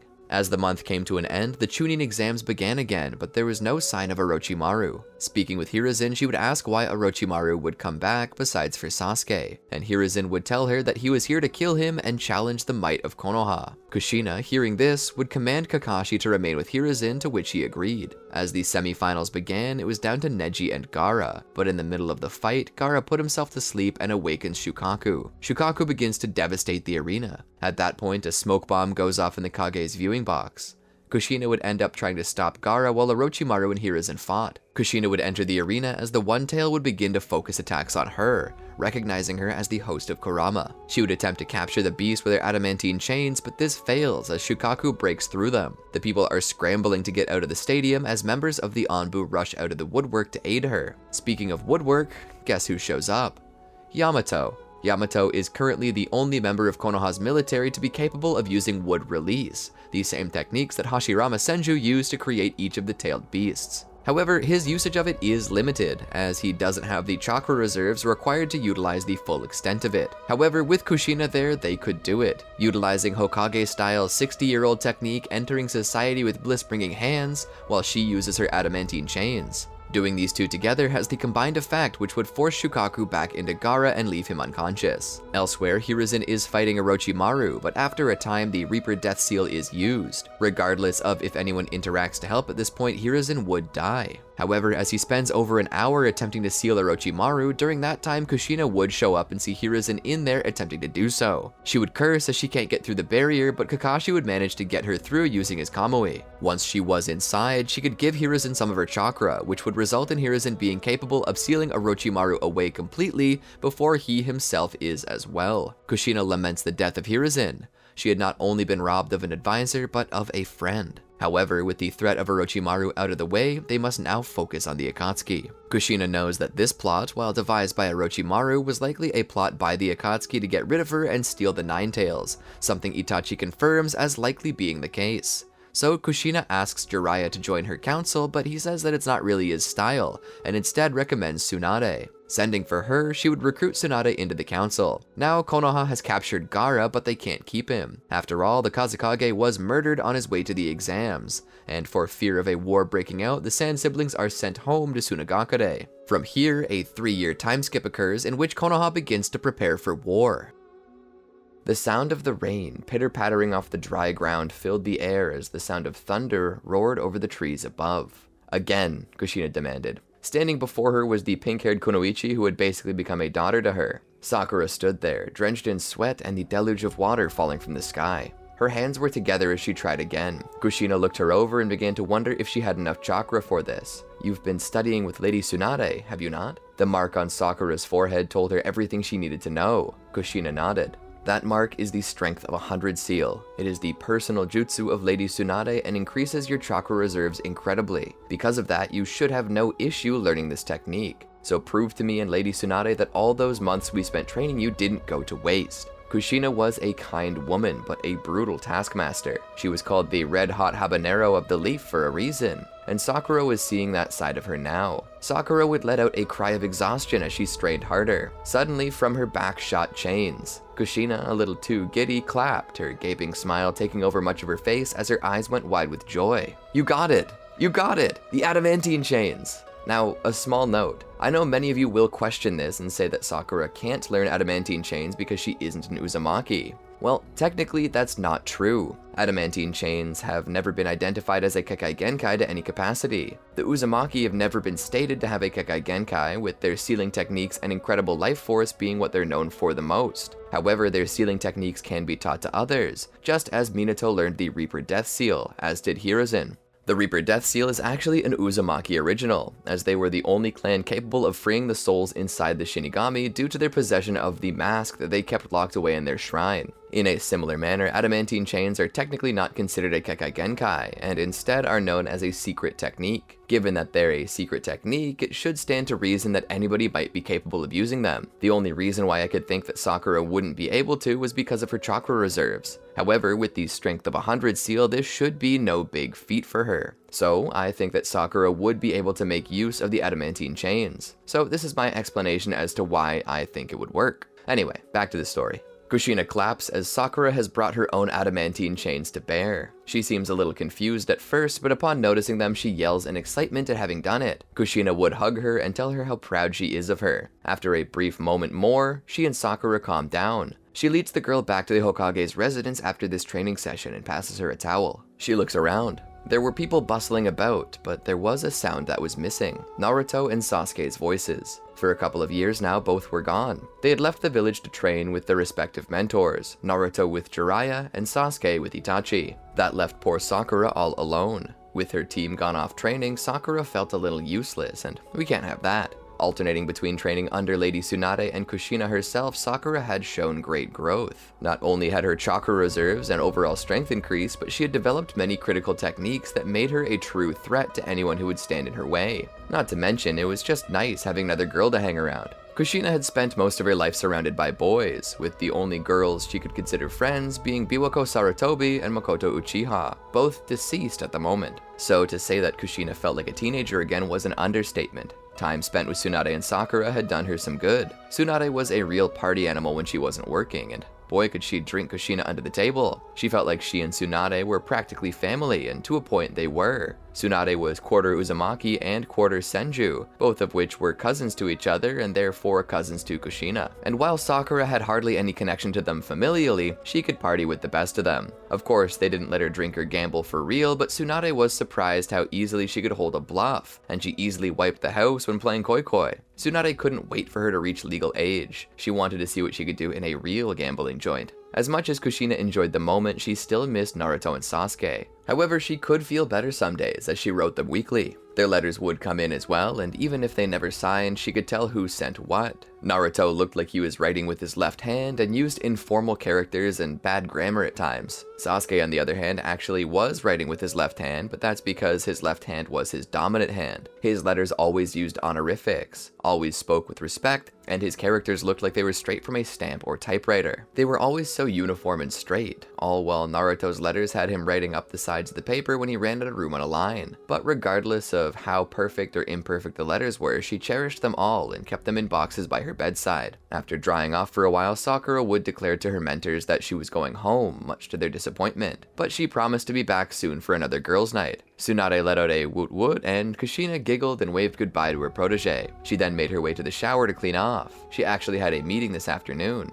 The weather was bad, and she wondered if it could be an omen. After considering that she was meeting with the 5th Kazekage, she expected it to be about as bad as it seemed to be. She quickly finished cleaning herself off and began to dry, and had many a servant girl helping her with her hair and makeup to ensure her appearance demanded respect. She never really focused on this, but Tsunade told her that it was important to project power in front of an unruly nation like Suna. Getting ready, she put on her best outfit and grabbed her most intimidating weapon and strapped it to her side, to show strength as well as grace. Upon readying herself, she made her way into the meeting chamber and sat down, Tsunade standing beside her. "It's been a while since I've last seen Gaara. Last time he was here, he nearly killed us all. I would have him up and under the jail to this day if its father Rasa had not been murdered on the way there." Tsunade nodded. "Indeed. Be certain not to grow agitated in front of him, but also be sure not to take any crap from him either." Kushina nodded. The door then opened and Gaara strode in, wearing the standard robes of a Kage. He was followed by his siblings, Kankuro and Tamari. Stepping in, they offered the slightest bow, so lightly that one might think they hadn't even bowed at all. Gaara then asked if he may sit, and Kushina allowed him to. Kankuro pulled the chair back and Gaara sat down in it, scooting it forward with the aide's help. "A wonderful day for a meeting," he said as the sound of thunder echoed across the sky. Kushina nodded. "I was a little surprised that you chose not to postpone." Gaara shrugged. "It does not rain much in Suna. I wanted to experience the rain for myself." She noticed that the tips of Gaara's hair seemed wet. For a moment, she remembered that he wasn't much older than Naruto, being about 15. He was still a kid himself. Still, he seemed different than he did in the past. He was not quite as unruly and cruel. He seemed ever so slightly more laid back. "What is it you desire of us?" she asked him. "I first would like to apologize for my part in the attack on Konoha during your previous Chunin exams 2 years ago. I have no excuse in my actions and would like to instead follow my own path instead of my father's. I would like to forge a closer bond with Konoha." Kushina was surprised by this turn of events, but then again, Konoha Crush was the brainchild of Orochimaru and the 4th Kazekage, the latter of which being betrayed by the former before he could seek the fruition of their plans. Kushina remained silent, not wanting to express cruelty and risk war by refusing the apology, not wanting to seem weak and naive by immediately accepting it. She instead waited for him to continue. "I would like to form a pact with you." Her ears perked up. "Oh, a pact?" Gaara continued. a second Chunin exams, a joint exams hosted by both Suna and Konoha. Kushina looked to Tsunade, who looked down at her. They then looked back to Gaara, Kushina speaking. Okay, but why though? Tamari's brows raised and Konkodo's mouth was left agape. Gaara's expression did not change, as he thought that to be an appropriate response. Mutual benefit. After the previous exams, your nation took a hit on the world platform. A small nation like Otogakure not only nearly toppled your nation, but managed to sneak in unopposed. To be frank, the murder of our Kazekage has been met with criticism, but is further blamed on Konoha. By hosting this together, it would not only help boost your reputation among the other villages, but it would also prove to be a sign of solidarity between our two nations, something I think we sorely need. Kushina scratched her chin. I see, but what do you get out of it? So far, everything you've said benefits us. What's the benefit to you? Gaara then spoke. Solidarity is one benefit. Our nation is falling on hard times, but I feel you should know the simple truth. I am using you for bait. Tsunade slammed the table. Now wait a damn minute. Gaara did not flinch, but Kushina certainly did. She held out her hand. Wait for just a moment, Lady Tsunade. Let's hear what he has to say instead of flat out rejecting him. She turned her eyes to Gaara and continued. There's always time to reject him after he's finished. Gaara cleared his throat and then continued. You are the Nine-Tails Jinchuriki. You, like me, are possessed by a demon beast that craves only destruction. In times past, your first Hokage distributed these beasts to each nation for pay in hopes of forming a bond of friendship and balancing world power, leading to peace through deterrence. That peace was ruined by the First Shinobi World War, and now the fragile peace between all 5 great nations is under threat once more by the Akatsuki. They're attempting to take the tailed beasts, just as you've said. If nothing happens, these Chunin exams would be good for our relations and future as independent nations. But if all goes according to plan, we may draw out the Akatsuki and put an end to this threat right here and now. Kushina thought about it. She looked to Tsunade, who almost seemed to be shaking her head, certain that this was still some trap. Kushina still pondered it. She was hesitant, but ultimately she agreed. She stood and shook his hand. Then, is it agreed? He asked. She nodded. It is. But there is one condition. What? Gaara asked, his voice as dry as the sands of the village from which he came. We hold the exams here in Konoha again, she said. Gaara would wait for a moment before speaking. Are you sure that's wise? This could invite trouble to your nation. Kushina nodded. I can protect my shinobi in my nation. I can hardly protect them in yours. And the old wounds opened 2 years ago still keep us from fully trusting you. For us to go along with this, all the cards would need to be in our deck. Agreed? Gaara would struggle to find words, but eventually would just nod his head. Agreed. He would then turn to leave. I will have my people contact yours. I'll see you soon. He would leave. Tsunade would shake her head. Using you as bait? The gall of that child. Kushina shrugged it off. It's a solid plan. After all, if the Akatsuki are after the tailed beasts, how are they going to be able to pass up 2 tailed beasts served to them on a silver platter? Tsunade couldn't disagree, so she followed suit. As you wish, Lord Fifth. Once more, Kushina begins attempting to set up the Chunin exams. She is once more reminded of the silence within the Hokage's residence, as Hiruzen is no longer there to aid her. She enjoyed hearing his raspy voice give her instructions, tell her jokes, and even laugh when she made one herself. She would not hear that voice again. This struck a chord in her that almost made her cry, but when her silence was caught by Tsunade, she immediately asked what their plans were for Ladies' Night on Saturday. Tsunade would laugh and say, "We're working, that's what." Setting up the Chunin exams, she would name Shikamaru the proctor of the first test, Tamari the proctor of the second, which would take place in the Forest of Death, and the third would be held by both sides, and would be the same exhibition matches as they had been 2 years prior. Unbeknownst to them, as well as the Akatsuki, Fu, the Jinchuriki of Chome, arrived in the village for the exams, though she seemed more interested in making friends. The more Kushina saw of Fu, the more she began to wish that Naruto was here to meet her. Kushina thought Fu was very similar to Naruto. Tsunade would scold Kushina for trying to set up her son with girls, saying that he would choose for himself. "But she's perfect," Kushina would shout. Tsunade would scoff through a laugh. "She does remind me of him, if not a little less rambunctious." Deep down within Kushina, though, her tailed beast rumbled, knowing that more tailed beasts were nearby. As the tests got underway, Kushina had Kakashi keep his eyes peeled for more trouble. Gaara had Konkodo doing the same. There were many entrants from different villages, but sadly none of these villages were of the 5 shinobi villages save Konoha and Suna. As the tests went on, though, the shadows came alive, moving with the presence of Hidan and Kakuzu. Konan had ordered them to come to the village as there were going to be 2 tailed beasts to take. However, it was a pleasant surprise to the Akatsuki to learn that there were 3 tailed beasts here. They couldn't have been luckier. To that end, they signaled for help to come, and such help was fulfilled by Deidara and Kisame. Deidara had specifically chosen to leave Tobi at home, as Tobi's eccentric actions and inability to control himself would ultimately lead to their downfall as soon as he saw some mochi or a toad wallet that he wanted.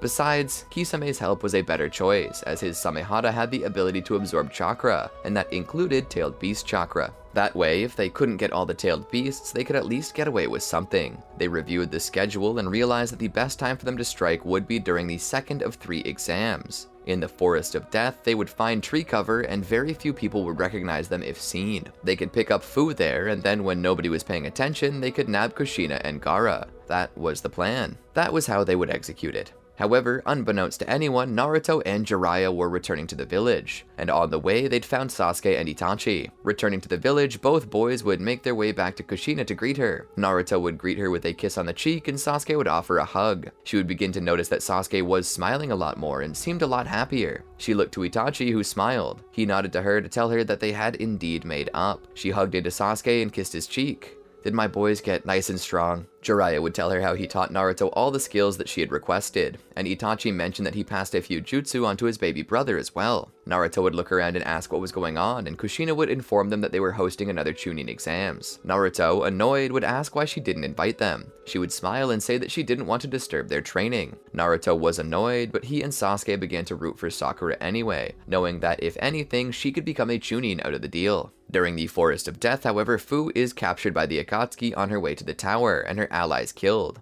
Konoha does not learn of this, however, as nobody would be sent in until it was too late. During transition to the 3rd stage, the Kazekage and Hokage's entourage would be attacked by the Akatsuki. Itachi would engage with them, as would Jiraiya and Kakashi. Kisame would face his old partner and cross his arms. "It's been a while, Itachi. The Akatsuki have grown dull without you around." Itachi would glare at his former partner and speak. "I won't let you take the Hokage." Kisame pulls Samehada out. "It is truly a shame."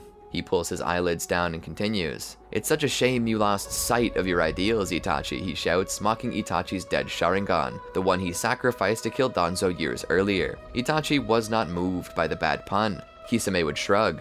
"Hey, at least I tried." He would swing his blade at him. While the Akatsuki are facing off against Kakashi, Jiraiya, and Itachi, they don't notice Deidara's clay clones sneaking up behind Gaara and Kushina. The clones manage to capture them. Kakashi manages to seal Hidan away in his Kamui dimension for the time being, and Kakazu is killed by Jiraiya. Before the battle can go any further, Kisame pulls out to regroup with Deidara as they make their escape with their 3 prizes. Itachi would then meet up with Temari and Kankuro, and a quick team would be put together consisting of them, Naruto, and Sasuke. The 5 shinobi would set out after the Akatsuki, with Itachi and Sasuke both utilizing their Sharingan to search for any leads to their location. Together, they discover the Akatsuki's location as they begin to pull the tailed beast from their Jinchuriki. Sadly, Fu is the first to have her beast taken and perishes. They then focus on Kushina and begin pulling the tailed beast from her. When the shinobi arrive, they're faced again with Kisame, but to their surprise, he's not alone. Sasori has also appeared to help. It's then that Sasori and Kankuro do battle with each other to test who's the superior puppet master. Temari attempts to help, but Sasori proves to be too much when he reveals his Kazekage puppet.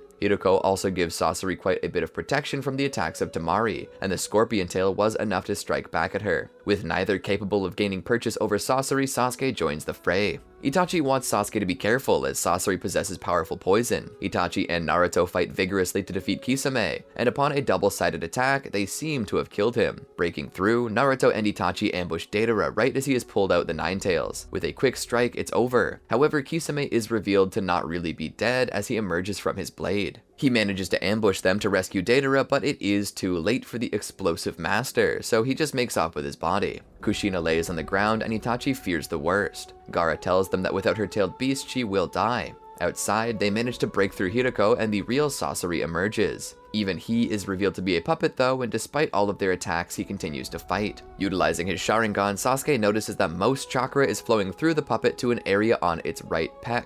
And Kankuro states that even if he converted himself into a puppet, there still must be some part of him that's human. Kankuro hedges his bets that the place on his chest is his heart, and so Sasuke decides that he'll take it out. Utilizing Chidori, a technique Itachi once learned from watching Kakashi before passing it down to Sasuke, he rushes forward. Jumping over the wire coming from Sasori's stomach, he races forward and puts his hand through the chest cavity where Sasori's heart was, killing him. Kankuro and Temari celebrate, congratulating Sasuke. Kankuro goes in for a high five, but as Sasuke's hand is about to strike Kankuro's, his legs start to go out from under him. What? He looks down to see a little bit of blood, just a hint on his knee. Even if it was ever so slightly, Sasori's wire had cut Sasuke and the deadly poison was getting in. They grabbed Sasuke and dragged him into a cave where they were trying to save Kushina. They lay him down too. Itachi turned to Sasuke and checked on him. He didn't have the antidote, so he did the best he could and created a tourniquet, hoping that it might at least buy them some time. Utilizing the sand in Gaara's gourd, they flew both Kushina and Sasuke back to Konoha. Itachi sent his crow ahead with a message, hoping that it might be able to get Tsunade ready. As soon as they get to the Konoha hospital, Kushina and Sasuke are rolled in. The doctors take Sasuke on and Tsunade focuses on Kushina. She does everything she can to save her life, but isn't sure what they can do. Meanwhile, the doctors are trying every antidote in the book to save Sasuke, but nothing's working. It's then that Sakura comes in and takes command. She's startled to see Sasuke in such condition, but Tsunade had taught her that the worst thing you can do when someone is hurt is to be panicking. So she attempts to maintain her composure and gets to work. Extracting some of the poison, she manages to craft an antidote that would deal with the poison. She administers it to him and stays by his side until he awakens. Time passes, and amazingly, Kushina makes a recovery. Naruto thanks Tsunade, but Tsunade says that she didn't do anything. They question Kushina about this, and Kushina explains. She says that when the masked man came and removed the Nine Tails from her the first time, she learned from it. And when Itachi told her that the Akatsuki were hunting tailed beasts, she took it to heart. That night, she split the Nine Tails into two halves, a yin half and a yang half. She states that the Akatsuki did not know it, but they only pulled out the yin half. The yang half of the Nine Tails was buried deep within her and away from the other. When Deidara removed half of it, he may have suspected that she split it, but they killed him before he could tell anyone, and as such, they only took half. She does state, though, that this gives them the advantage, as the Akatsuki don't know Kushina possesses a tailed beast anymore, which they could use to retaliate when the time is right. Sasuke eventually wakes up in the hospital, and by his side is Sakura, who is sleeping by his bedside, his hand in hers. At first he blushes and considers taking it back, but one of the nurses sees this and smiles at him. She saved your life. If she hadn't shown up and found the antidote, you would be worm chow, bud. The nurse walks out. Sasuke looks down at her and suddenly feels a jolt through his solar plexus as a chill runs down his spine.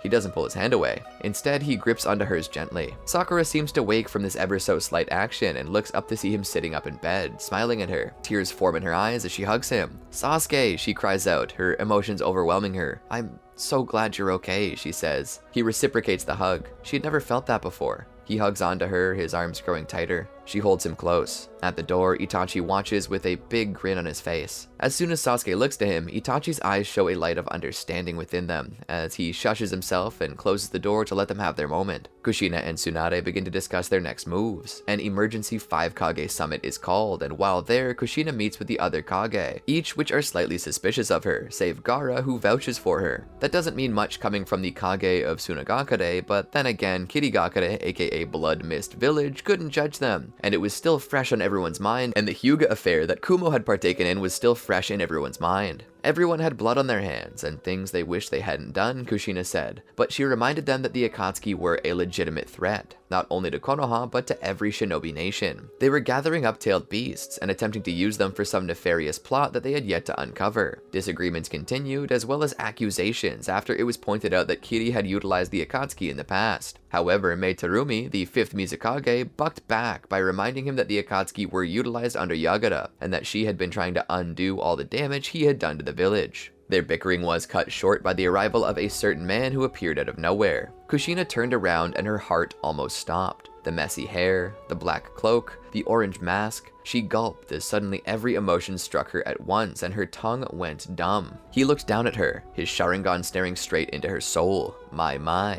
If it isn't Kushina Uzumaki.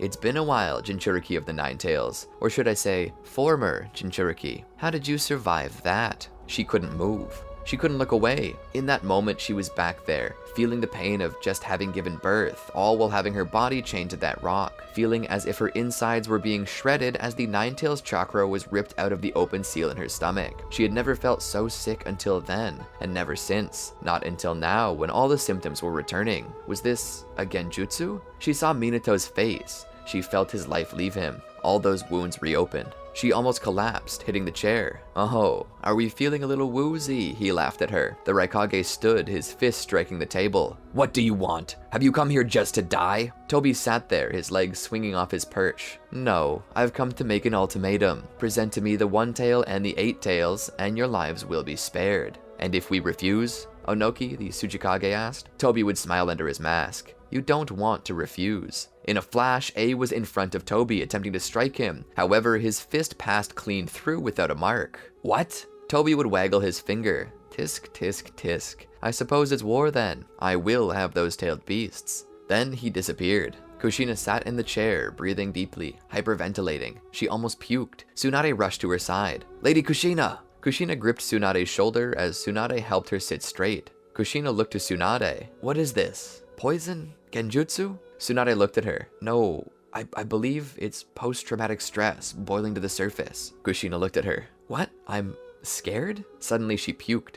Gaara offered her some respect by looking away. The other Kage were not so respectful. At that moment, the question of whether or not they wanted to work together had already passed. They had to. The new question was who should lead them. All the other Kage automatically nominated themselves. They began to question and accuse each other, trying to gain reason. In the end, the Raikage pounded the table with his fist again. It should be me. He pointed around the table. I dare any of you to disagree. He pointed to Onoki. He's too old to make an effective leader. His back will give out before he issues the first order. He pointed to Gaara. He's too young. His inexperience will get us all killed the moment the first battle begins. He pointed at Mei. Not a single one of us trust her. Rumors fly around that the Akatsuki was originated from Kirigakure. And lastly, he pointed at Kushina. Need I say the reason why she shouldn't lead us against the orange-masked man? He looked around the table. I am the only one of us that actually took initiative to attack that man. Onoki would reply to him.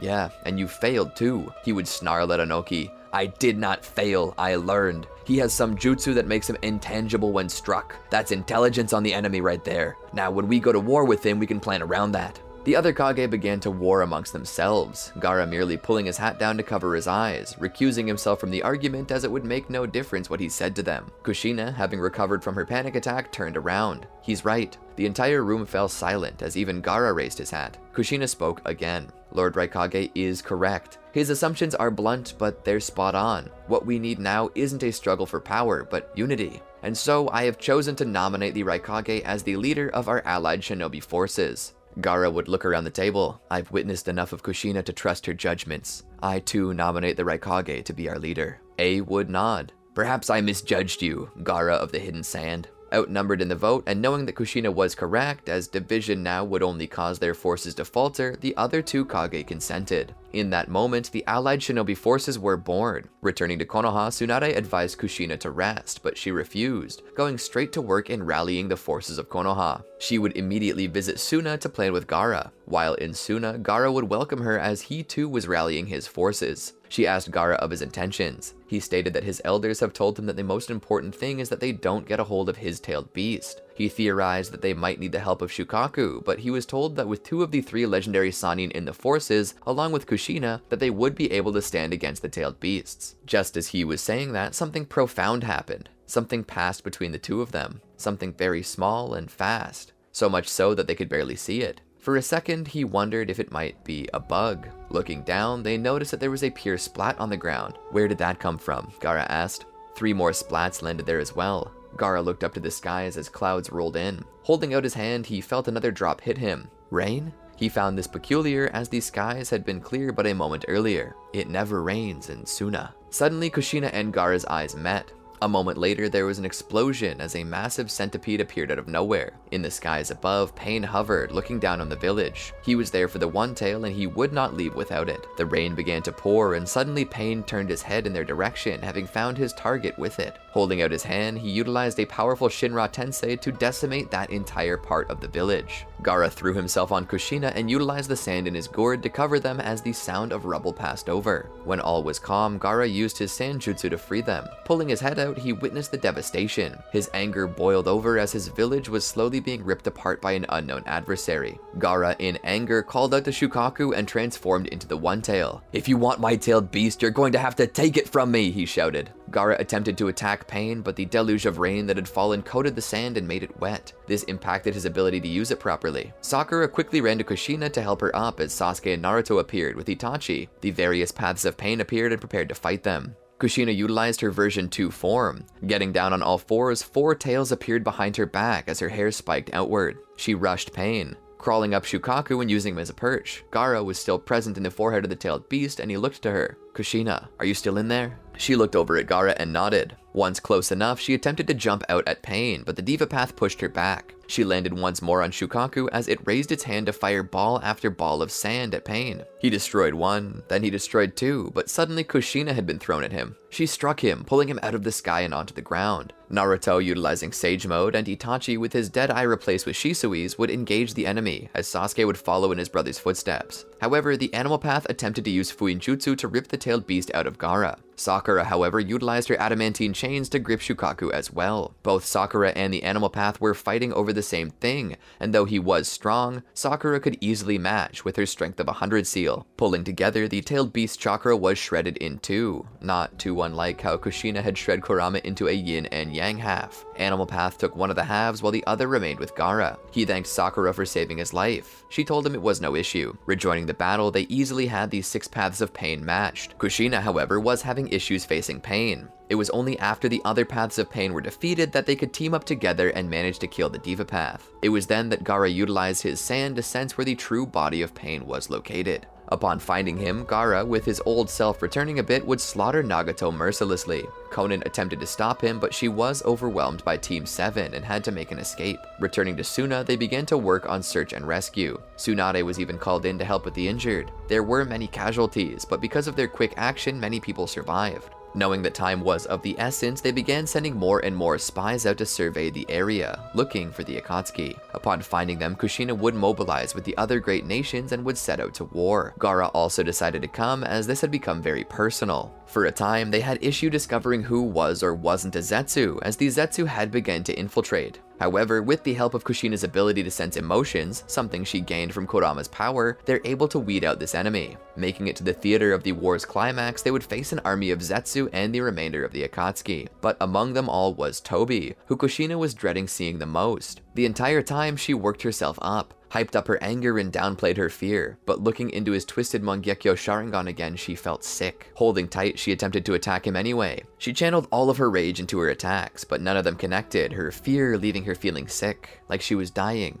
Naruto came to her side. "Mom, let me help with this guy." Standing between Tobi and she, Kurama could have sworn he was looking at Minato, but it wasn't. It was Naruto, still wearing a similar red haori as Jiraiya. He rushed out to face Tobi in Sage Mode, but none of his attacks hit. Rasengan after Rasengan continued to pass through Tobi. Kushina was startled. Was there nothing she could do? Naruto was knocked down. She saw Tobi as he pulled his scythe that remained chained to his Bansho fan. He flung it at Naruto. How she got there, she didn't know. All she knew was that she was right where she meant to be, standing between Naruto and the scythe. The blade passed into her chest and she hit the ground. "Mom!" Naruto shouted as he crawled over. "Mom!" She slowly felt herself slipping. She rubbed her hand across his cheek. "Have I ever told you that you look like your father?" She then closed her eyes and fell back.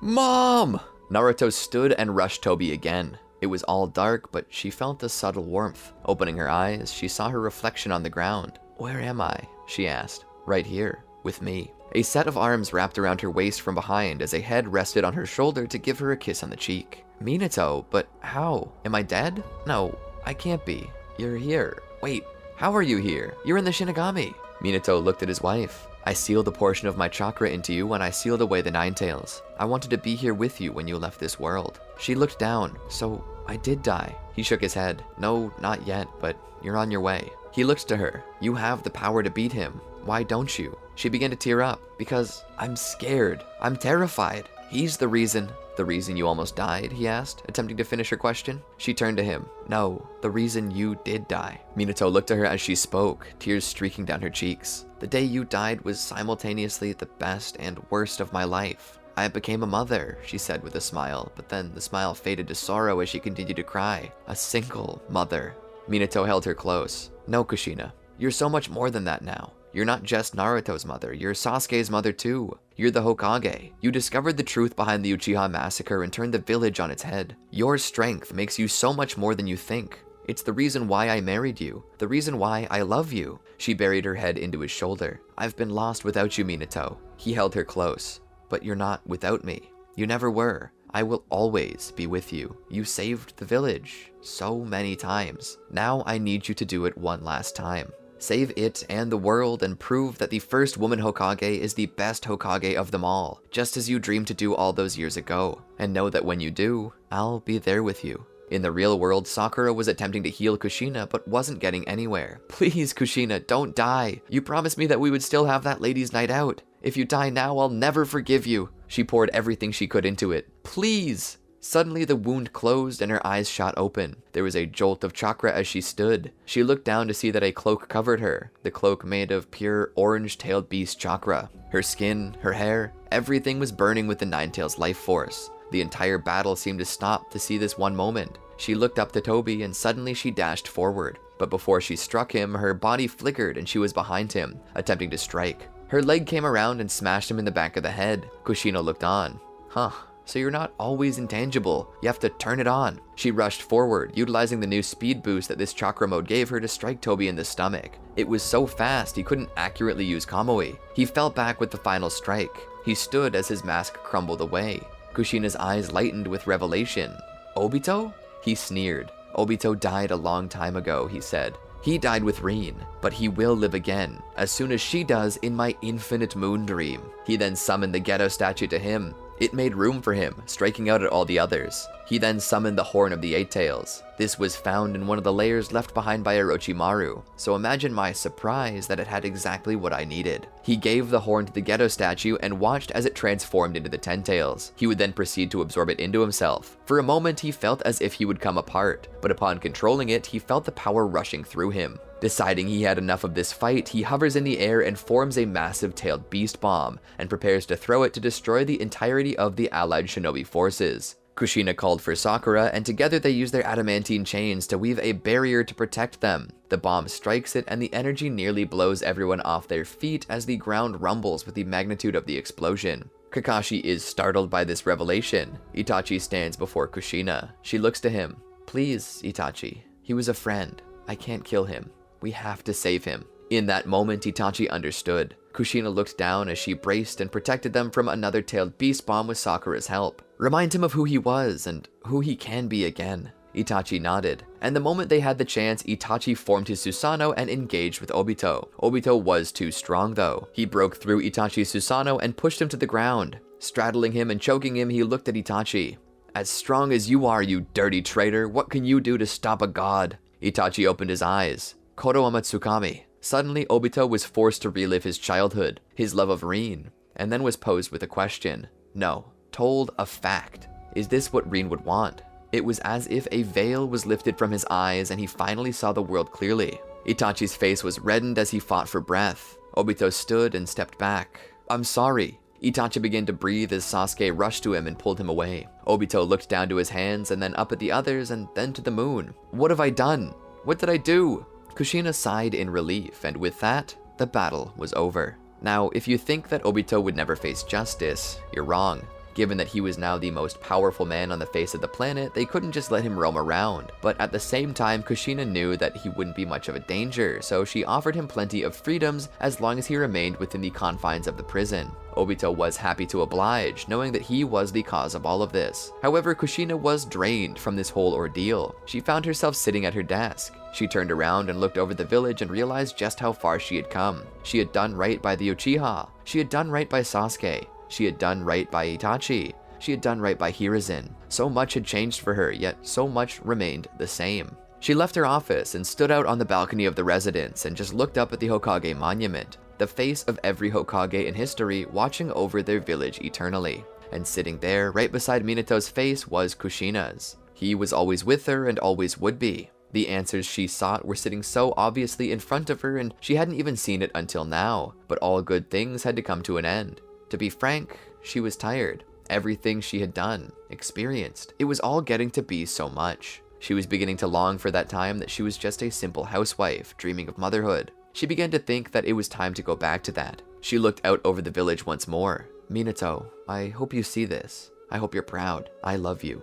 After this, she passed the Hokage title to Tsunade. She wasn't super interested in it, but she knew that Kushina deserved her rest, so she promised to hold the position until Naruto could take it. She also commanded that her face on the monument be beside Hashirama, so that the place beside Kushina could be open for Naruto. She believed that families should remain together no matter where they were, and that went for herself and her grandfather Hashirama too. Kushina would still have those ladies' nights out with Tsunade and Sakura. And eventually, when she came of age, Tsunade made good on her promise and took her to the largest casino in all of the Land of Fire. Sakura swept the house. It made for a good nest egg now that she and Sasuke were getting married. Kushina couldn't be happier being the bridesmaid of such a beautiful young woman. She cried more than a little on their marriage day. She remembered back to that scared, closed-off boy that Sasuke used to be, and then looked at the smiling, laughing man he had become and could see a very clear difference. It didn't take Naruto long to find love either. He found it with the daughter of Hiyashi Hyuga, her old council member and friend. As times passed though, various issues cropped up and Kushina would be called back to help handle it, such as the threat of Toneri, Momoshiki, and Ishiki. However, her decisions she made in the past all proved to be good ones, as Obito, ever eager to prove himself, was capable of putting down each and every one of these threats with Naruto's help. And yes, eventually Naruto did become Hokage. Kushina would also be blessed to see her grandson and granddaughters, as not only did Naruto and Hinata produce Boruto and Himawari, but Sasuke and Sakura had produced Sarada. These moments were her golden years,